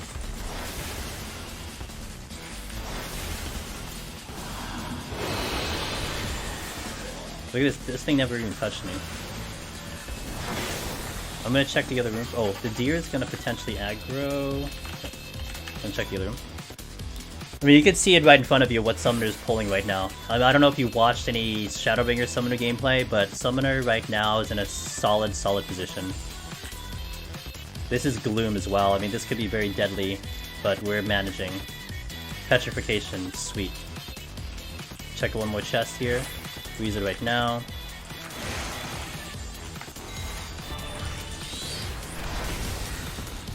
It dropped a silver. I don't think I'll go get it though. Even if it's a Magicite, it doesn't really help me, so we're just gonna go. I say West because Bahamut exists. True.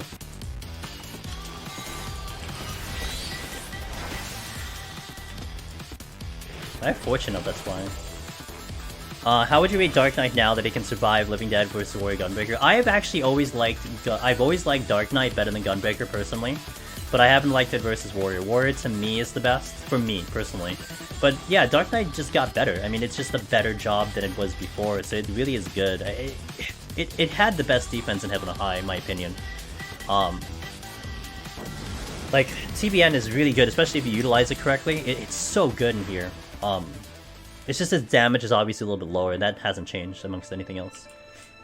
Okay, Blind is a little annoying, that's for sure. Steel's good though. I'm gonna use it right now, because we're gonna potentially miss some GCDs here. I still don't want to pull a wolf though, but Fortune.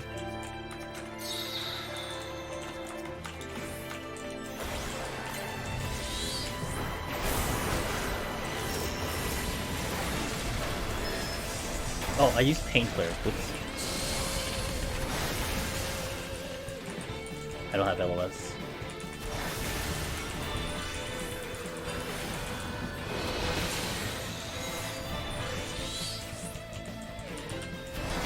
I'm taking that tiger with me. Oh! Okay, I did. He just killed it. I'm gonna wait for the AoE to come out.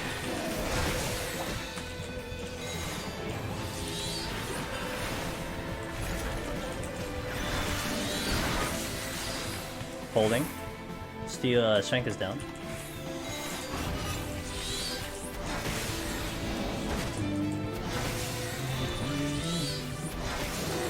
Target's still very strong. Yeah, Sheila is a Dark Knight fan, so she'll definitely give you a good assessment of that one.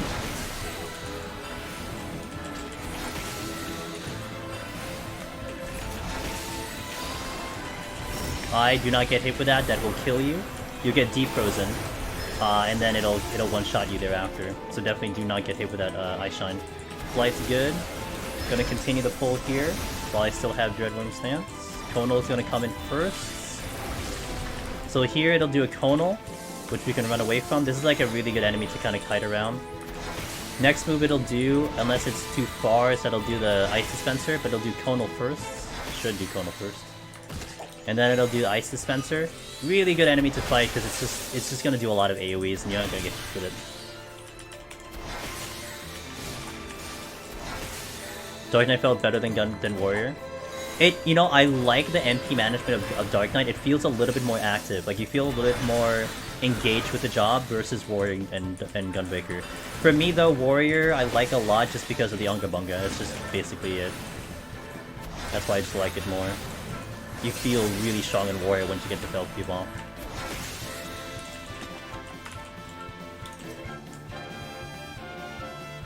How well it performs. I mean, if we're talking like fun value, for me, fun value, I can totally see it. Yes, please, with the Serenity. Pulling this.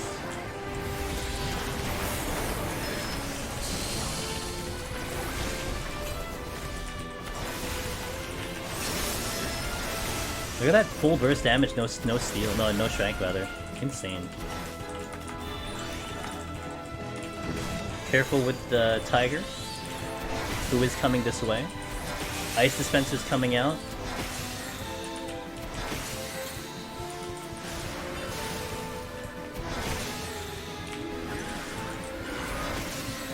I got it. I was trying to not take that aggro, but we got him anyway. Conal coming in. Big Conal, make sure you stay close to him. That's from the Serpent.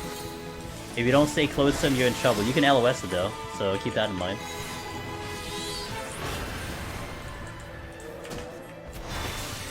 He's gonna do a couple autos here before he gets back into Conal. About like 4 autos. So you don't want to go too far away from him. Like right now I want to stay kind of close. Because he's gonna do the Conal real soon. Right there. Okay. We'll pull the deer. We're gonna NASCAR around.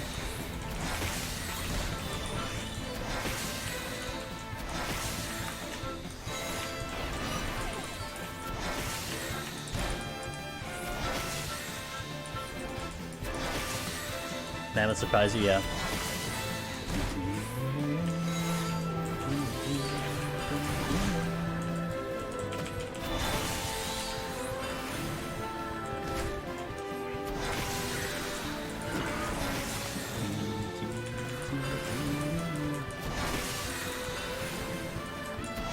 You wanna be like Shayla when you grow up? She's a good role model, that's for sure. Okay, check.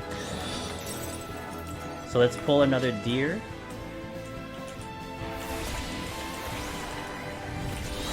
Oh, he's all fucking weak.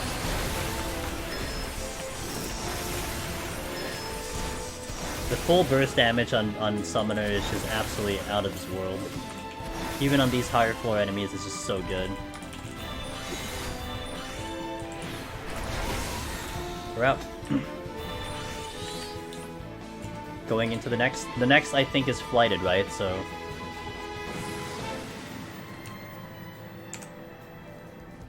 TBN is broken? Well, TBN is good when you maximize its efficiency. You gotta break it. Sometimes you don't break it. So there's like a little bit of science to breaking it correctly, but. Okay, so we're doing the same rule I did here, which is once my Bahamut's ready, we're gonna pull. Otherwise, we're gonna kite. Otherwise, we're gonna navigate the forest. So we'll wait a little bit. Bahamut is coming in for a second. Here we go.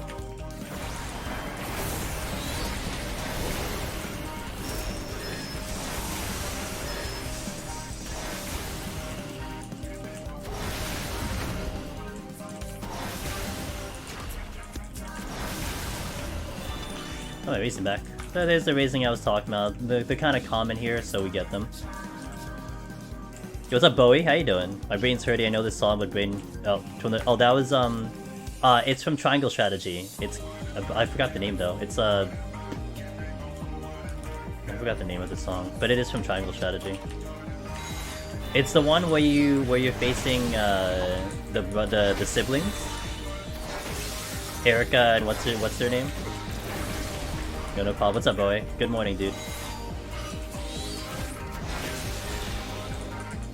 Yo, Vicky, Dad, shout out for Bowie. I would appreciate that. Speedrunner extraordinaire, but also does do deep dungeons, and he's trying to get multiple clears on his end. Shout out, Bowie. Couldn't place. Yeah, no problem. I forgot the name of the song because on my playlist it shows it's in Japanese. I mean, unless Shayla wants to go back and read it for me. I just forgot the name of it. It's like a one-word thing. Oh, I need to pull something. Let's pull the deer. My Bahamut is up. Inner-release rules. No, it's not her job to do that. That's not her job. Oh, you're fine. Don't worry about you.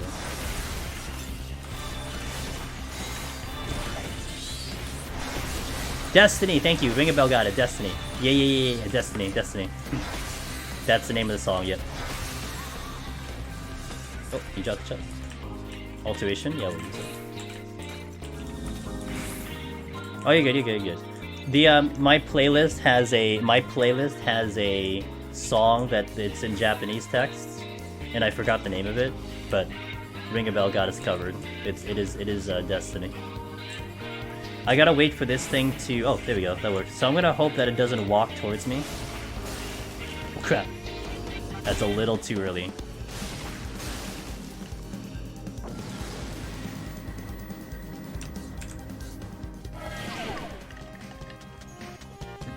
Nice, you cleared UCOB and PF through three days. Damn, let's go.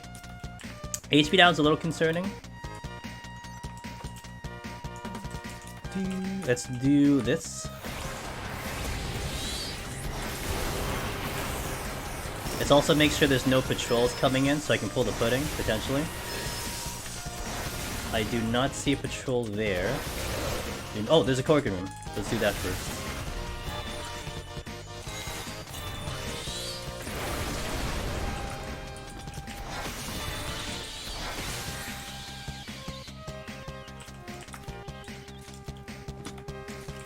Flight again. Great.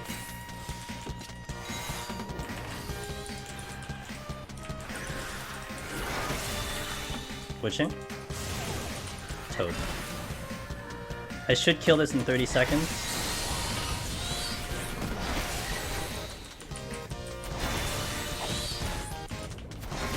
I hear a patrol coming.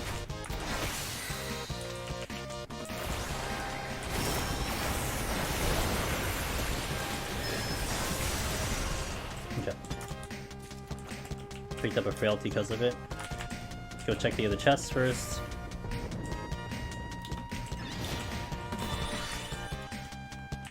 Unable to live translate 8 players at the same time. Damn. You got the card, congratulations, let's go. Gamer. 300 bulls, not bad. Checking chests to see if we can fish out another mimic before we have to go. Again, you don't want to kill past the exit.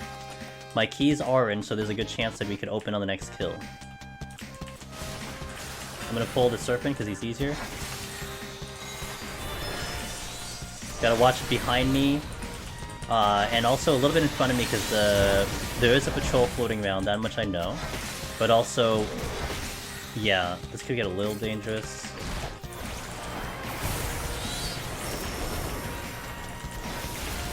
Ice dispenser's coming out.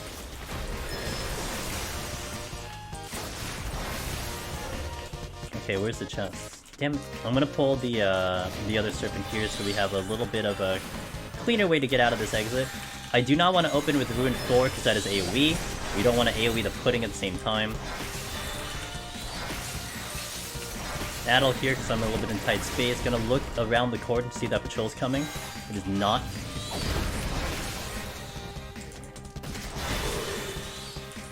Little jerk.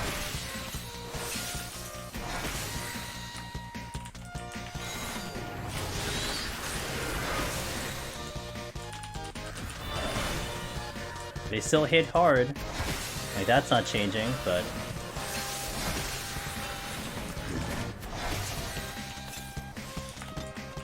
Got the safety back. Next floor is flighted, and that tofu is facing that. I gotta wait for a second. Hey Lynn, do all proximity mobs have a larger aggro radius in POTD? Just mimics, only mimics. Only mimics have it. We all discovered elbow drop can go through some walls. Oh! Some walls. Wait, what walls can't it go through?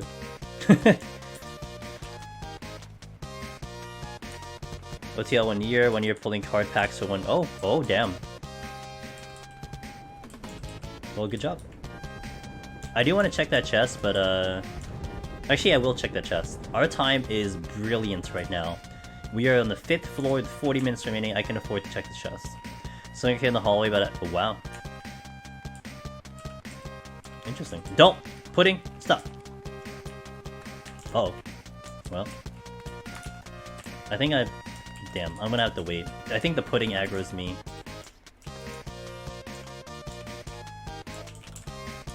Hey Gego, what's up Gego? How you doing Gego?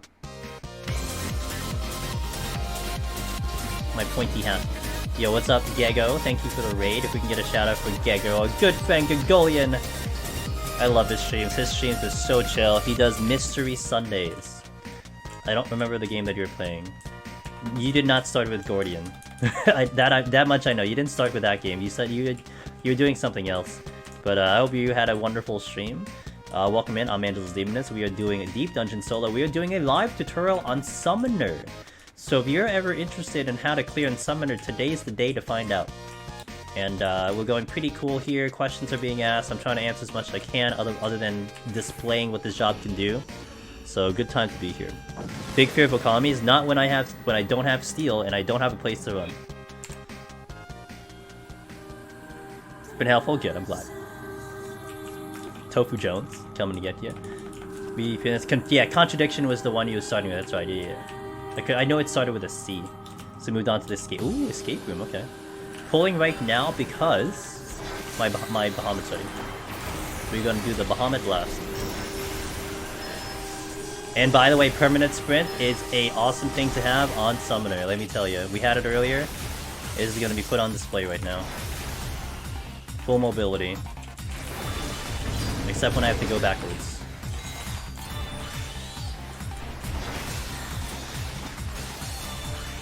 Why do you have to... Oh, there's a hippogriff. Okay, so the mammoth, we need to be very careful at a certain kind of... let's say about 10 seconds. We want to be up front with this mammoth. Because he's going to do a gigantic tonal, but we got to be behind him, otherwise we die. If you're on this side, you're getting F'd. Trust me, you got to get behind this bad boy. Let's continue to kite.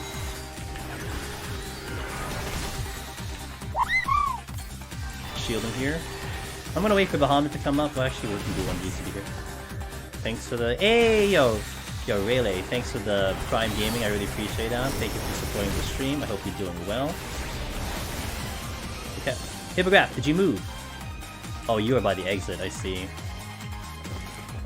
Steel. Okay, that does open the door for me. So let's check a couple other chests first before we deal with the Hippogriff. Just arrived. Hey, Ishin. Summoner ever use Psychic? Let's see. I don't know, if you want to heal for 400, you could. Now, Maisie will use Psychic. She'll use... Actually, you know, it's funny. One of my previous attempts on Summoner, Psychic did save me. I actually survived because of Psychic. Because I was doing, I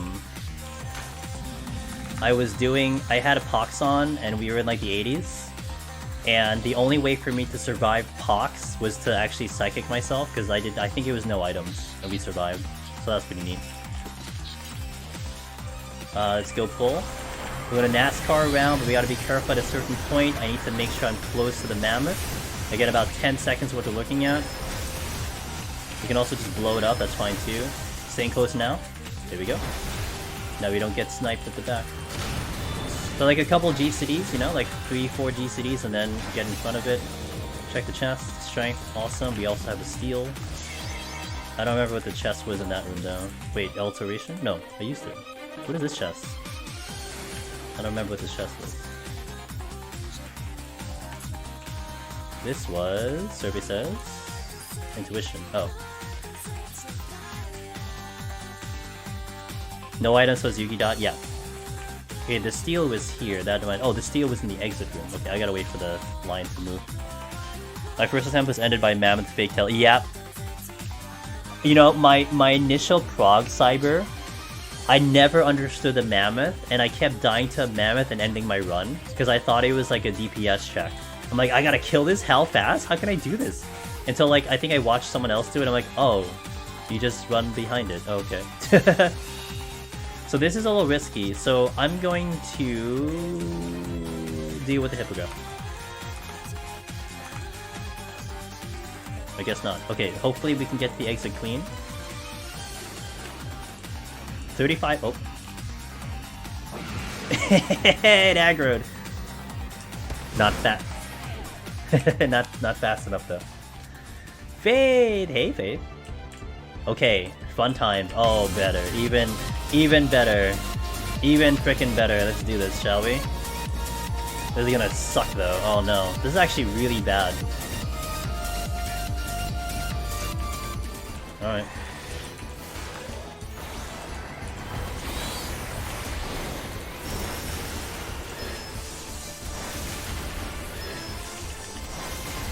I'm actually surprised I almost killed it though, to be fair.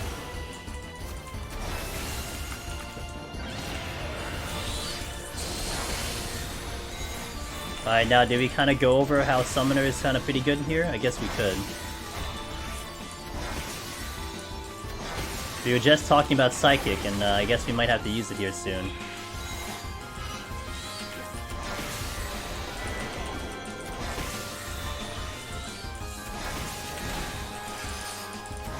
I do have raising up. I'm gonna totally die.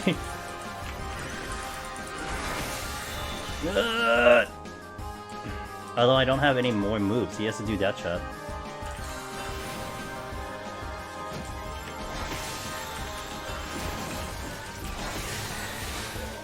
Can we psychic all the way up? Can we psychic all the way up? I have 10,000 HP. Should work.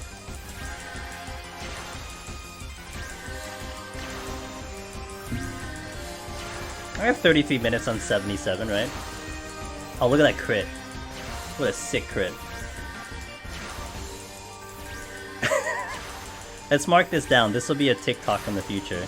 It's just gonna be me casting Psychic for 30 seconds. Isn't this what we call the Meiji strat? Didn't Meiji do this? This is why Psychic's in the game. Yeah, this is exactly why Psychic is in the game. You're right. This is precisely why we have this one ability in the game, because of this moment right here. How many GCDs was that? Like 30? Look, we got up to full. Look at that. We can get through a Pox floor. We can get through a no items floor and Summoner. Easy game.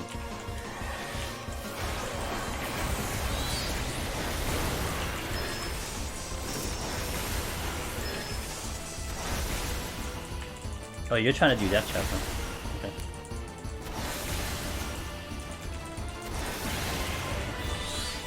Oh, got through all the mimics. No items. Got through all the mimics, cool. Oh boy.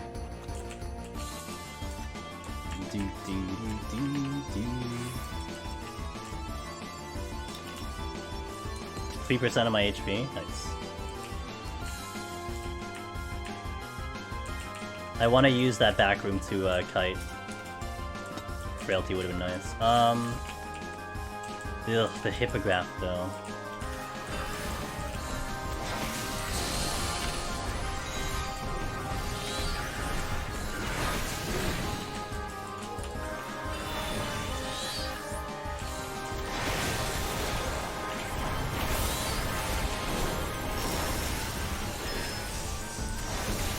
Okay. I gotta make sure I can still have the strength steel for this, but that hippogriff is just not in a good spot. I might be able to blow it up though with full burst.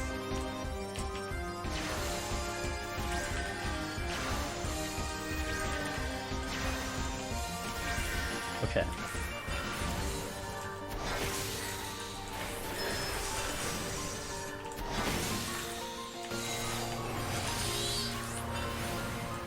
Now, Tofu's good because I don't need to...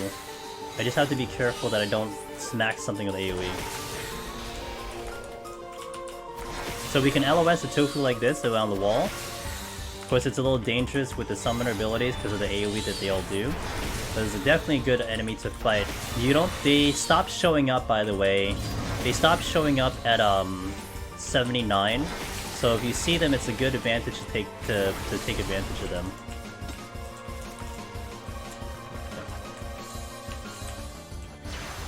I think I'm gonna need to take care of the hippogriff. So let's try to see how hippogriff works with full burst on, and my everything, like with everything on. So we'll try it out. Because I know I can take care of the Tofu, no problem.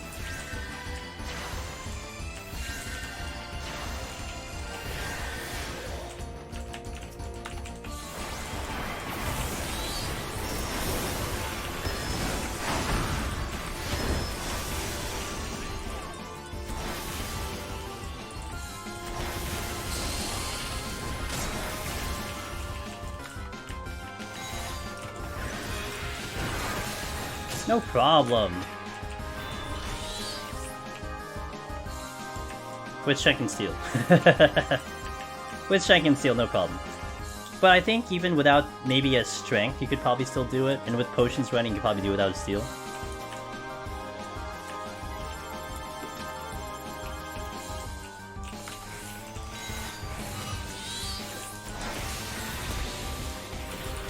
Oh, okay, that was a little close. I can't get hit here. If I get hit, I'm actually probably gonna just die right away. Oh, crap. Both getting hit.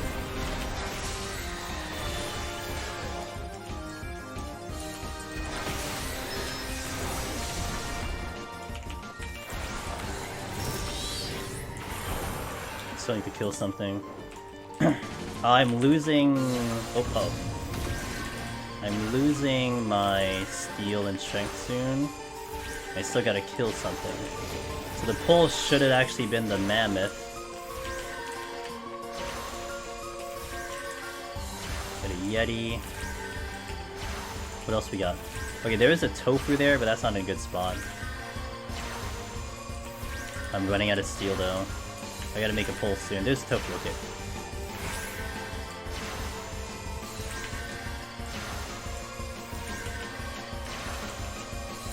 I guess I'll just do the tofu. Wait, we'll do the tofu.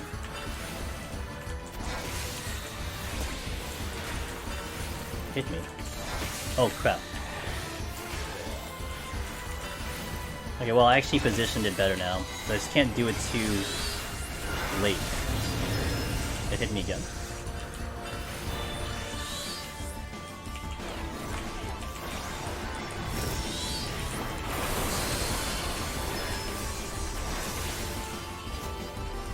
Make sure I don't mess this up, because I'm one shot from done.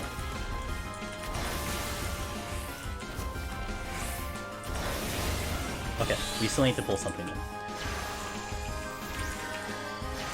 Guess I'll just Psychic forever. Summoner vs. Anzu when? But I don't have Bahamut on Summoner though. Let me get across the room first. So is it like a 2.5% something? Amazing gameplay? Yeah, I heard she was doing this in her run. We're gonna go to full. Hey, you know, she was talking about it earlier, man. Psychic gameplay. It's like, hey, may as well take some shots, you know? AoE is not gonna happen though on the tofu, because this is gonna be really dangerous to do AoE. I might try to do something that allows me to AoE, but it depends on this mammoth. Now, if I'm really, you know, spicy, I should be able to do the pull now. I don't have sprint though.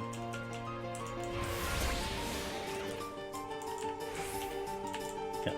Good aggro, good miss there. Waiting for a second. Okay, need another one. LS here. Ugh! It hurts. Oh crap, I messed up. Shit. I probably have to then Serenity because I could end the run right now. What's Serenity? All that work. What did I have? Frailty, Intuition. Okay, we'll Frailty. So the reason I had to just immediately Serenity is because I don't have a raising up anymore. I tried to pull it out, but it's just unfortunate. Yeah, after all that effort, I stopped the Serenity. Feels bad.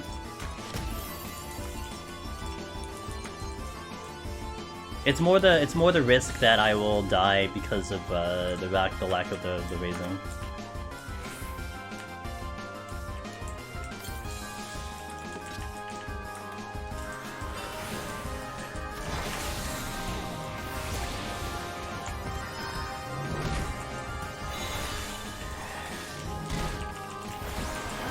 The hit's coming in soon. Okay.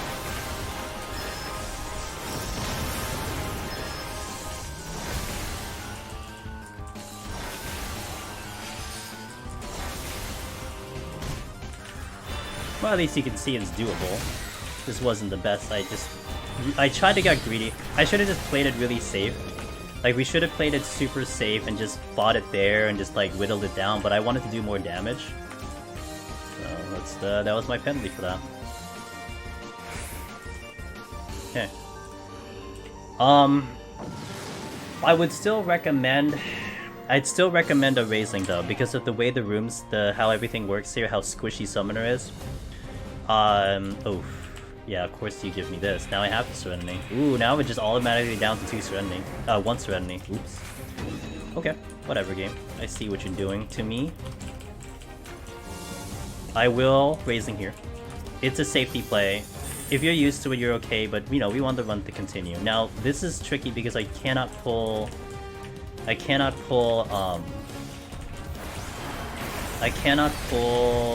Tofu because I have no way to LOS them. I want to stay somewhat close to this Yeti because of his conal, so we're going to make sign of circles around here. I also do want to have Swift available because if this thing opens up with an AoE, I can sleep it. We should kill it in time though.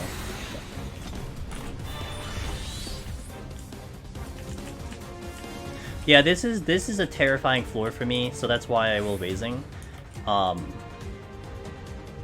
why I still have 3. I still have like 1 per floor, so it's okay. Now we're gonna do the strat that I've been talking about, which is we navigate while Bahamut is getting on cooldown, and then we'll pull once it's ready to go. That's like really bad. I'm gonna pull right now.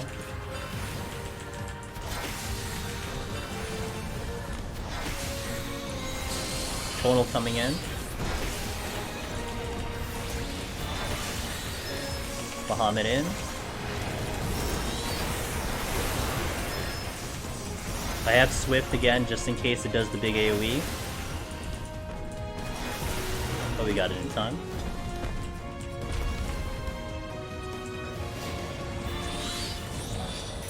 Okay, continuing the navigation.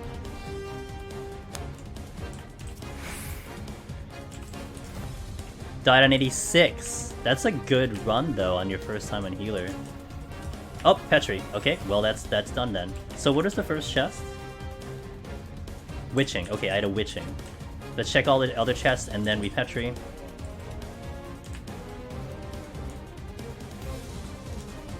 I'm not gonna sprint because I'd like to have sprint for the Petrify. We're gonna check chests to eliminate. Oh well, I guess we could just do it now. Whatever. 2 Petries. But my Serenities are tragic, that's for sure.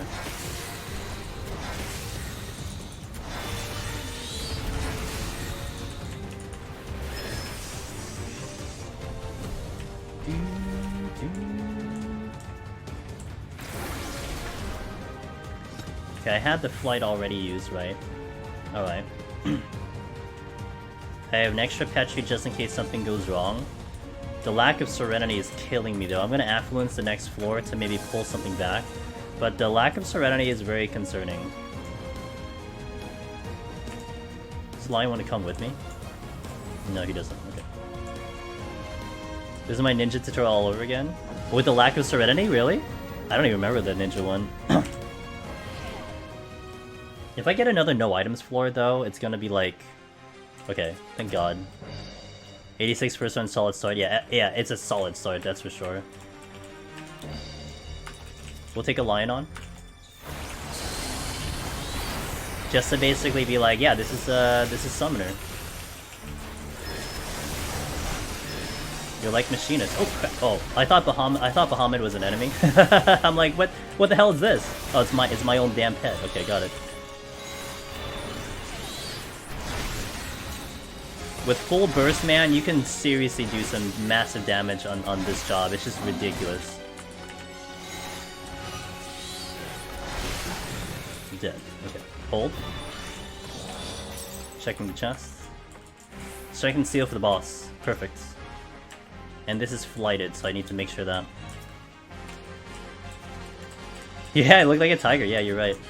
I'm gonna get behind this yak, although I can pull... Oh, there's like a lot of chests here. Got a Serenity back. Nice. Affluence. Huge play on the Affluence to get some chests back. That is the exit, and there's multiple chests here. Okay, so let's back out for a second, because this yak should move, right? You're gonna move, right, dude? Like, sometime today? Okay, cool. That's what I thought. Multiple strengths. I'm gonna use one right now. Wait, is that the same one? Oh, was that the same one? No, that was 2 strengths. Okay, so let's pull a yak now.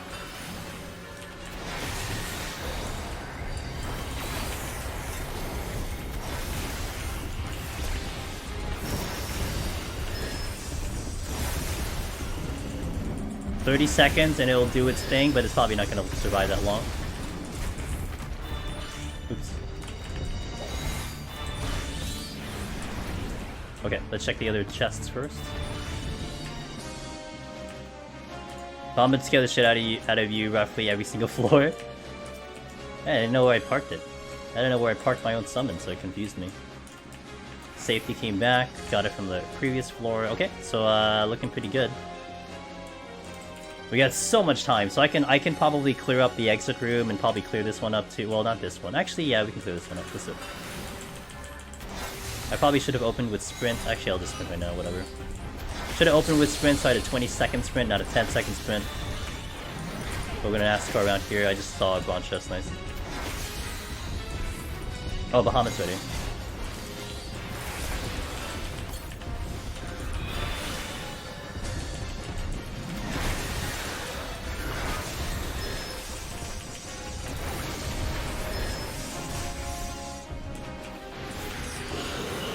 Sure cast for the pull-in, that was 30 seconds. So in 30 seconds it does the pull-in.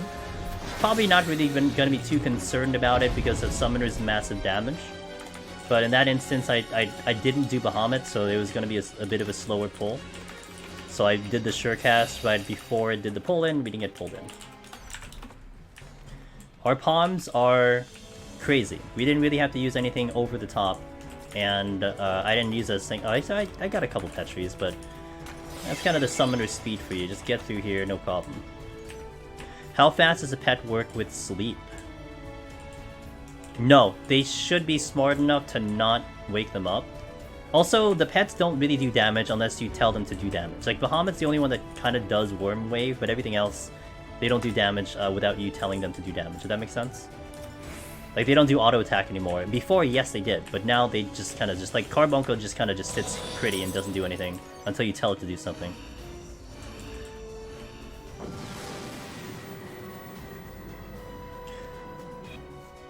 They stop autoing. They don't auto, period. For the sake of demonstration, I'm taking Steel out because we can do this without Steel. Let's do it.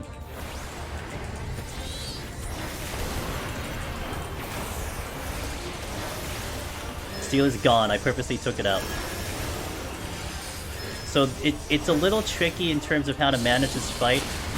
But basically you want to just make sure that you're keeping your shield and your potion up at all times. And you're just running around constantly. You definitely want to be careful with the orbs. And you want to make sure that you stop in good positions here.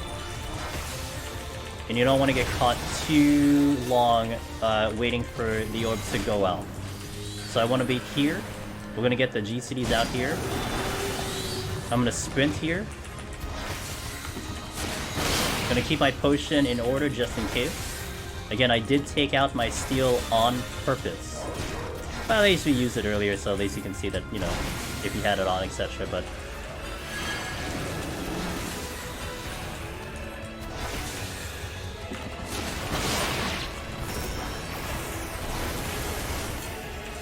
this is kind of an Endwalker thing. It would have been really hard for you to potentially do this on Summoner before, but Endwalker has really opened up a little bit in terms of Summoner being able to pull this off without Steel, so it's kind of nice. You just gotta just make sure that you manage a little bit on the positioning and the running around. It is a little tricky, because the orbs are kind of random-ish. I think they are. I'm not sure if there's a pattern to it. Make sure you do not drop your potion. If you drop the potion, it's going to be really bad. Just keep away from Thenner at all times. Best you can. I'll hard cast this. See how the orbs look. Okay, we got a big space in that section. Gonna wait and just kind of run around here. Thanks for the... Hey, Red, thanks for the Prime Gaming. I really appreciate that. Really, really appreciate that. Thank you for supporting the stream.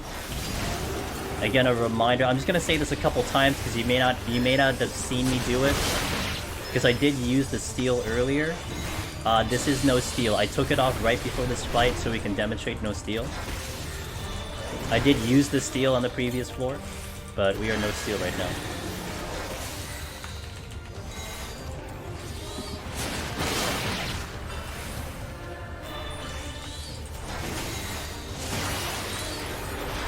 Okay, we'll have some time before the orbs go off, so I can run through this for a little bit.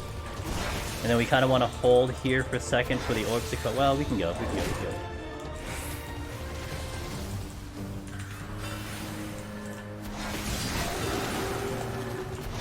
Gonna sprint in a second. Sprinting for mitigation. Potion up. Bahamut's out. So we're not taking damage because he's chasing me along the edge. So he took damage there, but I mean, for the most part, not taking damage.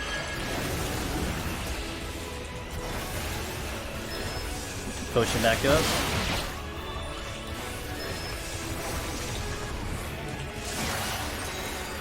Got a lot of space to move here. Watching that line area just in case it comes in my direction, but it's not.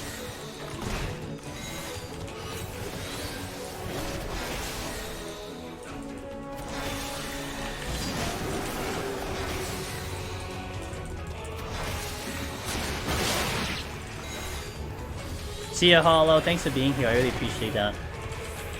Have a good sleep and a good day. Still haven't used my super potion. It hasn't been necessary yet.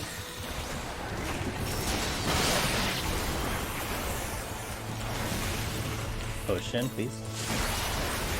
Okay, again, we can run through the orb for now. They're not going off yet. I should be able to get across these two orbs before any of them go off. Tight along the wall here.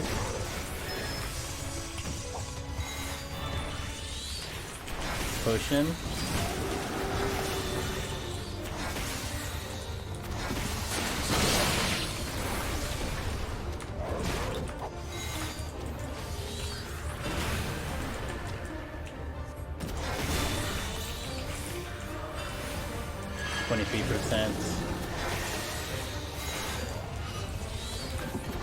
Just NASCAR around. You really have to do this, by the way. If you're not kiting, you're going to take a lot of damage from this boss. So the kiting has to happen if you're going to go no steal. That's part of the requirements to do this without steal, but I mean, hey, if you save a steal, and steals are really going to be more important later, you do it. Priority on the potion. Even if I clip a GCD, it's fine.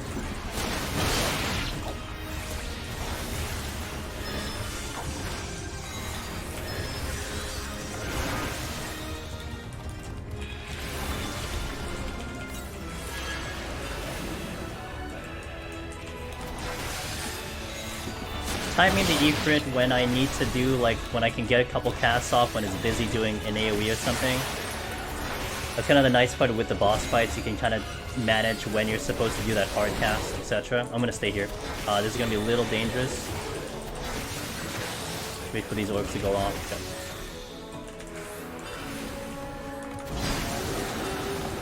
Sprinting here. I'm just gonna mitigate and run around. I saw the potion just in case. Done.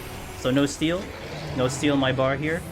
No steal Fenner. That's really nice because you'd rather have the steal for the next set, not for the boss. See Almrish, this boss is giving you DSR PTSD. I know. Well, the one in DSR though is like a full orchestra chorus kind of thing, but got the floor 100 on Gunbreaker. Died there. Oh, Ada, no, not on the Necromancer. So the palms are pretty good. With down the purity, down the raising. That's because I really botched it. That was my mistake on the raising. We could have gotten away with it. Serenity, also my mistake. We would have had 3 if I didn't botch that floor.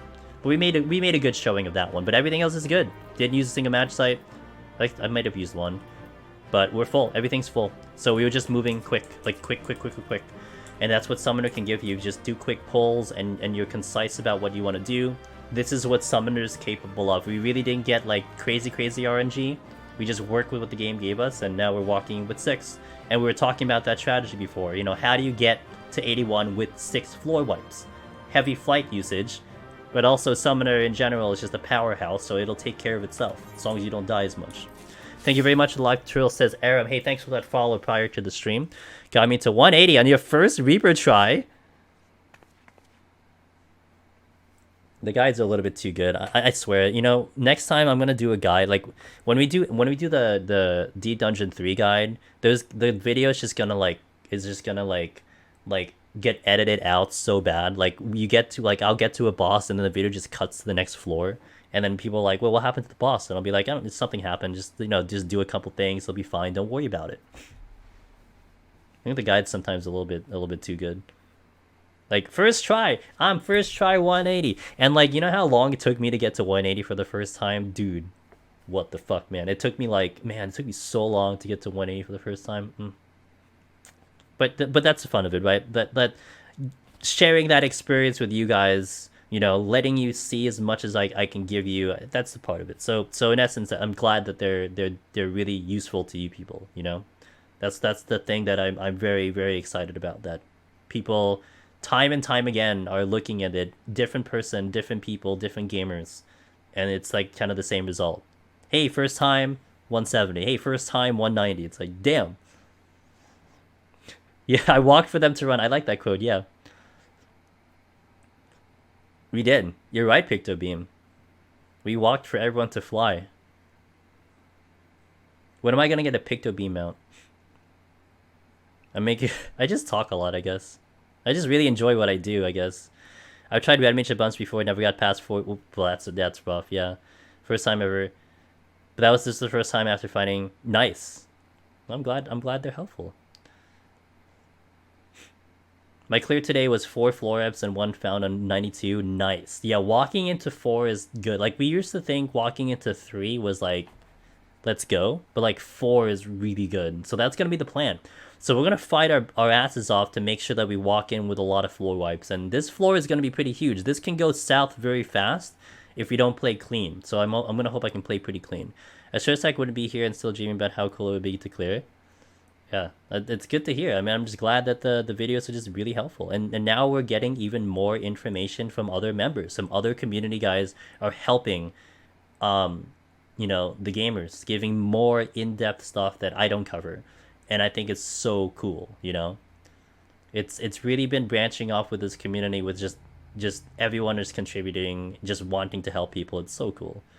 This is amazing, but I have to be up in a few hours. So hey, Picto, thanks for chatting. Thanks for being here. You're great. Thank you. I appreciate you.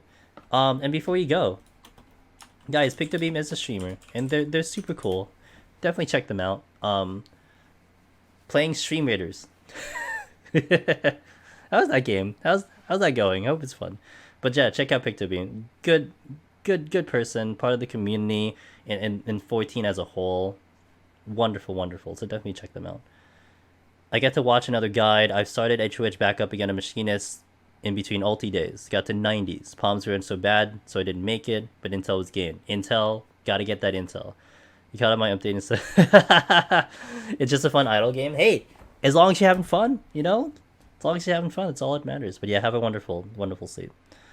I have much fewer palms than you did in your tutorial though, so I'm skeptical about making it to 190. But just as who just said it? Visera said, Intel, gain as much information as you can. Because as much as I will share to you how much I experience, you still gotta know how it handles with your own hands, your own keyboard, mouse, controller, whatever you're playing it on. So get as much as you can, and maybe you might surprise yourself. One of the things I will tell you, Aram, unlike Heaven on High, we gotta walk in with stuff. We gotta have things walking into 91. Also, Wallen, thank you. Have a wonderful night. I'll see you next time.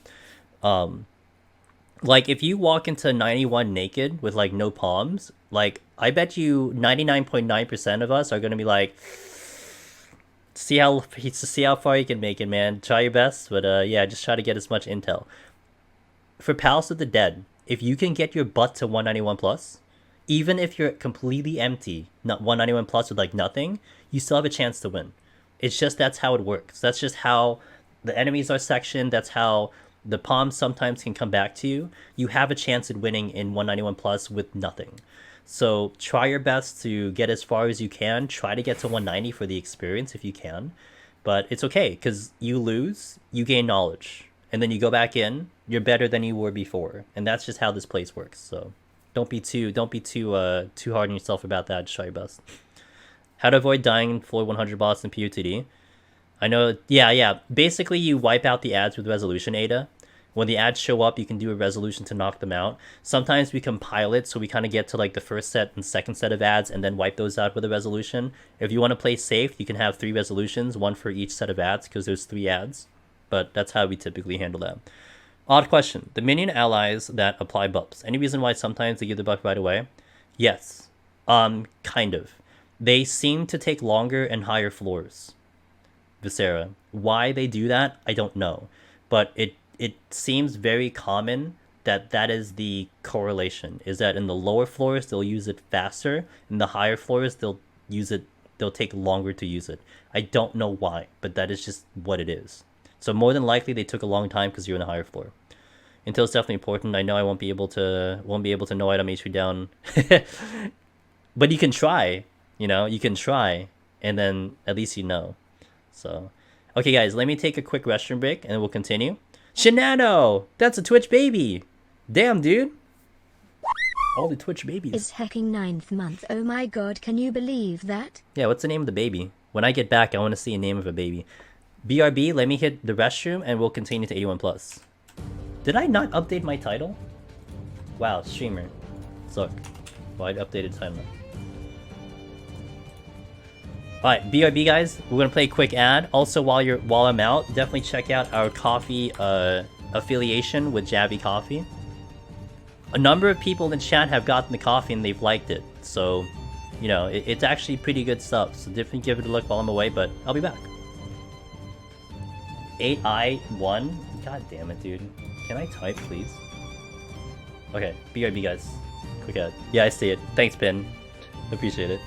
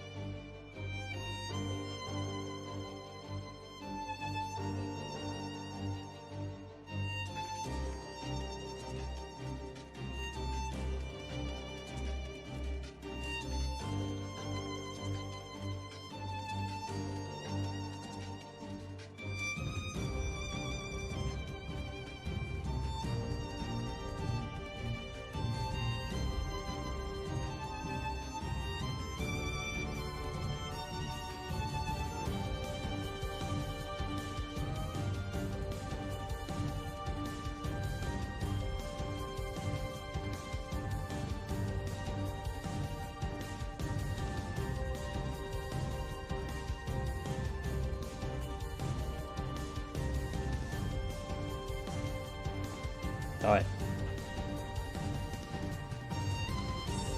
Oh, you're the Twitch baby? No. Not you're the Twitch baby. You've made a Twitch baby, that's the thing, because it's 9 months. Shannon, I hope you're doing good, by the way. Alright, guys, shall we? Let's eat some cookies. Let's kill some mobs. One thing I may not do is pull a gorilla. Last time I pulled a gorilla with no steel and no frailty, I got deleted in 1 GCD. And considering I only have 2 raisings, yeah. I mean, not necessarily. Yeah, they hurt. I can do a Mentega, but I can't do a gorilla. So, unless I frailty, we might do that, but let's just see what the game gives us, shall we? Either work.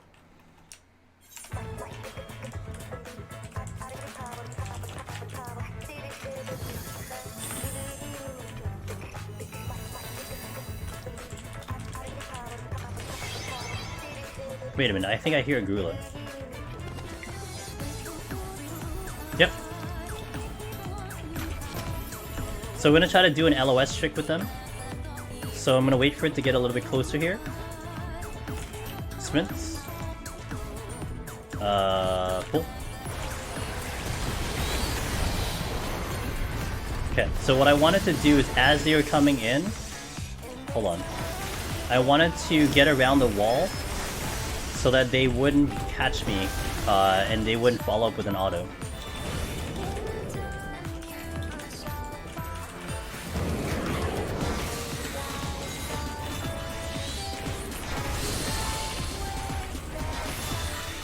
Dragon Voice in.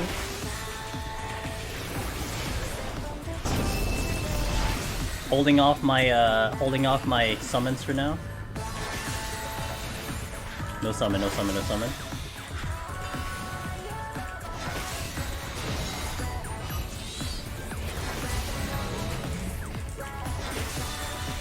Oh.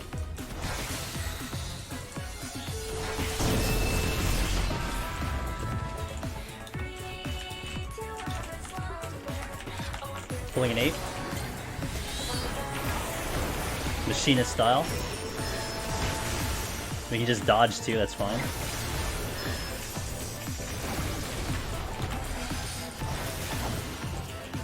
Pulling Mentega with the same thing. I'm gonna go here, gonna hide under the wall so we don't take the follow-up auto. Watching for the patrol.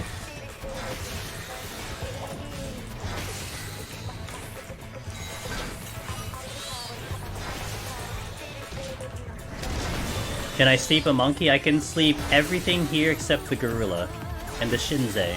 Can't sleep a Shinzei.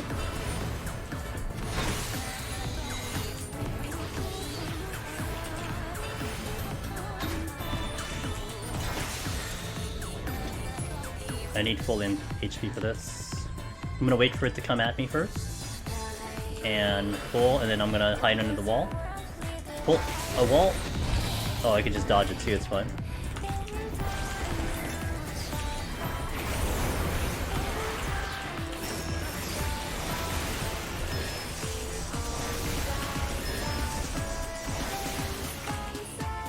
Look how this is Summoner, man. This is the leading enemies on Summoner. I love Summoner. Gonna pull the Chimera right away while the Frailty is still up. This is a strength and Frailty right now. Dragon Voice in.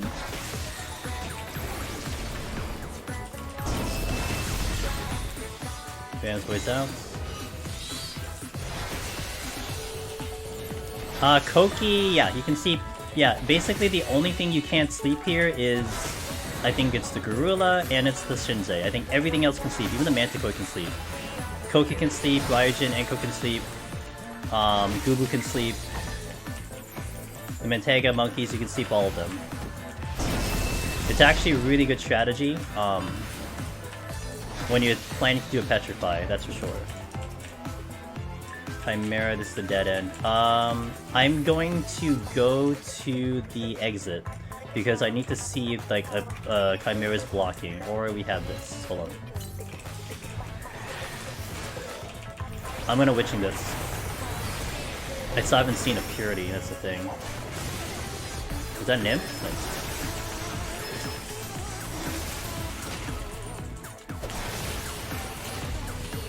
I did have a scenario where I had a Mimic one-shot me with a crit.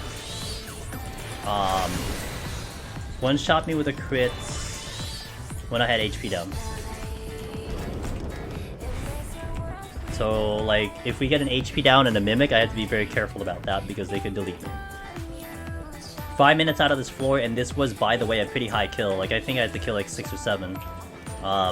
But we used the Frailty to the maximum effort, to the maximum duration, and we had the strength going. Now this Chimera might be a little close, I'm a little concerned about that. I need to wait for him to move. If he moves towards the exit, I'm going to conceal. It feels illegal to sleep a Chimera. True. Checking the chests. YOLO. Flight. Worth it. In we go. Ape. When I use my, I hold my fortunes for magicites. I use my affluences if I'm like 2 of a lot of things. So like, you know, if I go down to like 2 or 1 of a lot of palms, then I will kind of decide to use it there. I kind of do it on the fly a little bit.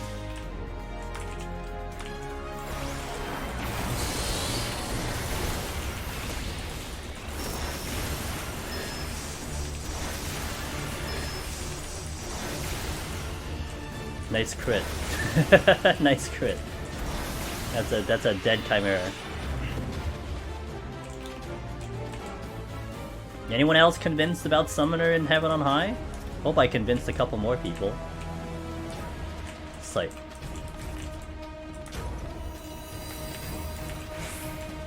Okay, silver, gold, gold. What's in here? Nothing's in here? That means there's patrols floating around.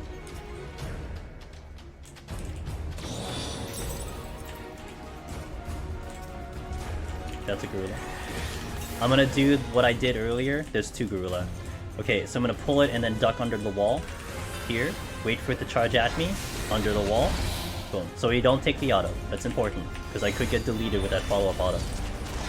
Pulling it all the way back because there's nothing behind me. Bahamut is ready to go.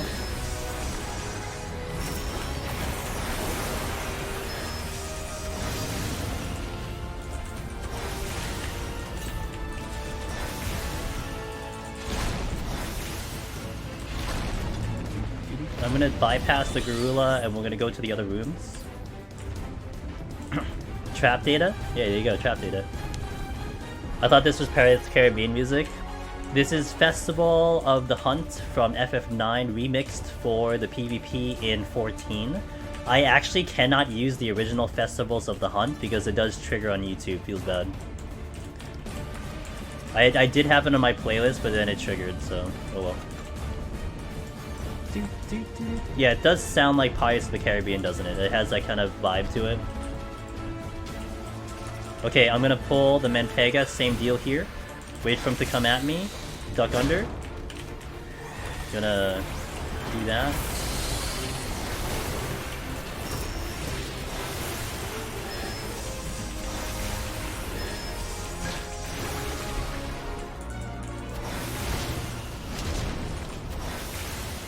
Okay, checking the chest and off we go. Actually, I can check the bronze over here.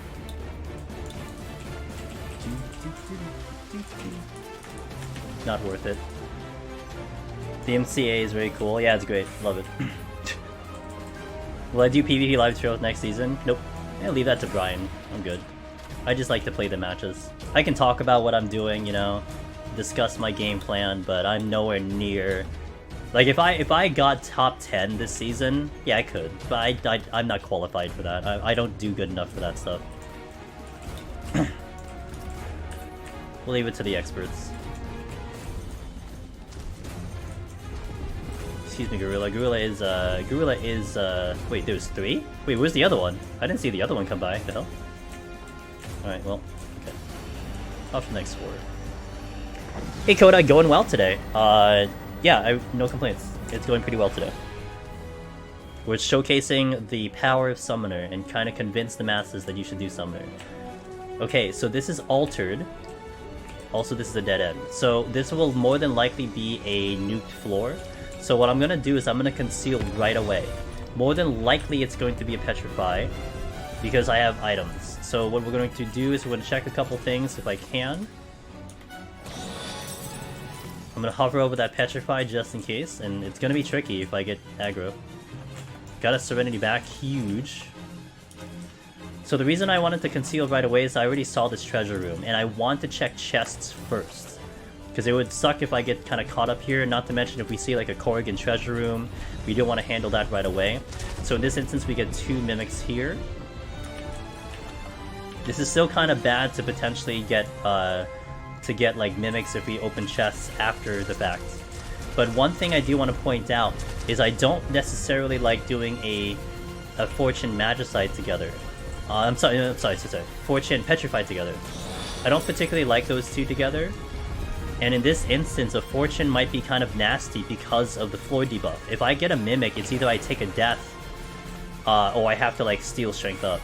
So you may want to not use a Fortune here and just kind of kill and get off the floor, if that makes sense.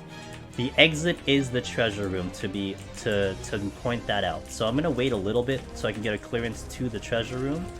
Also trying to see if I can get that chest, but it doesn't seem like it's happening. I'm going to hang here for a second. Hopefully I don't get sniped by this gorilla, because that would be really bad, but we should be okay. Okay, the Chimera did move, but I'm not sure if he moved far away from enough, so I'm gonna just go away. I'm gonna focus in on the treasure room for the exit. Oh no, it's next to it. Oh, yeah, I opened all the chests. Okay, yeah, I made one turn. You're right. I just saw the exit and I thought that was my next room, so you're right. It's the next room over.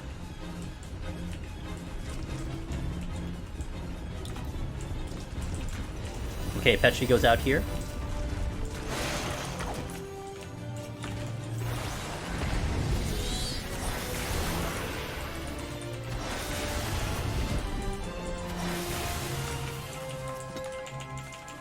Oh, I don't have abilities. Right.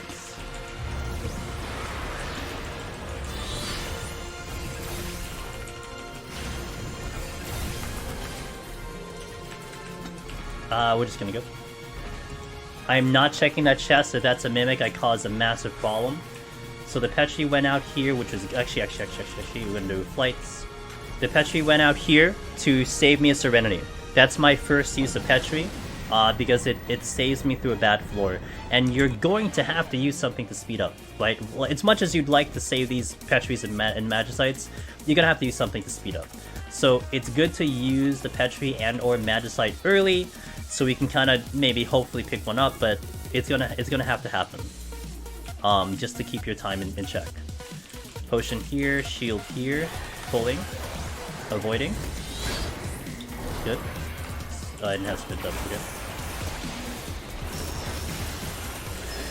This is flighted.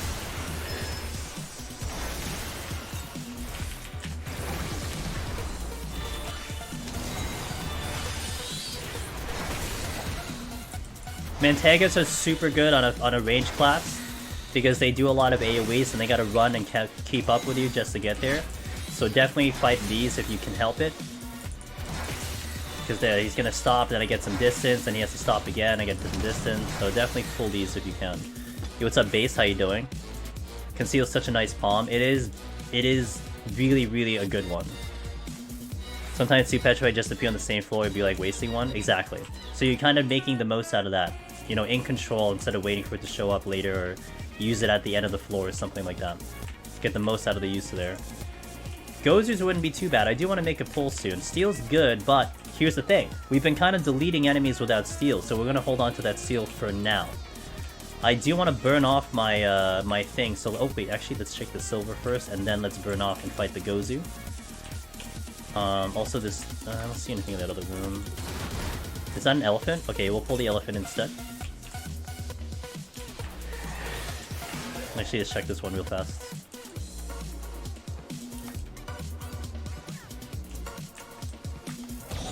Okay. Spin.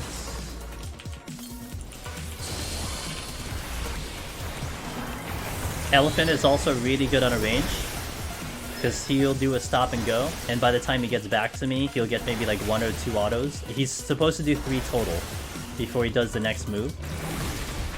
So you can kind of mitigate it to like 1 or 2, and then it's really good. And then the AoE comes out.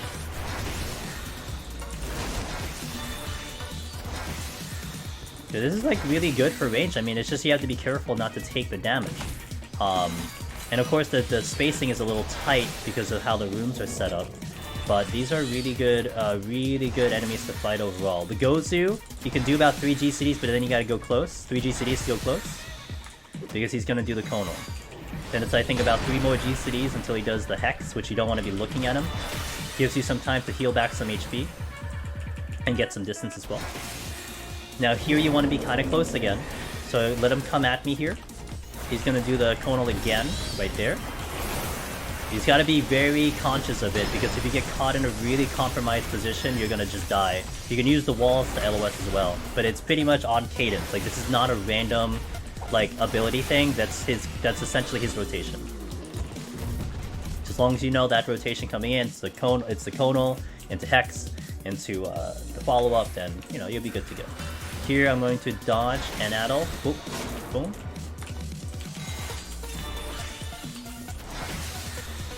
Running away from the Mentega, keeping distance away.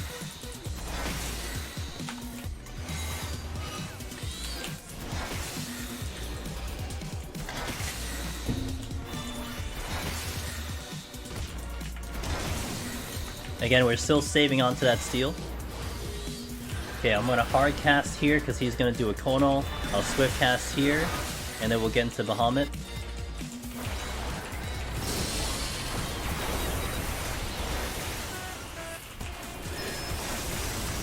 Pop in the steal and off we go. I'm gonna alter 85. See what we get out of 85. How to summon a damage rank against the other jobs in here. Honestly, I think it's probably one of the... I think outside of a ninja's full burst, it's one of the strongest, just in terms of the opener burst, etc. It's either between ninja or summoner for me. Like, as the opening burst, like, you have full cooldowns, everything. Alright, see ya, Swiss. Thanks for hanging as long as you did. Have a wonderful sleep. So... I mean, Reaper has good overall sustain damage. No abilities. Shit. Why did I alter? So I wanted to push alter to 2, and we might be able to get off of this floor a little bit faster if it's Corrigan's. This is also a... I do consider 84 being one of the... I consider 84 the worst floor in general for this set, followed by 85. So I do alter 85 with the potential of maybe nuking this out. But we're gonna check what the alter doom is here. I'm actually gonna pull out the Cyclops first already, because I can just deal with him now. But yeah, 85 sometimes isn't great, because you have Shinzeis, you have like Ryujins, Enkos are showing up. Cyclops do show up here. For range, it's not too bad though. But once you get to 86, you're gonna start seeing Kokis. You get a little bit more Cyclops. I think you still have Gozu, so the options are a little bit better in terms of what you can pull. But it's also to push the alteration to 2, so we're not kind of wasting alterations, if that makes sense. And again, it is about managing time. You know, we still want to go semi-fast. I do have Corrigans, so that's good.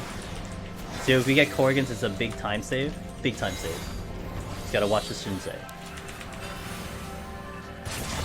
I'm actually gonna go to the Corrigan room first, because if the Shinzei comes this way, I'm just gonna continue walking this way. Got 3. There's a lot of Shinzei. That's also one of the parts here, because you get Shinzeis at 84 and 85 and 86. But you have slightly better options at 86, and then after 86, you get into 87, you have Manticores, which you can fight Manticores. And we're already to red key, so that's where it's good. I'm just gonna check the other rooms first. Yeah, if I got Odin, I would try not to use it in here, because we can definitely fight the boss, and actually I would almost want to fight the boss to showcase the boss for anyone watching. Because especially in a video like this, it's better to showcase the boss. If you have Odin, then it's just, you just skip it. But we would rather fight the boss today. Which is the 3 Magicites. The three regular primals, Titan, Garuda, and Ifrit, they're the same. It's just a different animation. Odin though is the special one because Odin, I'm not getting that. Because Odin will do one shot onto the Shinsei, okay? Will one shot the bosses. And they have a slightly longer animation, which can be used to your advantage. Like, if you need to check chests while the animation is going off, that can be good. But generally speaking, it's just the ability to one-shot a boss. That's why it's good.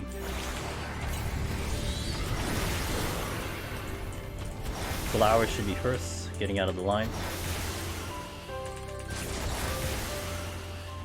AoE coming in next. I want to watch my surroundings first to see if I can move to the other room. I'm good. I want to check this last room first. Flower coming in, angling this way so I can avoid that way.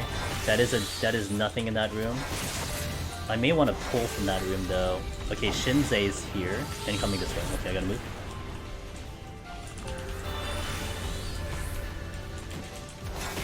I gotta watch because there's 3 patrols, so I gotta make sure I'm not gonna get caught with them. That was a little close, sorry about that. Okay, we wanna go to the exit room. How it feels to be no more a caster? How does it feel to not be a caster? Or how does it feel for a summoner to not really be a caster? Is that what you're asking? LOSing here. Good.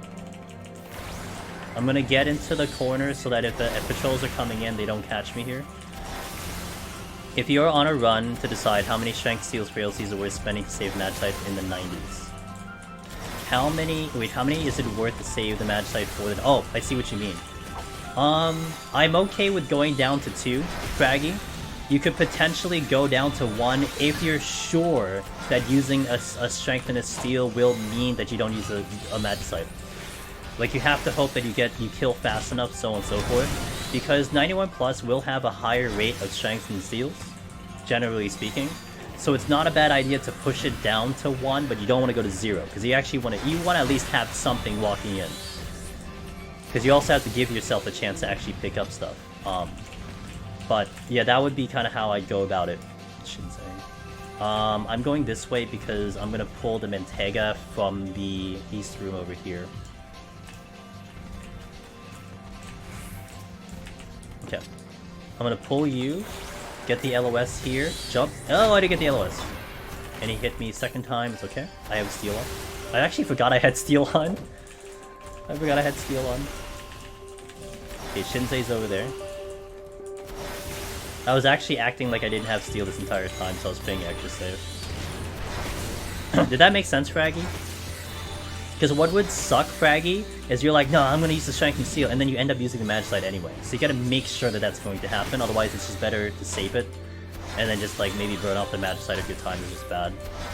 The takeaway here though, right now, it's the speed of my pulls. We haven't gotten too much. I mean, we did the Petrify earlier to take care of the bad debuff floor, but it's the speed of the pulls that's going to be advantageous for me. Because you want to make sure that you're not wasting too much time waiting around. And I'm already planning what my next potential pull is, which is a Gozu in the north room, which we're going to pull right now. And I could pull the Mantega there as well. Now it's 3 GCDs, 2, getting close, 3. I had sprint on, so we're okay there. Okay, gonna wait for Hex coming in. And this was the benefit, by the way, that I held on to the steal. I did not steal in the previous floor because it was unnecessary. Now we used it here. And now we're getting a lot of mileage out of this one. Now Gozu's gonna do a lot of autos, maybe about 3 or 4 autos in a row before he gets his next ability. It's okay, because we'll be able to heal through it. Should be a Conal first. That's 4? Yeah, it's 4 autos. Okay, we're out. Let's go. Please don't use a non-Odin Magicite for the boss. Yes, if you use the non-Odin for this boss, for Onra, you'll deal like 6% damage. It's not great. How many floors would you like the next day? 100. 100 would be the sweet spot. I'm not gonna protest if it's more. If it's like 300 floors, I'm not gonna like, you know, delete my channel or something. I'll deal with it, but I would prefer 300.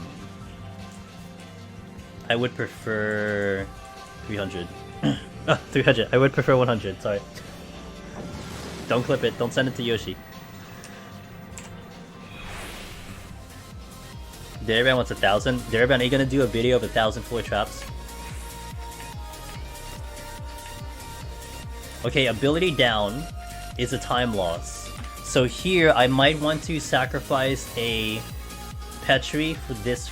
No, actually, we might be okay. Let's just start pulling, shall we? Let's just start pulling. Pull. We have a lot of good pulls here, so let's just start moving. We have a lot of time. We're at 35 minutes at 86. It's really good on time. No one's raiding, don't worry about it. Enjoy my trap film. Your trap film. Playing in theaters. Maybe it earns more money than the Morbius did this weekend. Who knows? I don't have steel. Imagine unlimited floors with scaling going up. random bosses. I would like that as long as it's okay, as long as it's like fair.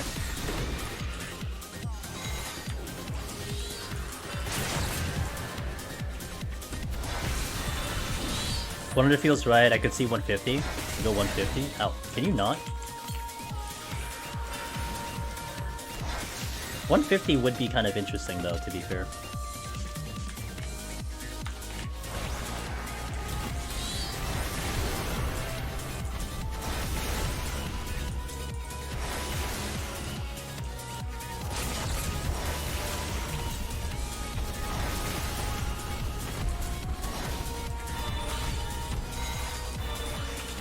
I just want the server, not the DC. Also fair. Are you DCing, Shinano?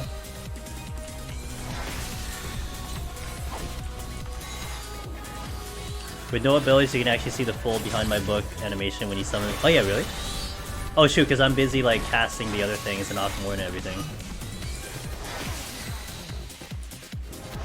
I like how I punch, I face like slap my book just to cast Ruin. Does that work IRL too? Can I just take the book and just like face palm my book and it shoots Ruin? Intuition.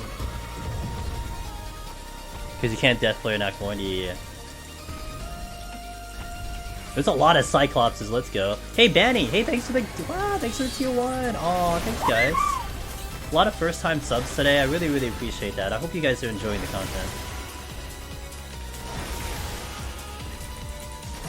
Have a lot of good pulls here. This is totally gonna save us you know, a floor wipe or something. But I really will want to think about using a flight again. So let's discuss what I had done in 671 plus. Okay, if you're kind of skipping through the video, you just got here or something.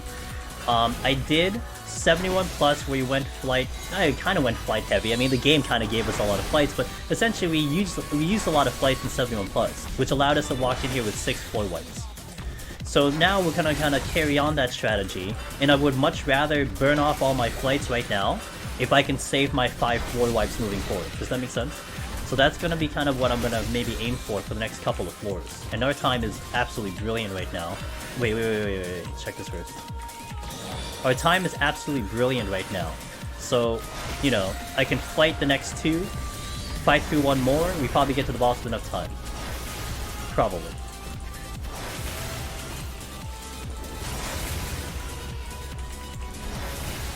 So like there's like a kind of a halfway point that I suggest people to Druida, do it quick.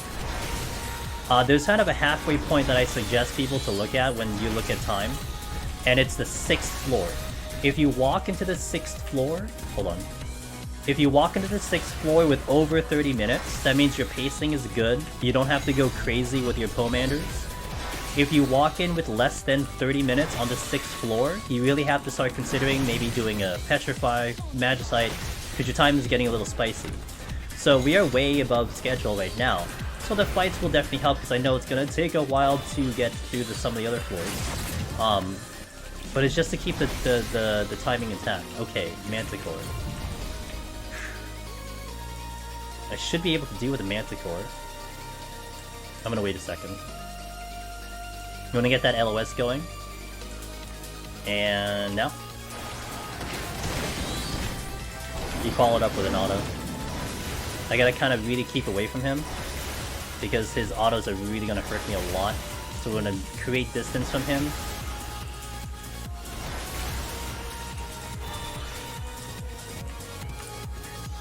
Oh, nice pull, let's go. So what does he put? 100, 150, 200, and oh, less than 100. Less than 100. No, I don't want less than 100. I want 100. No 300. Yeah, what happened to 300? Okay, 1 second. Now he gets a damage down, so he's a much easier enemy to deal with now. He won't be as deadly, but Manticores are pretty good. As long as you survive the first pull, these are really fun to fight, because they're not going to be too dangerous at all.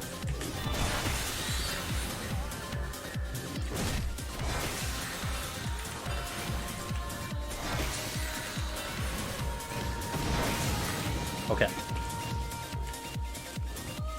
I am recording, thank you for that. Enko, we do not want an Enko. I'm gonna wait for it to move though, because I don't know when it's last time it moves. Oh, there it is. Let's actually skip. I gotta find the exit first too. Okay. They don't know where the exit is. Oh, hey, you're right here. Butchered.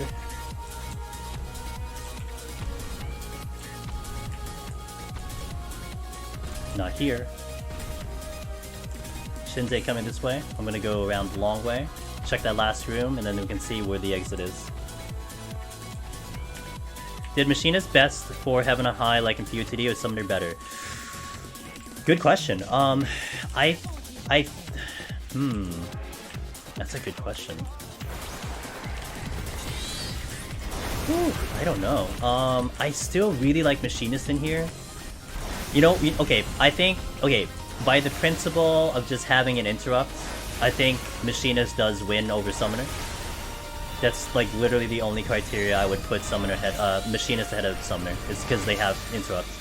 I think they're really, really equal in terms of damage and the way you can get through the floors. But having an interrupt is kind of a big deal, you know? So I would put Machinist a little bit above Summoner, but man, if you're just not liking Summoner, if you're just not liking Machinist, but you want to have what feels like Machinist with the kiting and the damage, Summoner is going to satisfy that craving, 100%. But it just sucks to get like a Mimic, you know? Mimics really suck. Hold on, I'm gonna respect this for a second. Well, there's the exit, I found it.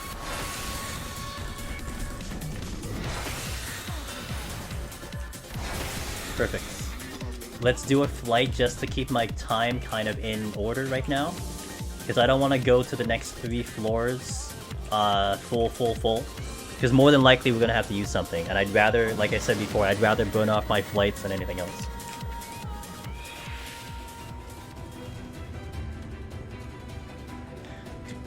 Ooh. Okay, but I have sprints, so that makes it rather interesting. Ah! No. Not the Gloom. Sprint is tempting, but not the Gloom.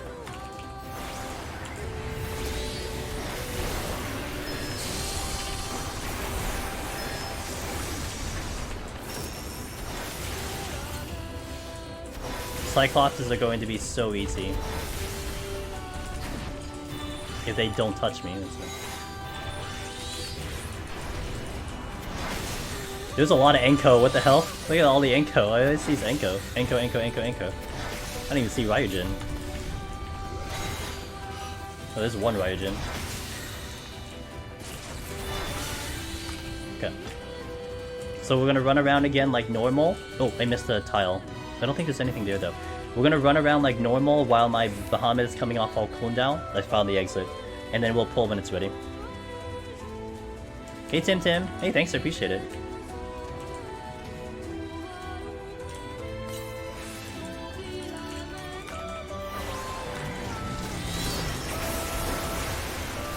Okay, we're gonna run around, see what else is here, if there's any more chests I can poke.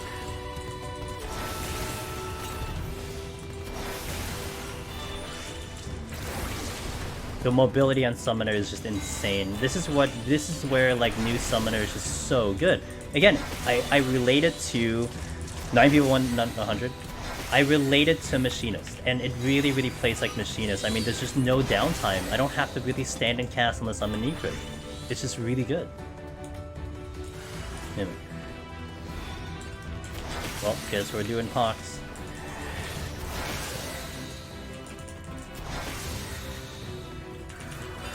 Let's see if I can get Stagger working. It's gonna be really tricky, but we'll try. I got hit there. Oh, not good. Okay, got that one. Oh crap! That's why Stagger doesn't work. Because I don't know where I'm going. Oh, I'm right on top of it. Give me a second.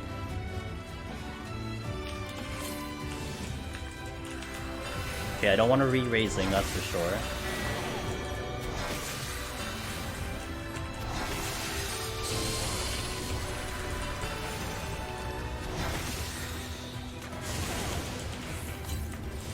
Tried to get through that, but I actually would have had it if I didn't if it didn't have a goddamn Manticore off my butt.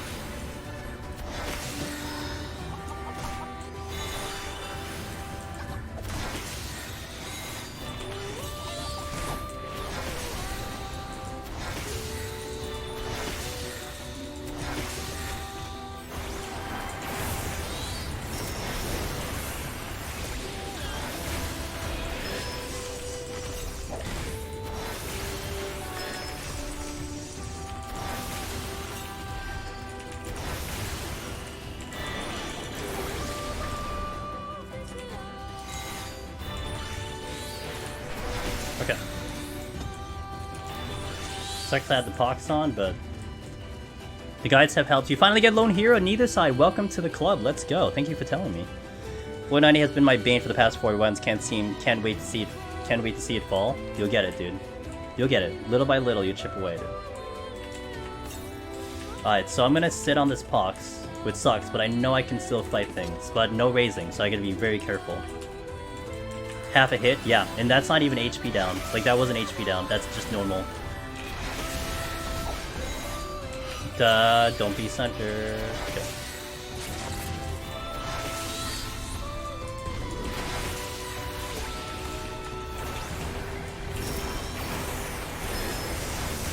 So I had that mimic. It feels bad that I just was not focused on anything around me. So the Manticore, as always, by the way, I always die to Manticores, and once again I died to a Manticore.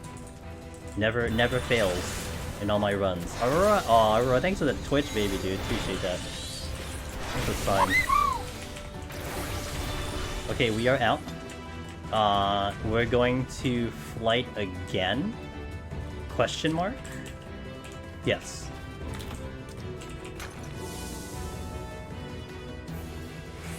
Affluence. So here I'm going to use an Affluence. We are 2 Petri, 1 Strength, 1 Flight, 1 Witching, 1 Frailty. So there's a lot of things I'm missing. So we're going to use an Affluence here.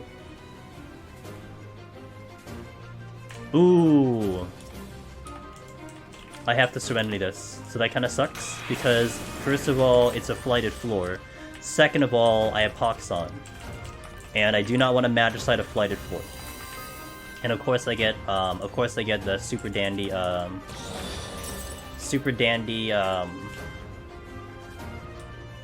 no items on an Affluence floor, so I always love that for me.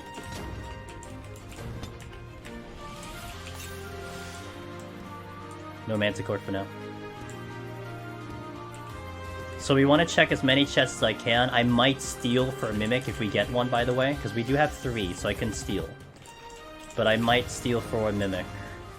This is a little bad. I don't like this positioning, so I'm gonna wait a bit. I'm gonna wait for them to move. Like, I could potentially get in between them, but I'm worried about that trap. So I'm just gonna play it a little safe for now. Time is not bad. We should, hopefully, if we get off of this floor fast enough, I can still fight through the 8-9 and then get to the boss with enough time. I probably need about 8-9 minutes for the boss, with the frailties and strengths that we have on, so...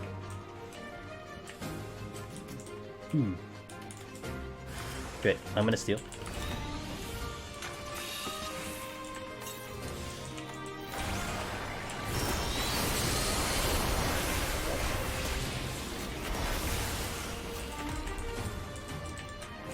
Can't see shit.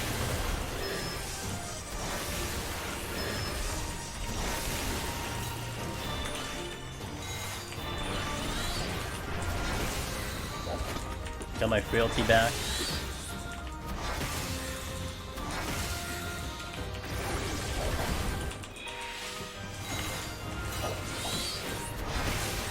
Honestly, if I had the raising still on, I would still fight it without steel, but because the raising's down and I'm not re-upping it, that's one reason why I've decided to use the steel. Oh. I'm gonna Fortune Magicite here.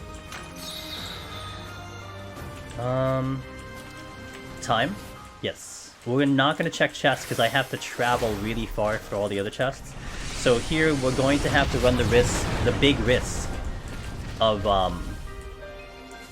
the bigger risk of having more mimics show up. So now I definitely don't regret having the steel on. But now we're gonna check the chest, but run a risk of mimics.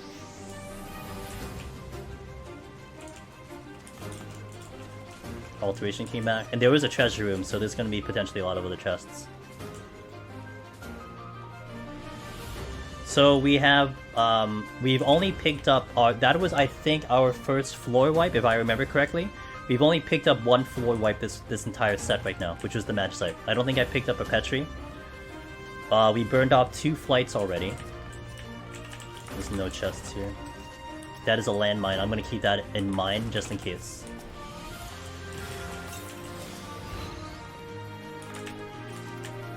Three potsherds, let's go.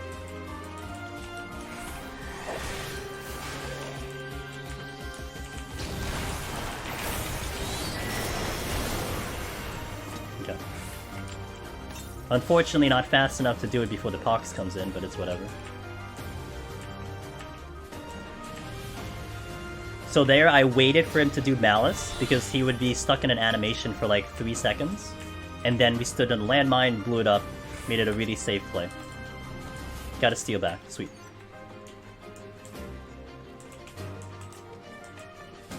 So the steal was extremely useful there, because I got it back, but it doesn't seem like we got any drops though. Steel and Strength came back really good. Okay, so the next floor, we have 18 minutes. We'll do it straight. We do have a steal going in, so it's good. I'm not complaining, I got 3 potsherds. I got 3 potsherds out of that treasure room, so I'm not gonna complain. Make it 4 potsherds, let's go. Yo, potsherds galore. I'm not complaining about the potsherds, we can keep going. I did hear a debuff here. Okay, not bad, we can manage those. Let's start pulling, let's start killing with the steal on. Here I want to be a little bit precise about what I pull. So we want to pull out the harder enemies first, and then leave the easier ones alive. So this would definitely designate as a harder enemy right now. I'm going to LOS its poison when it comes out.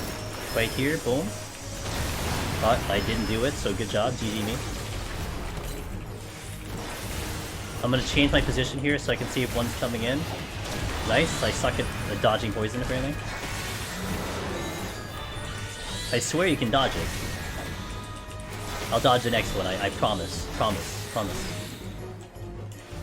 There we go.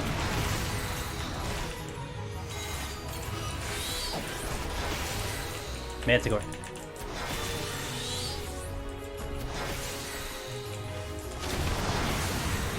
Okay. More potsherds. Well, I'm technically not really needing to do Astro here. I need the potsherds and Palace, that's for sure. Intuition? Yeah, let's use it. I tried and failed a lot of times. Hello, yeah, it's not the best, but you know, it's doable. Manticores I know I can do. Wow, that's a lot of Manticores, okay. Alright, game, I see it. I heard he died to a Manticore. Here's, let's have more Manticore. Okay, let's do another Gubu, because it doesn't look like anything's coming right now.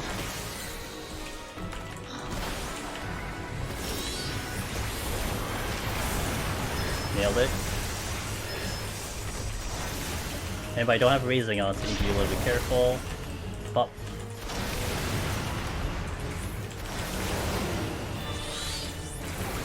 I gotta be away from this thing. Oh, bad, because I was away from it.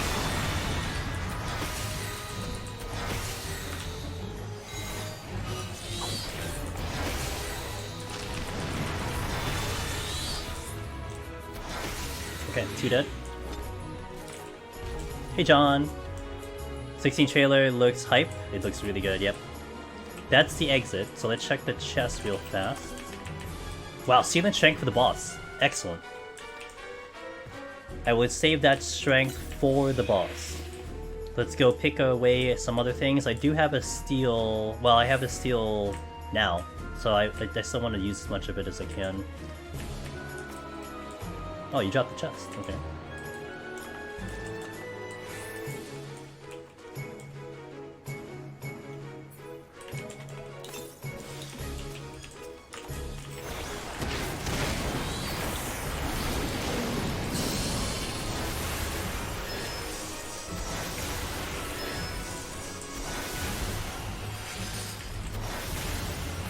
Manticore pulled. The Comet is still in Narnia apparently. 6k crit with Steel on.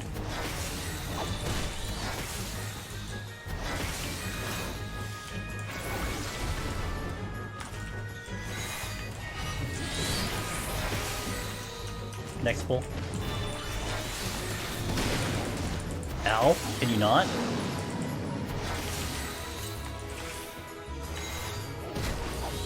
Can you not in Steel, please?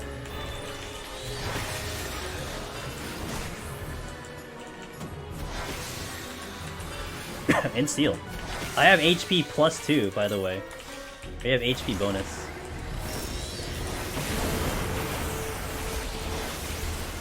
I did see a drop. I've had 2 chests drop without a fortune up. So it's always interesting when that happens, that's for sure.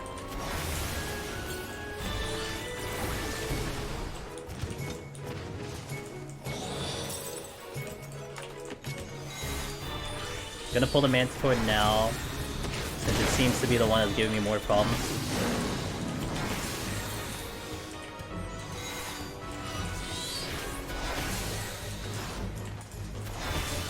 Remember, no raising, so it kind of does change my brain a little bit of how I want to handle some of these enemies. 8 seconds on my steel and 12 seconds on its buff. So I'm gonna run sprints here, so I can stay away from this. I'm gonna shield up just in case. I'm gonna just run away from it until it gets to the until it gets to its damage down. Okay, there it is. So I can now come at it.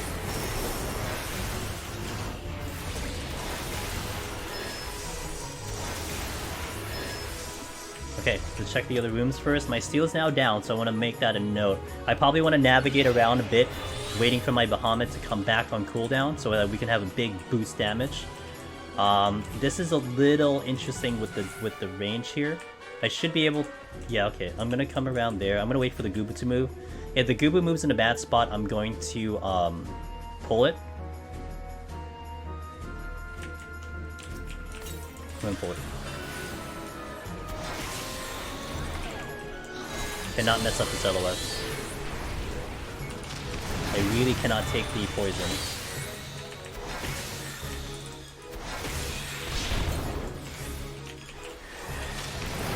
Being extra careful here.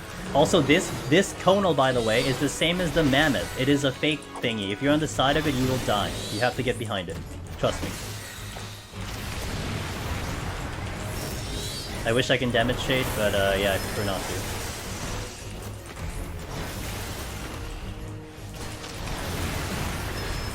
Okay, I'm gonna get to the other room fast. Hopefully this Enko will not move again. He is, but he didn't move in my position. Okay, so we have 2 Koki left. And a chest, which I do want to check. Oh. Alright, we'll just pull the Koki now.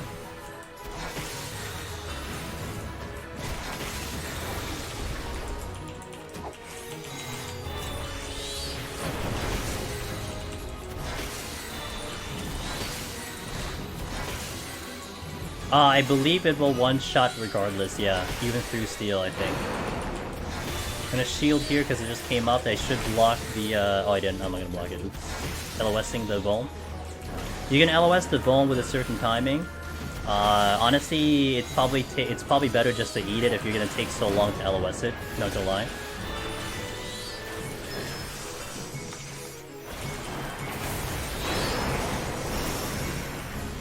Okay, we'll check the chest. Intuition, off to the exit. We should have more than enough time for the boss. Our time should be very good, and I'm about to lose the pox, so that's good. We get to open with a strength steel, that's kind of nice though. I should have killed all the manticores, so there should be none floating around. I know there was 2 enemies in the exit, and then there's an Enko in this middle room with the steel and the strength.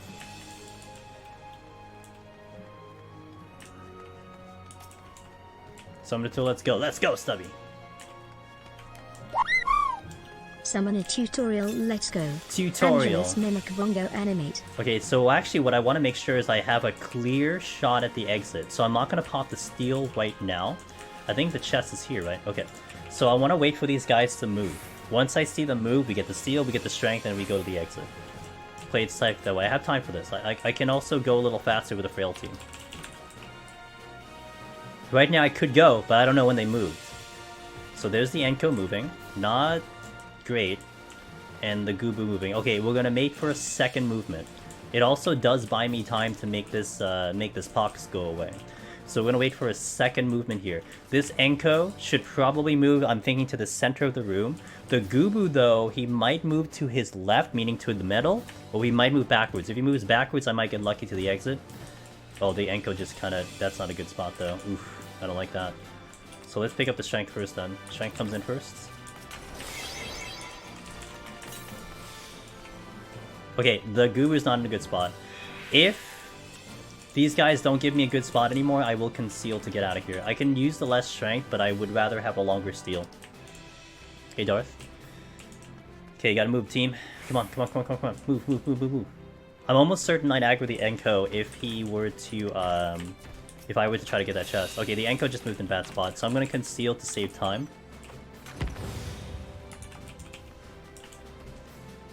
Yeah, this would have been really tricky. I could have, like, maybe gone along the right side, but it's okay. I still have 2 safeties and 1 conceal, so it's not too bad.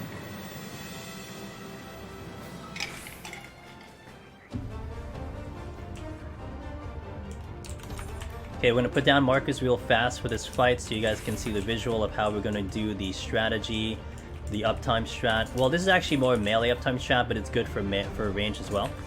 Let's go. The first part of this fight is going to be very simple.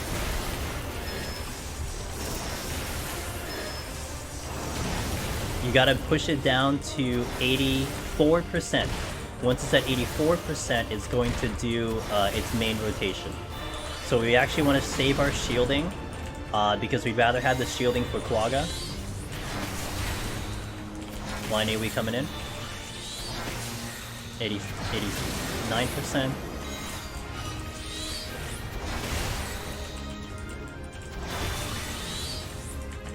Okay, we're gonna get into position on A. A little closer here.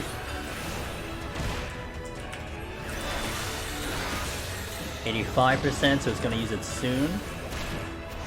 This is a melee strat, but again, it's kind of nice for range as well. We position it that way, then we go behind as it's casting. I didn't do my shield, I forgot.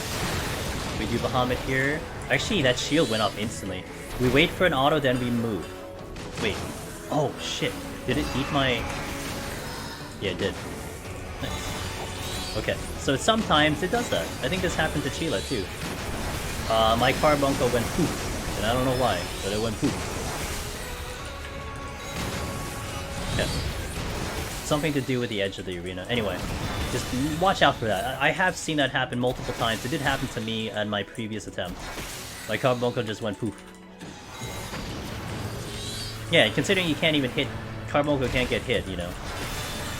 It's like I think with the way we are on the wall, that's why it happened. So hopefully it doesn't happen again, but we'll definitely pay attention to that. I didn't take the damage. I didn't even get the damage from Bahamut. Okay, going behind.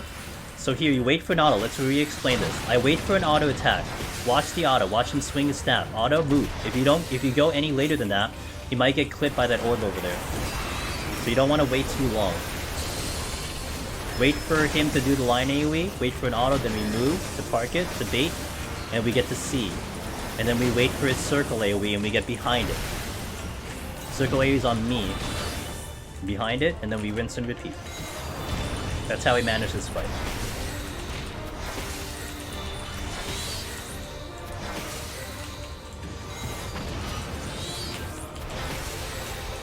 Getting it back to A. Actually, time should be okay, right? Should be okay on time? I'm actually not sure. Getting behind. Keep missing the shield. Auto, move. Waiting on this corner right over here. Wait for the auto. Line AoE, moving in. See, we're right on the edge of the wall. If you're on the wall, you're okay. If you're a little bit off the wall, you might cause a lot of problems.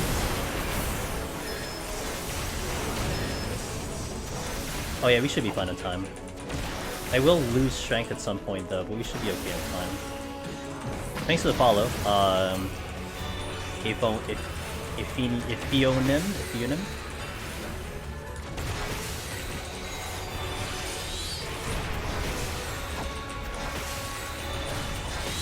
Getting behind him. And Vayne, thanks for follow up, man. Okay, auto. Wait for the auto. Look for his auto attack. Auto attack move.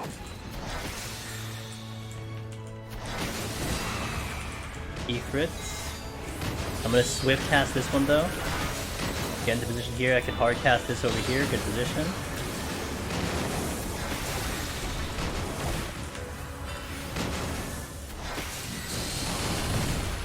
good. Rinse and repeat.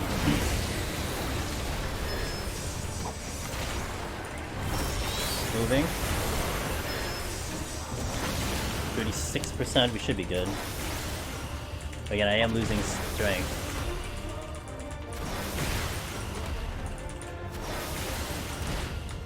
Garuda. Get behind in a second. Get the shield up now. Wait for the auto attack, auto attack, auto attack. There it is. Move. Okay, in position.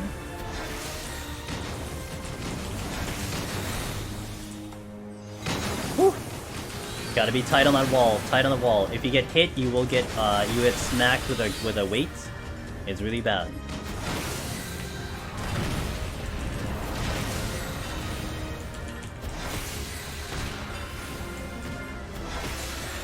So don't greed that at all. Don't greed it at all.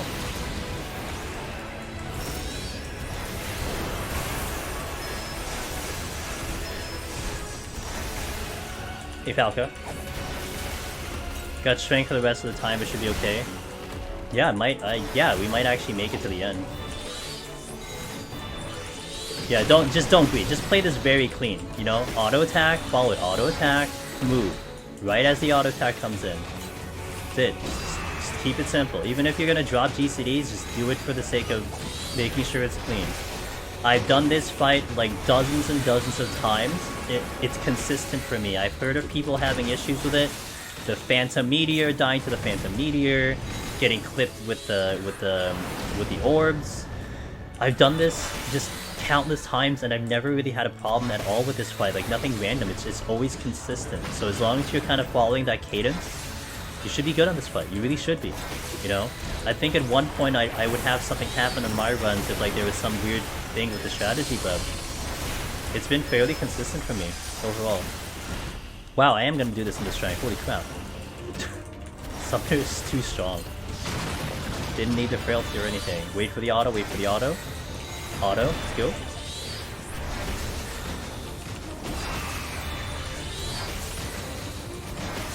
Wait for the auto, move.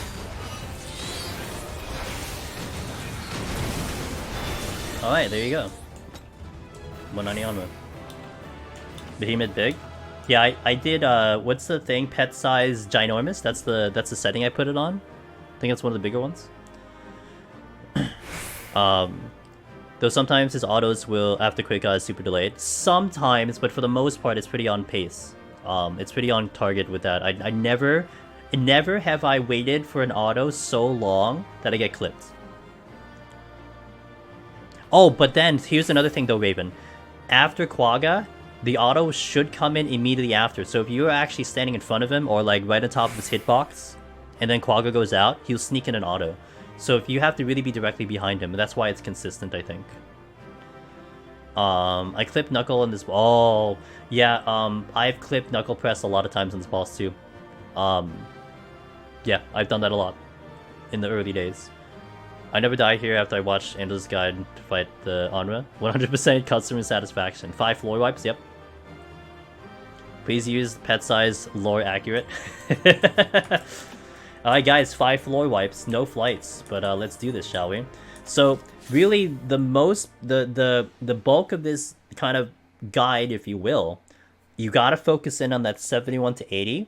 You gotta focus in on the 81 to 90. Correct me if I'm wrong, all we picked up was a Magicite. We walked in with like, what, 2 flights? We used them all. We had 3 Magicites, 3 Petries. I used the Petri. I used the Magicite because I got a free one. So if anything, worst case here would have been, I probably would have walked in with 4 wipes if I didn't pick one up. So we didn't get like a magical amount of Poemanders this time. Like nothing really came in too strong. Like I've had that happen before. So the success of the next set is totally on how we managed 81, but it also was a snowball effect in what happened in 71. Because we got out of 71 with amazing palms, we moved super fast. We got there with 3 flights and Petries and Magicites. Actually, was it 3? I think it was 2. It aided 81 becoming better, which now makes 91 becoming better. So definitely take a look at that. But hey, we still got to get through. Things are still going to be dangerous here. We have to get through 4 floors. Because 5 of them are wiped out. So this will now be about how I manage how the game gives me with the debuffs, so on and so forth, how we plan these floor wipes, and we'll talk it over as we go through it. But we'll go right into the next step. Let's do it. Food up. I have a raising, which we held on to. Let's hold on to it as long as possible.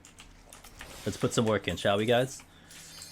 Time to finish this out. Let's finish this guide up. Raising a re... Intuition, love it. Gozu.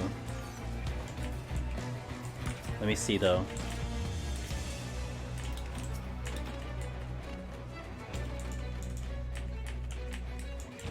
White mage. White mage. Gonna strength here now. I'm gonna hope I can kill this white mage before the Gozu comes in.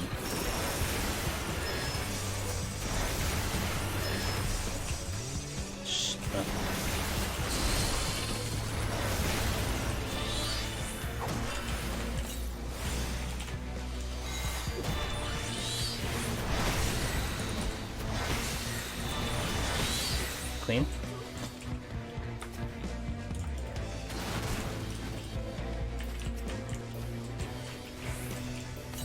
Okay, there's the Gozu. I'm actually gonna wait a second. I'm gonna respect this Gozu first. I'm gonna let him go. We'll kill the white mage, and then we're probably gonna hunt him down after. Whew. He smelled me on the other side. I'm gonna try Z. I'm gonna try. Good song to start the finale? Yeah, it's a good song. So these corners are safe. We should be pretty much good here. Even though we have a very imposing Gozu. Now I'm gonna also see if there's maybe another one coming really quickly. No, okay, so let's go pull. Oh, I ran into a wall. Nice. I went to LOS and I smacked my face against the wall. Nice. So this is what we call LOSing. We use the wall. Once the white mage does his cast, we hide around the wall. We were doing it early with the Gubu, and this is kind of where we handle these white mages, so they become very trivial, very, very easy to handle.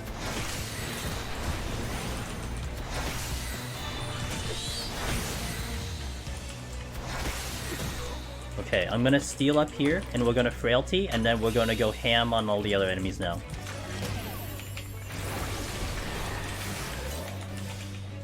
So we're gonna try to kill as much as possible with the steal and frailty. We might run into more white mages later, but we gotta work our way to there. I'm gonna hold my damage for now. Hold, because of the evasion. Let's go.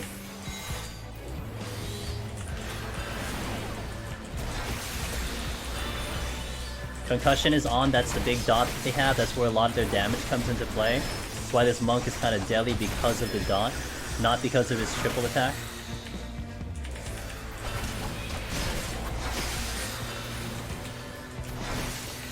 Okay.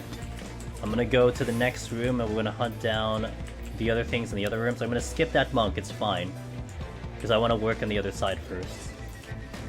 Apparently the Gozu's not here. Let's take on a warrior. Just to show you I can do a warrior in with the summoner damage. Frailty, strength, steal is on. You're gonna wait for butcher block here, kind of. If he starts pummeling me, I'm gonna sure cast. There's the butcher block. I'm gonna sure cast here. Paddle. He's gonna, oh, I guess not. I was like, he's gonna charge me. Oh, wait. Never mind, he's just dead. Let's do the monk next. Oh, Gozu, actually. I wanted to hunt down the Gozu. Specifically, I wanted to go for the Gozu. So we're gonna shield up here. Potion. Full. Rush.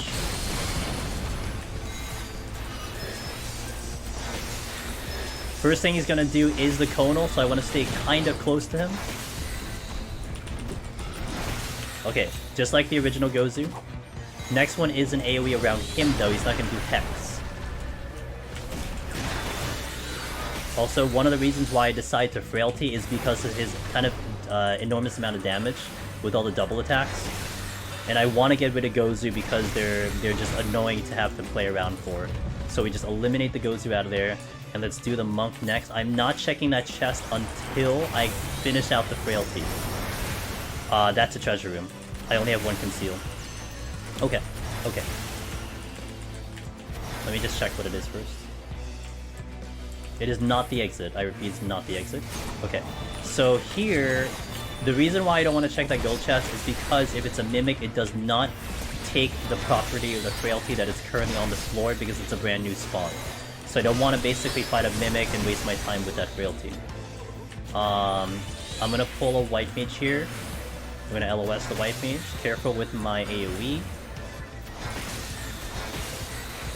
Getting the AoE, getting the line of sight here good. Oh, I don't think that's a good... Well, that should be good. Okay, we're good.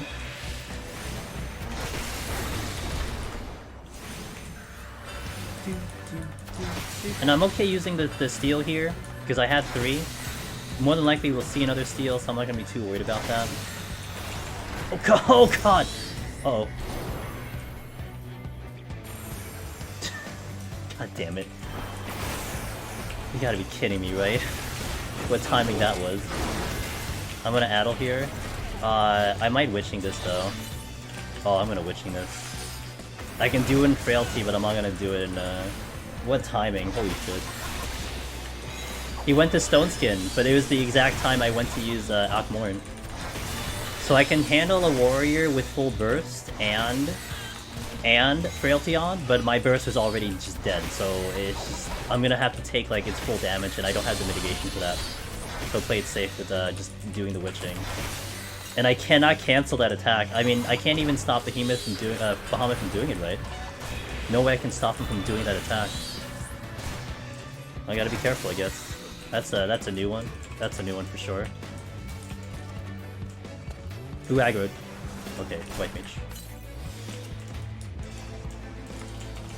Don't big brain me, white mage. Okay.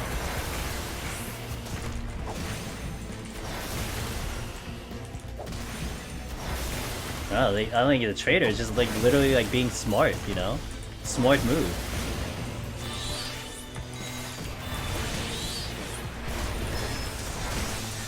Oh. Big kill floor. Monk is there. Is there another white mage? No.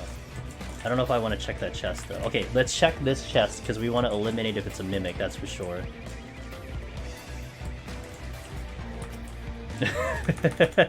It's Summoner. Welcome to Summoner. Okay, got that. So let's go in. Monk. Okay, there is a monk. So actually I want to do the monk first because if there's a white mage left, then I'll do that white mage later.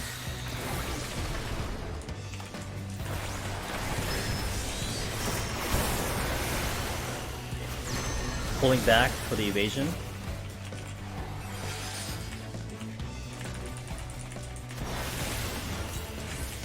Running away, running away. He has to catch up to me to do the thing. So this is where this is beneficial for Summoner right now. He has to catch up to me to even put the dot on, so he can't do anything. Off we go. Oh wait, you dropped the chest. Check it real fast. Flight came back. So now I have 3. So we have a flighted floor 92, 93, 94, Petri, 95, 96, 97. So we have 2 floors to deal with full. So what I do like to do, this is kind of a go-to strategy that I always do, is that we open with an alteration for 92, and we go with an affluence for 92 as well. If it's mimics, you might see me nuke it. If it's Corrigans, we fight through it. That's kind of the game plan I go for. Got all my safeties back, so big rooms are no problem right now.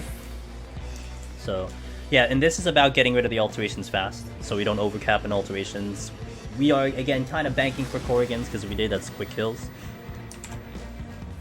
I'm always surprised no matter how many times you see it. It is. Actually, honestly, it is really surprising. Okay, so in this instance, what I would like to do is Magicite, guaranteed. So it saves us the Serenity, especially because we only have 2. But I do want to find the Altered Room as best as possible. We also want to check chest as best as possible until we get a Mimic or we get a bad aggro. Also worth noting, I mentioned in A1, someone was asking me, can you sleep a Chimera, can you sleep a Gorilla? Yep. Here, pretty much nothing sleeps. Like, I think the only thing I could sleep here is a Kyozo, but it's the exact opposite of the previous set. Okay, unfortunately, I do not get to the thing, so I'm just gonna have to do it now. I don't know if we had mimics or whatever, but I cannot check chests anymore.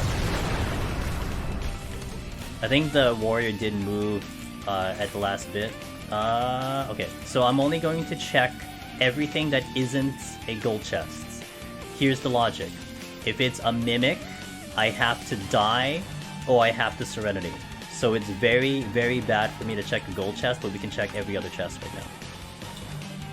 Yeah, this is really bad enchantments. Even if I had a steel running, I definitely had to Serenity this no matter what. I could not handle the mimic in this situation. Found the exit, let's just check the rooms if we can pick up another Magicite. I'm checking these chests for sure for my Imperium. I think 80s basically nothing is stunnable. That's correct. Yeah, it's like it's interesting that way. It's nothing is quite stunnable except for I think you could stun Enko's Ryujin, and I think you could stun a Gubu, I'm not sure. But here everything is pretty much stunnable except maybe the Void Knight, the Flying Demons. But I think everything else is stunnable. Okay, gold chest, but is there anything else here? 2 golds? Not risking it. Not risking it. I'd rather have the raising for this. So we got through 1 floor, we still have to do 2 more. We still have to do 2 full floors because we used one of our wipes. That's not bad. And that, again, saves you Serenity. I don't have to Serenity here. If we keep rolling bad debuffs, I'm going to keep nuking.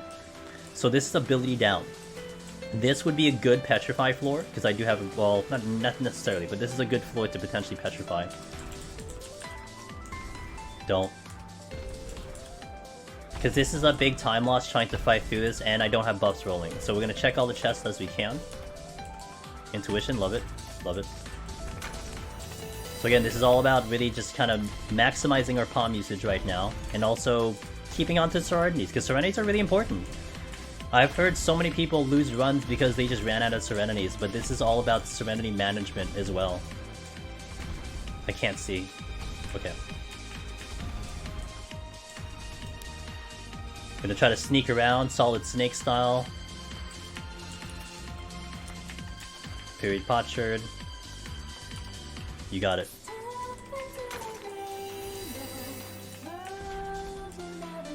Going for Necro, one of my biggest level ups was learning to fight through debuffs on high floors. So one of my biggest level ups, as you put it, Raven, was on Red Mage, trying to do a 71 plus Heaven on High Mimic with no steal. I got to figure that out. Huge prog. That saved me a massive steal that I didn't want to use, or I wanted to save for later. Huge prog. Yeah, it's a great track. Can you believe they put it in Heaven on High, man? Unreal. Holding on to my sprint here because I want it for Petri. Again, we're navigating to check the chests. This keeps it safe because if it's a mimic, boom, we blow it up. But then we don't check chests after that. But this gives me the highest chance of potentially... Oh crap, well that's the end of that. Oh, there it is. That's really the end of that. Found it. I found it, guys. Alright, I don't have I will check the last room to see if it's a silver. Hey, wow, that's actually a low kill floor, nice. Okay, let's go check the last room in case it's a silver chest, and then off we go. Right now, the game is just kind of like telling me to just keep nuking, so we might keep nuking all the way up. I'm gonna now get another alteration out though. 84 is a floor that I consider one of the worst floors because the options are pretty bad. So what I might try to do, depending if we get Corrigans or not, I'm out of here. I'm not gonna stay. If we get Corrigans, I'm gonna fight. If we don't, I'm gonna nuke it again. But if we get Corrigans, I might decide to Strength Steel, Flight for 95, and carry the Strength Steel for 84 and 85, and then get to 86 and then see what we have after that.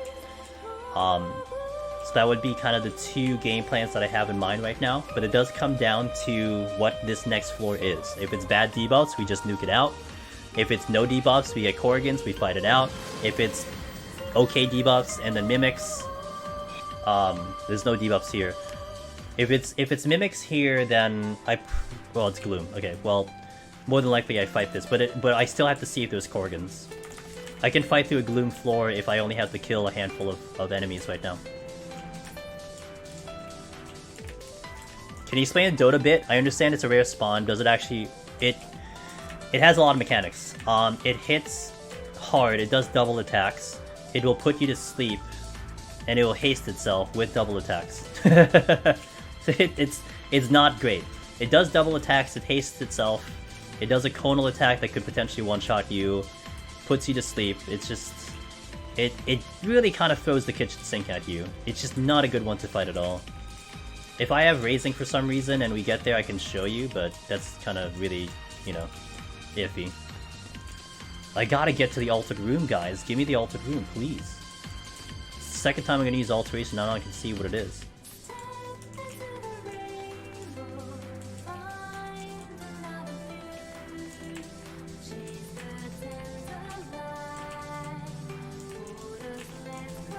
I can't see, man.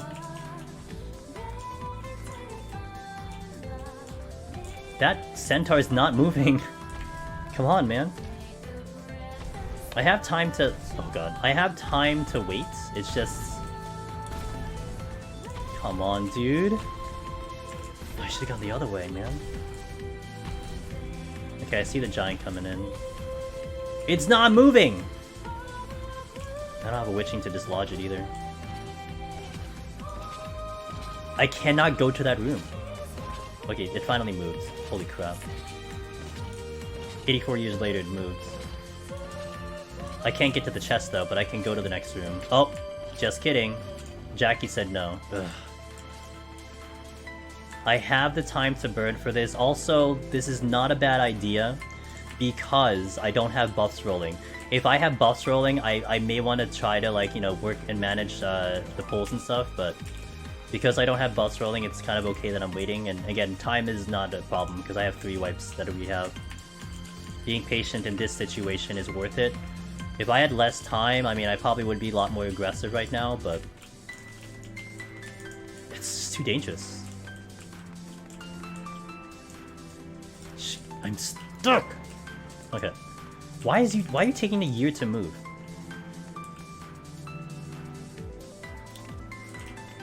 How exactly is Dullahan's sight? Dude, I don't know, man. He probably sees through its armor or something. How it's even walking straight is a bigger question too.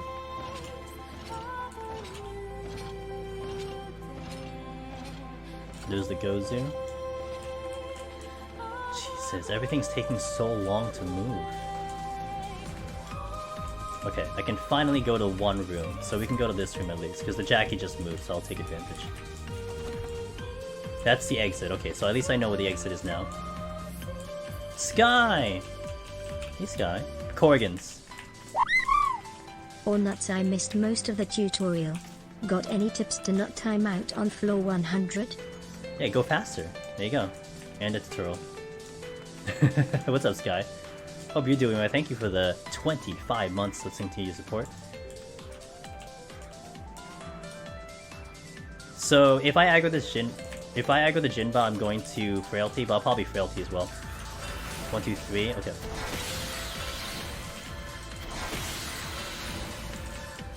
Okay, so we go Plan B. This is actually Plan B.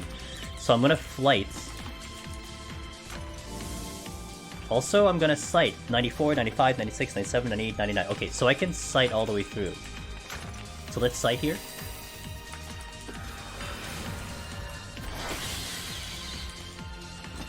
Strength.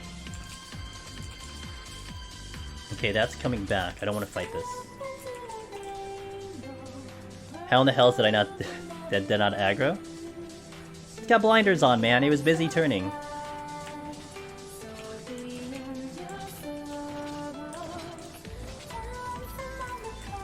I'm gonna be fighting Jinba now. We're gonna Frailty, Strength, and Steel, and we're gonna fight Jinba. Basically gonna clear my way through. I'm gonna ignore the chest that I wasn't able to get to, and then we'll just fight. Jinba are not great to fight, but in Frailty it's not too bad.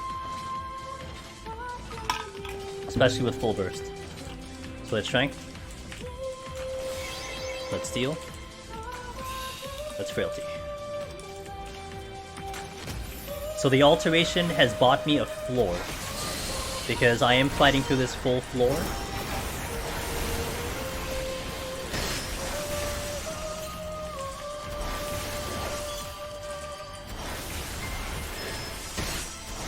I did say they're not too bad, right? I didn't mention that? Okay.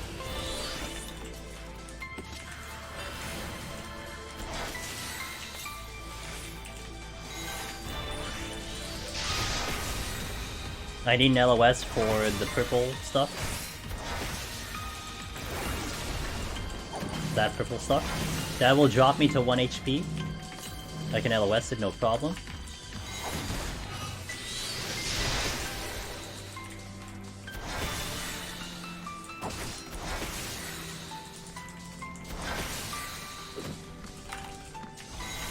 Oh shit!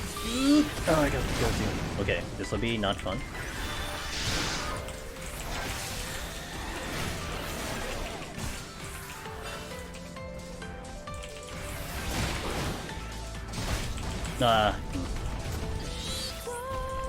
I'm gonna re-strength and steel. I didn't see the Gozu. I'm gonna wait for my weakness though. Yep. Alright, see ya, Bowie. Appreciate it. Sucks I had lost the strength and steel, but we'll still be okay with that. So now I gotta play extra careful. I went into the door. I didn't see it. I should have been paying attention to the door. Feels bad. I've been here a long time, so I gotta be careful for a potential trap. If I aggro again, I might... Ugh, that's gonna be tough. I don't want to panic use something here. You gotta make it interesting, right? Waiting for the weakness to go out. So it does kind of change my pull now. I was trying to do the Jackie without going blast with the Bahamut and stuff. So now I'm gonna open with the full burst on Jackie. And maybe try to see if I can pull the Jackie from the other room.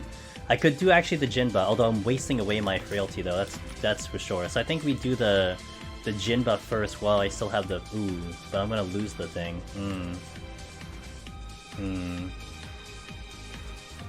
I hope the new D dungeon has an open layout and higher floor sim with the Palace of Dead.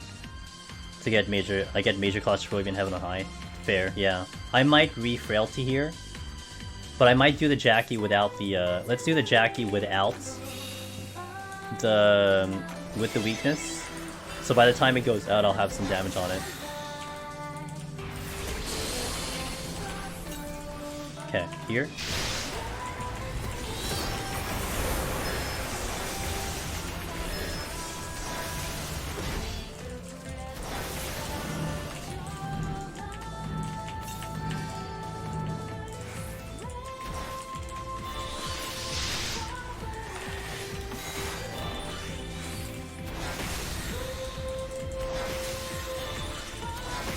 Taking extra care of that room.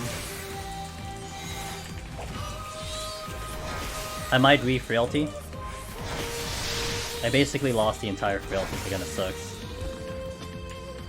I could actually pull the Jackie without it, so let me try to pull the Jackie in this other room without my frailty. And then if I need to do another pull, I'll do a frailty, but I hope I can get out without it. Make sure I have an LOS as well.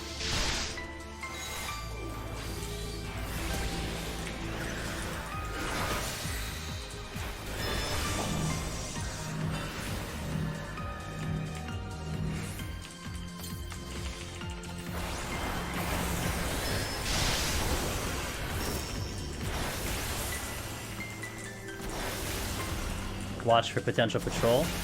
We're good.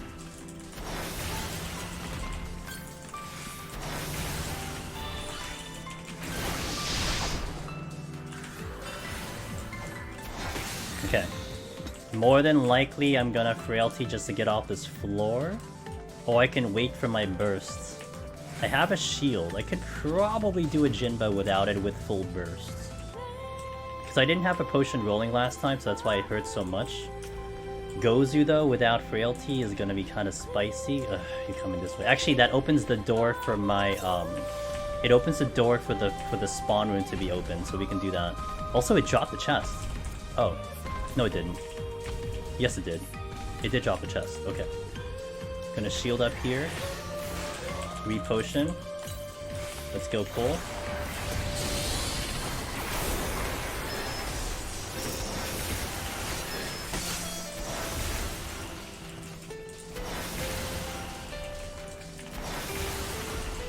Okay, this wasn't so bad with full bursts.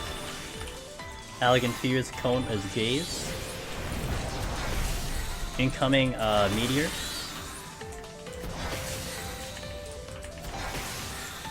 Meteor's position where I was standing. I'm gonna LOS just in case though. Okay, we're out. Good, I can save that frailty. Okay, now do I check that chest that apparently dropped and I didn't see it? I think the question... Wait, didn't I check it? Oh, I didn't check it. I'm gonna check that chest, because I can handle a Mimic if it shows up. I have full burst too. Gives me a chance to wait for this Jinba to move as well, because he's not in a great spot.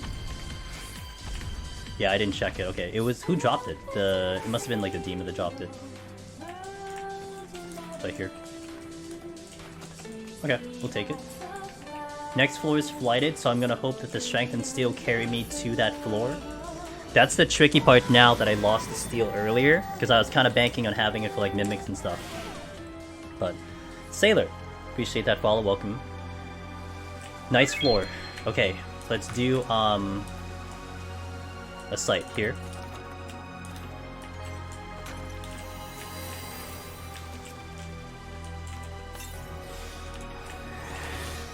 Jackie.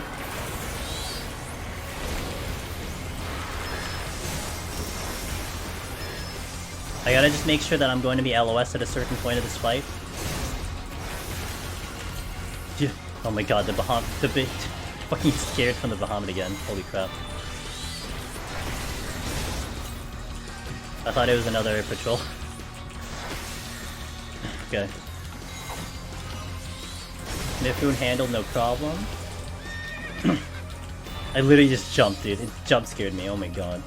Okay, Jackie's here. I gotta make sure I kind of don't wait too long for pulls. But I do want to get the chest as well to see if they're mimics and fight them in Strength Steel versus anything else. Intuition, love it. I'm gonna get closer to the exit first.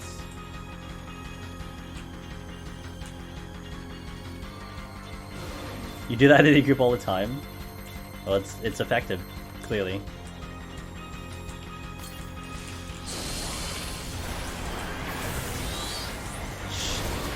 Okay, we're good. I know there's no patrol at least.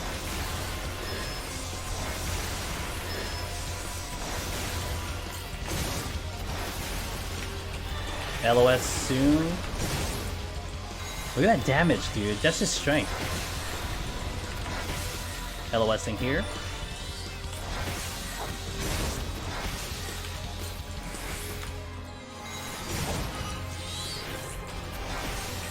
Okay. Checking the chest while I still have the steel on. Bahamut tiny. Mine's as big as possible. Jackie's looking at the chest, so I'm gonna go to the next room. We just have Jackies. It's just Jackie, Mifun, and a freaking centaur. Just don't aggro both itself. Intuition, love it. I have 2 chests here. The only good thing I got was a sight. Okay, so let's go pick on a Jackie now. I have a... Oh, I didn't get the chest. Oh, I forgot. Okay. I gotta make sure I have an LOS here in a sec. I'm gonna circle back this way so I have an LOS. Need to have an LOS with a purple right there.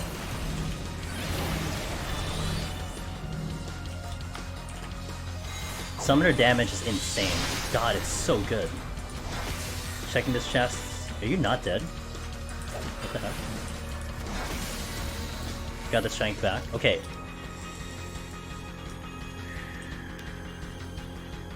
So let's nuke all the way up. Let's do another alteration. But we're probably gonna nuke all the way up. But I still have to do one more floor. So 96 is nuke, 7 is nuke, 8 is nuke, and then 9.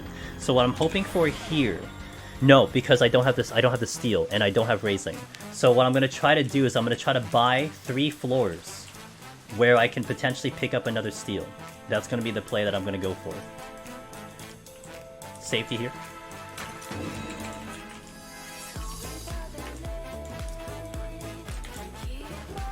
Well, let's see into that.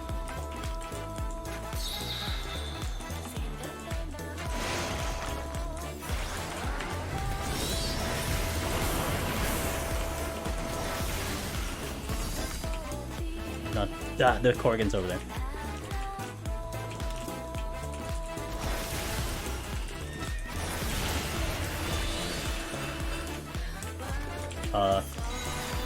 Buttons are hard.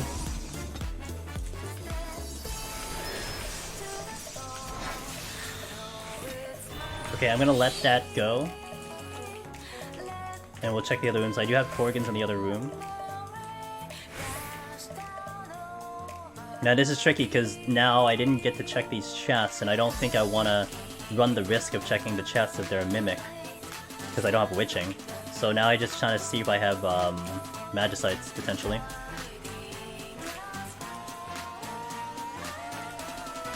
So yeah, so the play here is to buy me 2 more floors now to get a steal.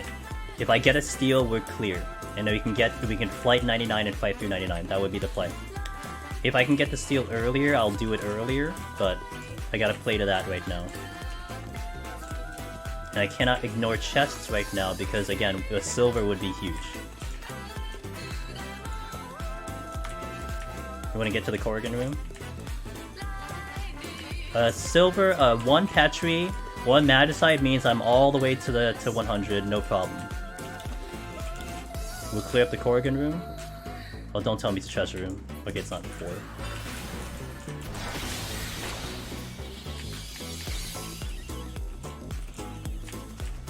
Ah, it's too risky. It's too risky. Sucks. It sucks I didn't get there first, because I probably would have gotten those chests too, but it's too risky because I do not have a lot of confidence nuking down a Mimic without steal right now. So we're just going to proceed to the next floor. A lot of chests left on the ground, but could end the run because I don't have the raising. 2 machinists, 2 summoners, that sounds like it's really fast. Okay, so let's do, I guess, another safety here. At least I don't have to worry too much about a conceal. Straight line. Interesting. Well, I have to match site here, so let's just kind of go. Wait, safety. Also, we'll do a fortune. I don't really need you know what? I should save the conceal because we could get a treasure room top of an exit for 99. Eki, thanks for the follow, welcome in. I am 5 away from 12,000 followers, guys. I really appreciate all your support. That's pretty sick. Okay, waiting. Is that a treasure room? That looks like a treasure room out there. I see way too many enemies in the next room. I'm counting 5 in the next room. Neither side, appreciate that. Okay.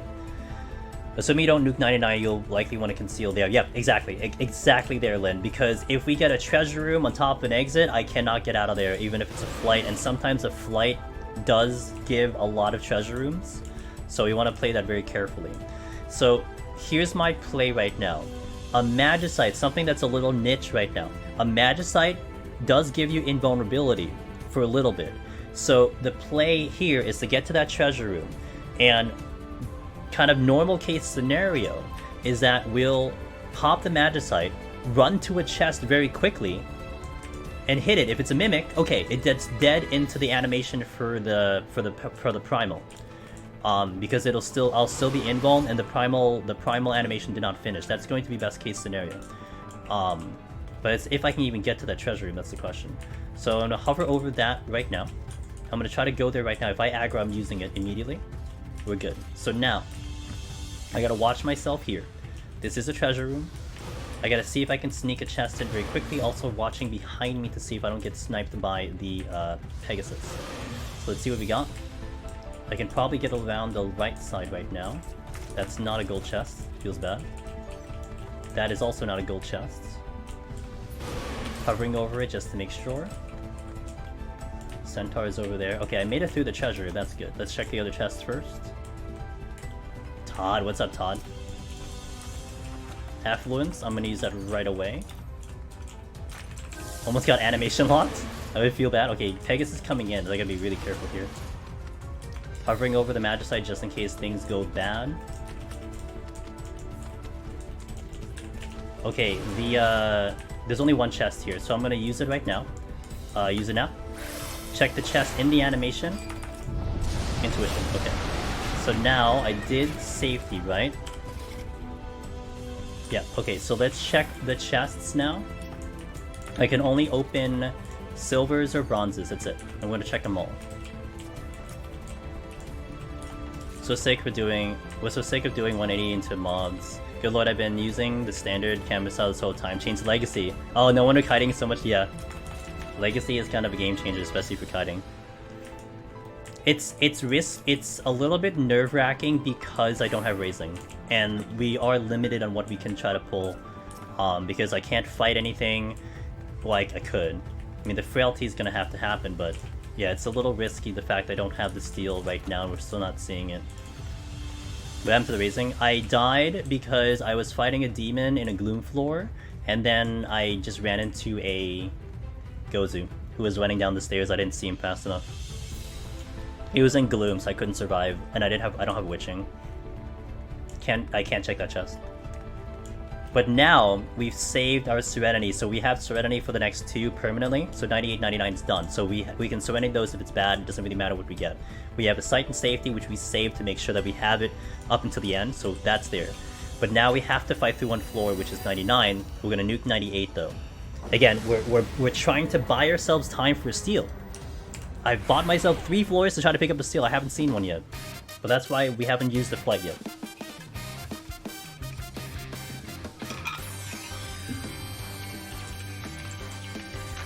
Okay, Serenity here. Safety's out of the way now. Fortune. But we're not gonna Magicite it. We're gonna check these chests. I'm gonna hover over the Magicite. Now again, the only thing I can pick up really is a silver or bronze, but it's still worth the Magicite Fortune here. We pick up a steel, we are solid. We pick up a Petrify, game's over. Alteration. Well, I don't know if I want to do. Well, I could do an alteration. Let's do an alter. Let's set up the next floor. Hold on, before I get animation locked here. Flight. Alteration flight is good. Okay, let's navigate. Kyoza. I see another gold over there. These are 2 proximity enemies next to me. The Flying Demon is proximity, and the Mifune's proximity. And that's the end of that. I don't know if I can get any further. There's another chest I can get to. I will take the pox. We'll take the pox because I can purity. I am on a limited time though.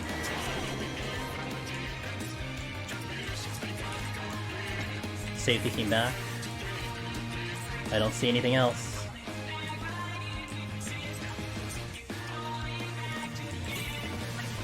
I'm going. I didn't see anything else. Gold chest dropped.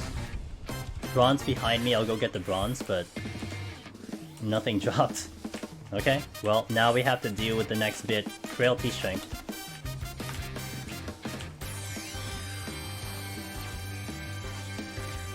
Yeah, it's pretty trash tier Fortune. Now time is not an issue, like we have no problem with time. That's good. Did it though?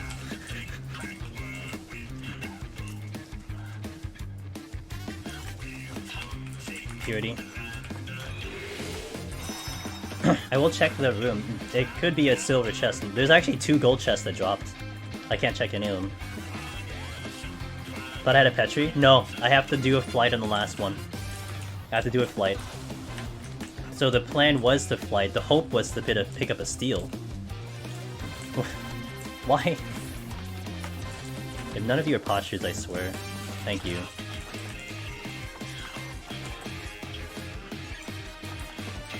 I got 3 at least. Okay.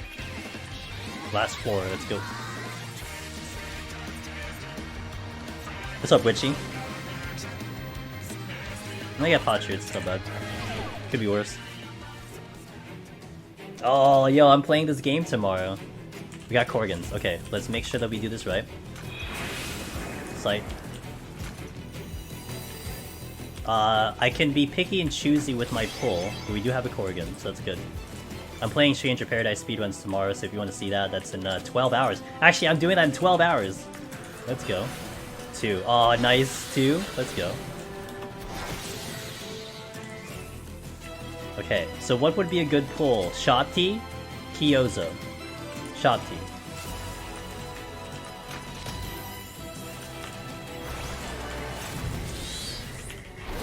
Watch my lateral. Do not go in a straight line. I didn't know where he was walking. So I just gotta make it interesting, that's all.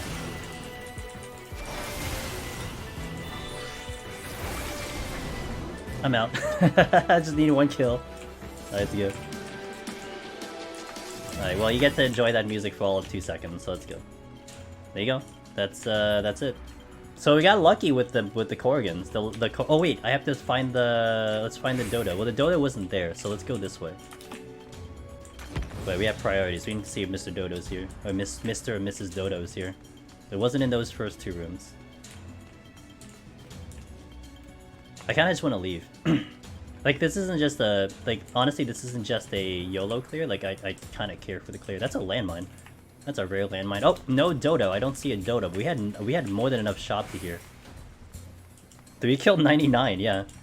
The game kinda gives up when, like, you kinda see the clear in sights, but that's pretty good. Alright, no Dodo. So, rip the Dodo. But yeah, definitely. Okay, nice! 1 to 100 today! We had a little bit spicy, got a little spicy, but you know what? It kinda makes for a more authentic run, I think. I don't think I picked up anything. We didn't pick up a floor wipe here, right? We had no floor wipe pickups. So from 81 to 100, I had 1 Magicite. This run was won because of 71. We won this run because of floor 71. 71 to 80, that's where we won the run. Because at that point, we conserved as much as we can, and we carried it into the last 20 floors. That's actually pretty incredible. That's good. Carmichael's butts in the shot, I like it. I like this shot, actually. This shot's nice. You don't really see the book that way. So, that's pretty cool. I mean, the last time I remember this happening was when I did Paladin. Paladin, I worked my ass off to get through 81 to 90. We picked up jack shit in 91 plus, but everything I took in from 81 was why we wiped, was why we cleared. So today was very similar. I think I picked up 1 flight here, and that's it. I didn't really see many steals. I think I picked up 0 steals. We picked up a couple strengths, but I don't think I picked up... I may have picked up 1 steal. But yeah, whatever we walked in with was what we needed to clear. So if that's any other indication of like having a good prior floor, having a good 71, 81, that's a really good call there. So that's important, you know? That could be determined. It's not so much playing good in the future floors, it's playing good on the previous floors to get you the win. There you go, 1 to 100 summoner. Easy peasy. Not so easy peasy. This was a tough one. This was a good demonstration. My planning, not soon. I gotta clear Astro first. Astro has to be done first. Astro is bottlenecking me right now. I gotta clear Astro, so... I'd like to do Samurai. Samurai's in the top of my list for Palace. Same with Dragoon. But Astro has to go first. So... Hey, Max, thanks for the follow. And, Ramene? Am I gonna say Ramene like Ramene? Or Ramen? Ramene? Thank you for the follow. Thank you guys for being here. I appreciate it. I hope that was a good watch. I hope that was helpful to some people. This will definitely be showing up on the YouTubes. So definitely see that. I'm gonna dress it up. We'll put up YouTube sometime next week. If you want to follow us in Twitter and talk in Discord. Discord is popping, guys. Discord is busy. And you want to prepare for the next Deep Dungeon? Come in Discord. Hey, it's Ada. Hi, Ada. Come in Discord, because people are asking questions, looking for clears. That's what we're there for, to help you guys out. So thank you for coming. Thank you for watching. This was actually a really good run. I'm really happy with this one. This wasn't like a clean clear. This wasn't like a pushover, like a just get Magicite forehead. No, you had to work for this one, and I think this will be helpful to to future runners, especially in Summoner. And I think I convinced some people to try Summoner too, so it's a good job. It really is a good job now for Deep Dungeon Solo. So thank you guys. Thank you. Let's go find someone to say hi to. Who we got? I know my Team Drifter team leader is doing Nier. I kind of want to visit her doing Nier because I actually like that game a lot. Give her a good night. Yeah, let's go make Darian a happy camper, shall we? She is like middle. She's like middle in Nier right now. Oh. Yeah, she's like middle. So like if you haven't played Nier or something, be careful. She's like middle of the story. I know exactly where she is, but let's give her a good cheer. Todd, thanks for being here. I appreciate that. Everyone else, thank you for being here. Tomorrow, in 11.5 hours, we're going to be doing speedruns of Stranger Paradise. I am world second for the PS5 speedrun, and I'm trying to chase down rank 1. So if you want to see me do that, that's tomorrow in 11.5 hours. If you want to see me do Deep Dungeon, that's Tuesday. We're going to continue Palace of the Dead for Astro. That continues Tuesday. So Strangers tomorrow, Astro Tuesday. That's what we got. I'm going to try, dude. I'm really happy with my runs right now, so thank you. If you guys have my emotes, spam that in Darian's chat, please. She would greatly appreciate it. Let's distract her as much as possible. She can pause the game. The game can pause. It's fine. Have a good night. This was a good run. So I hope it's good for you guys for Summoner. So see you guys. Have a good one.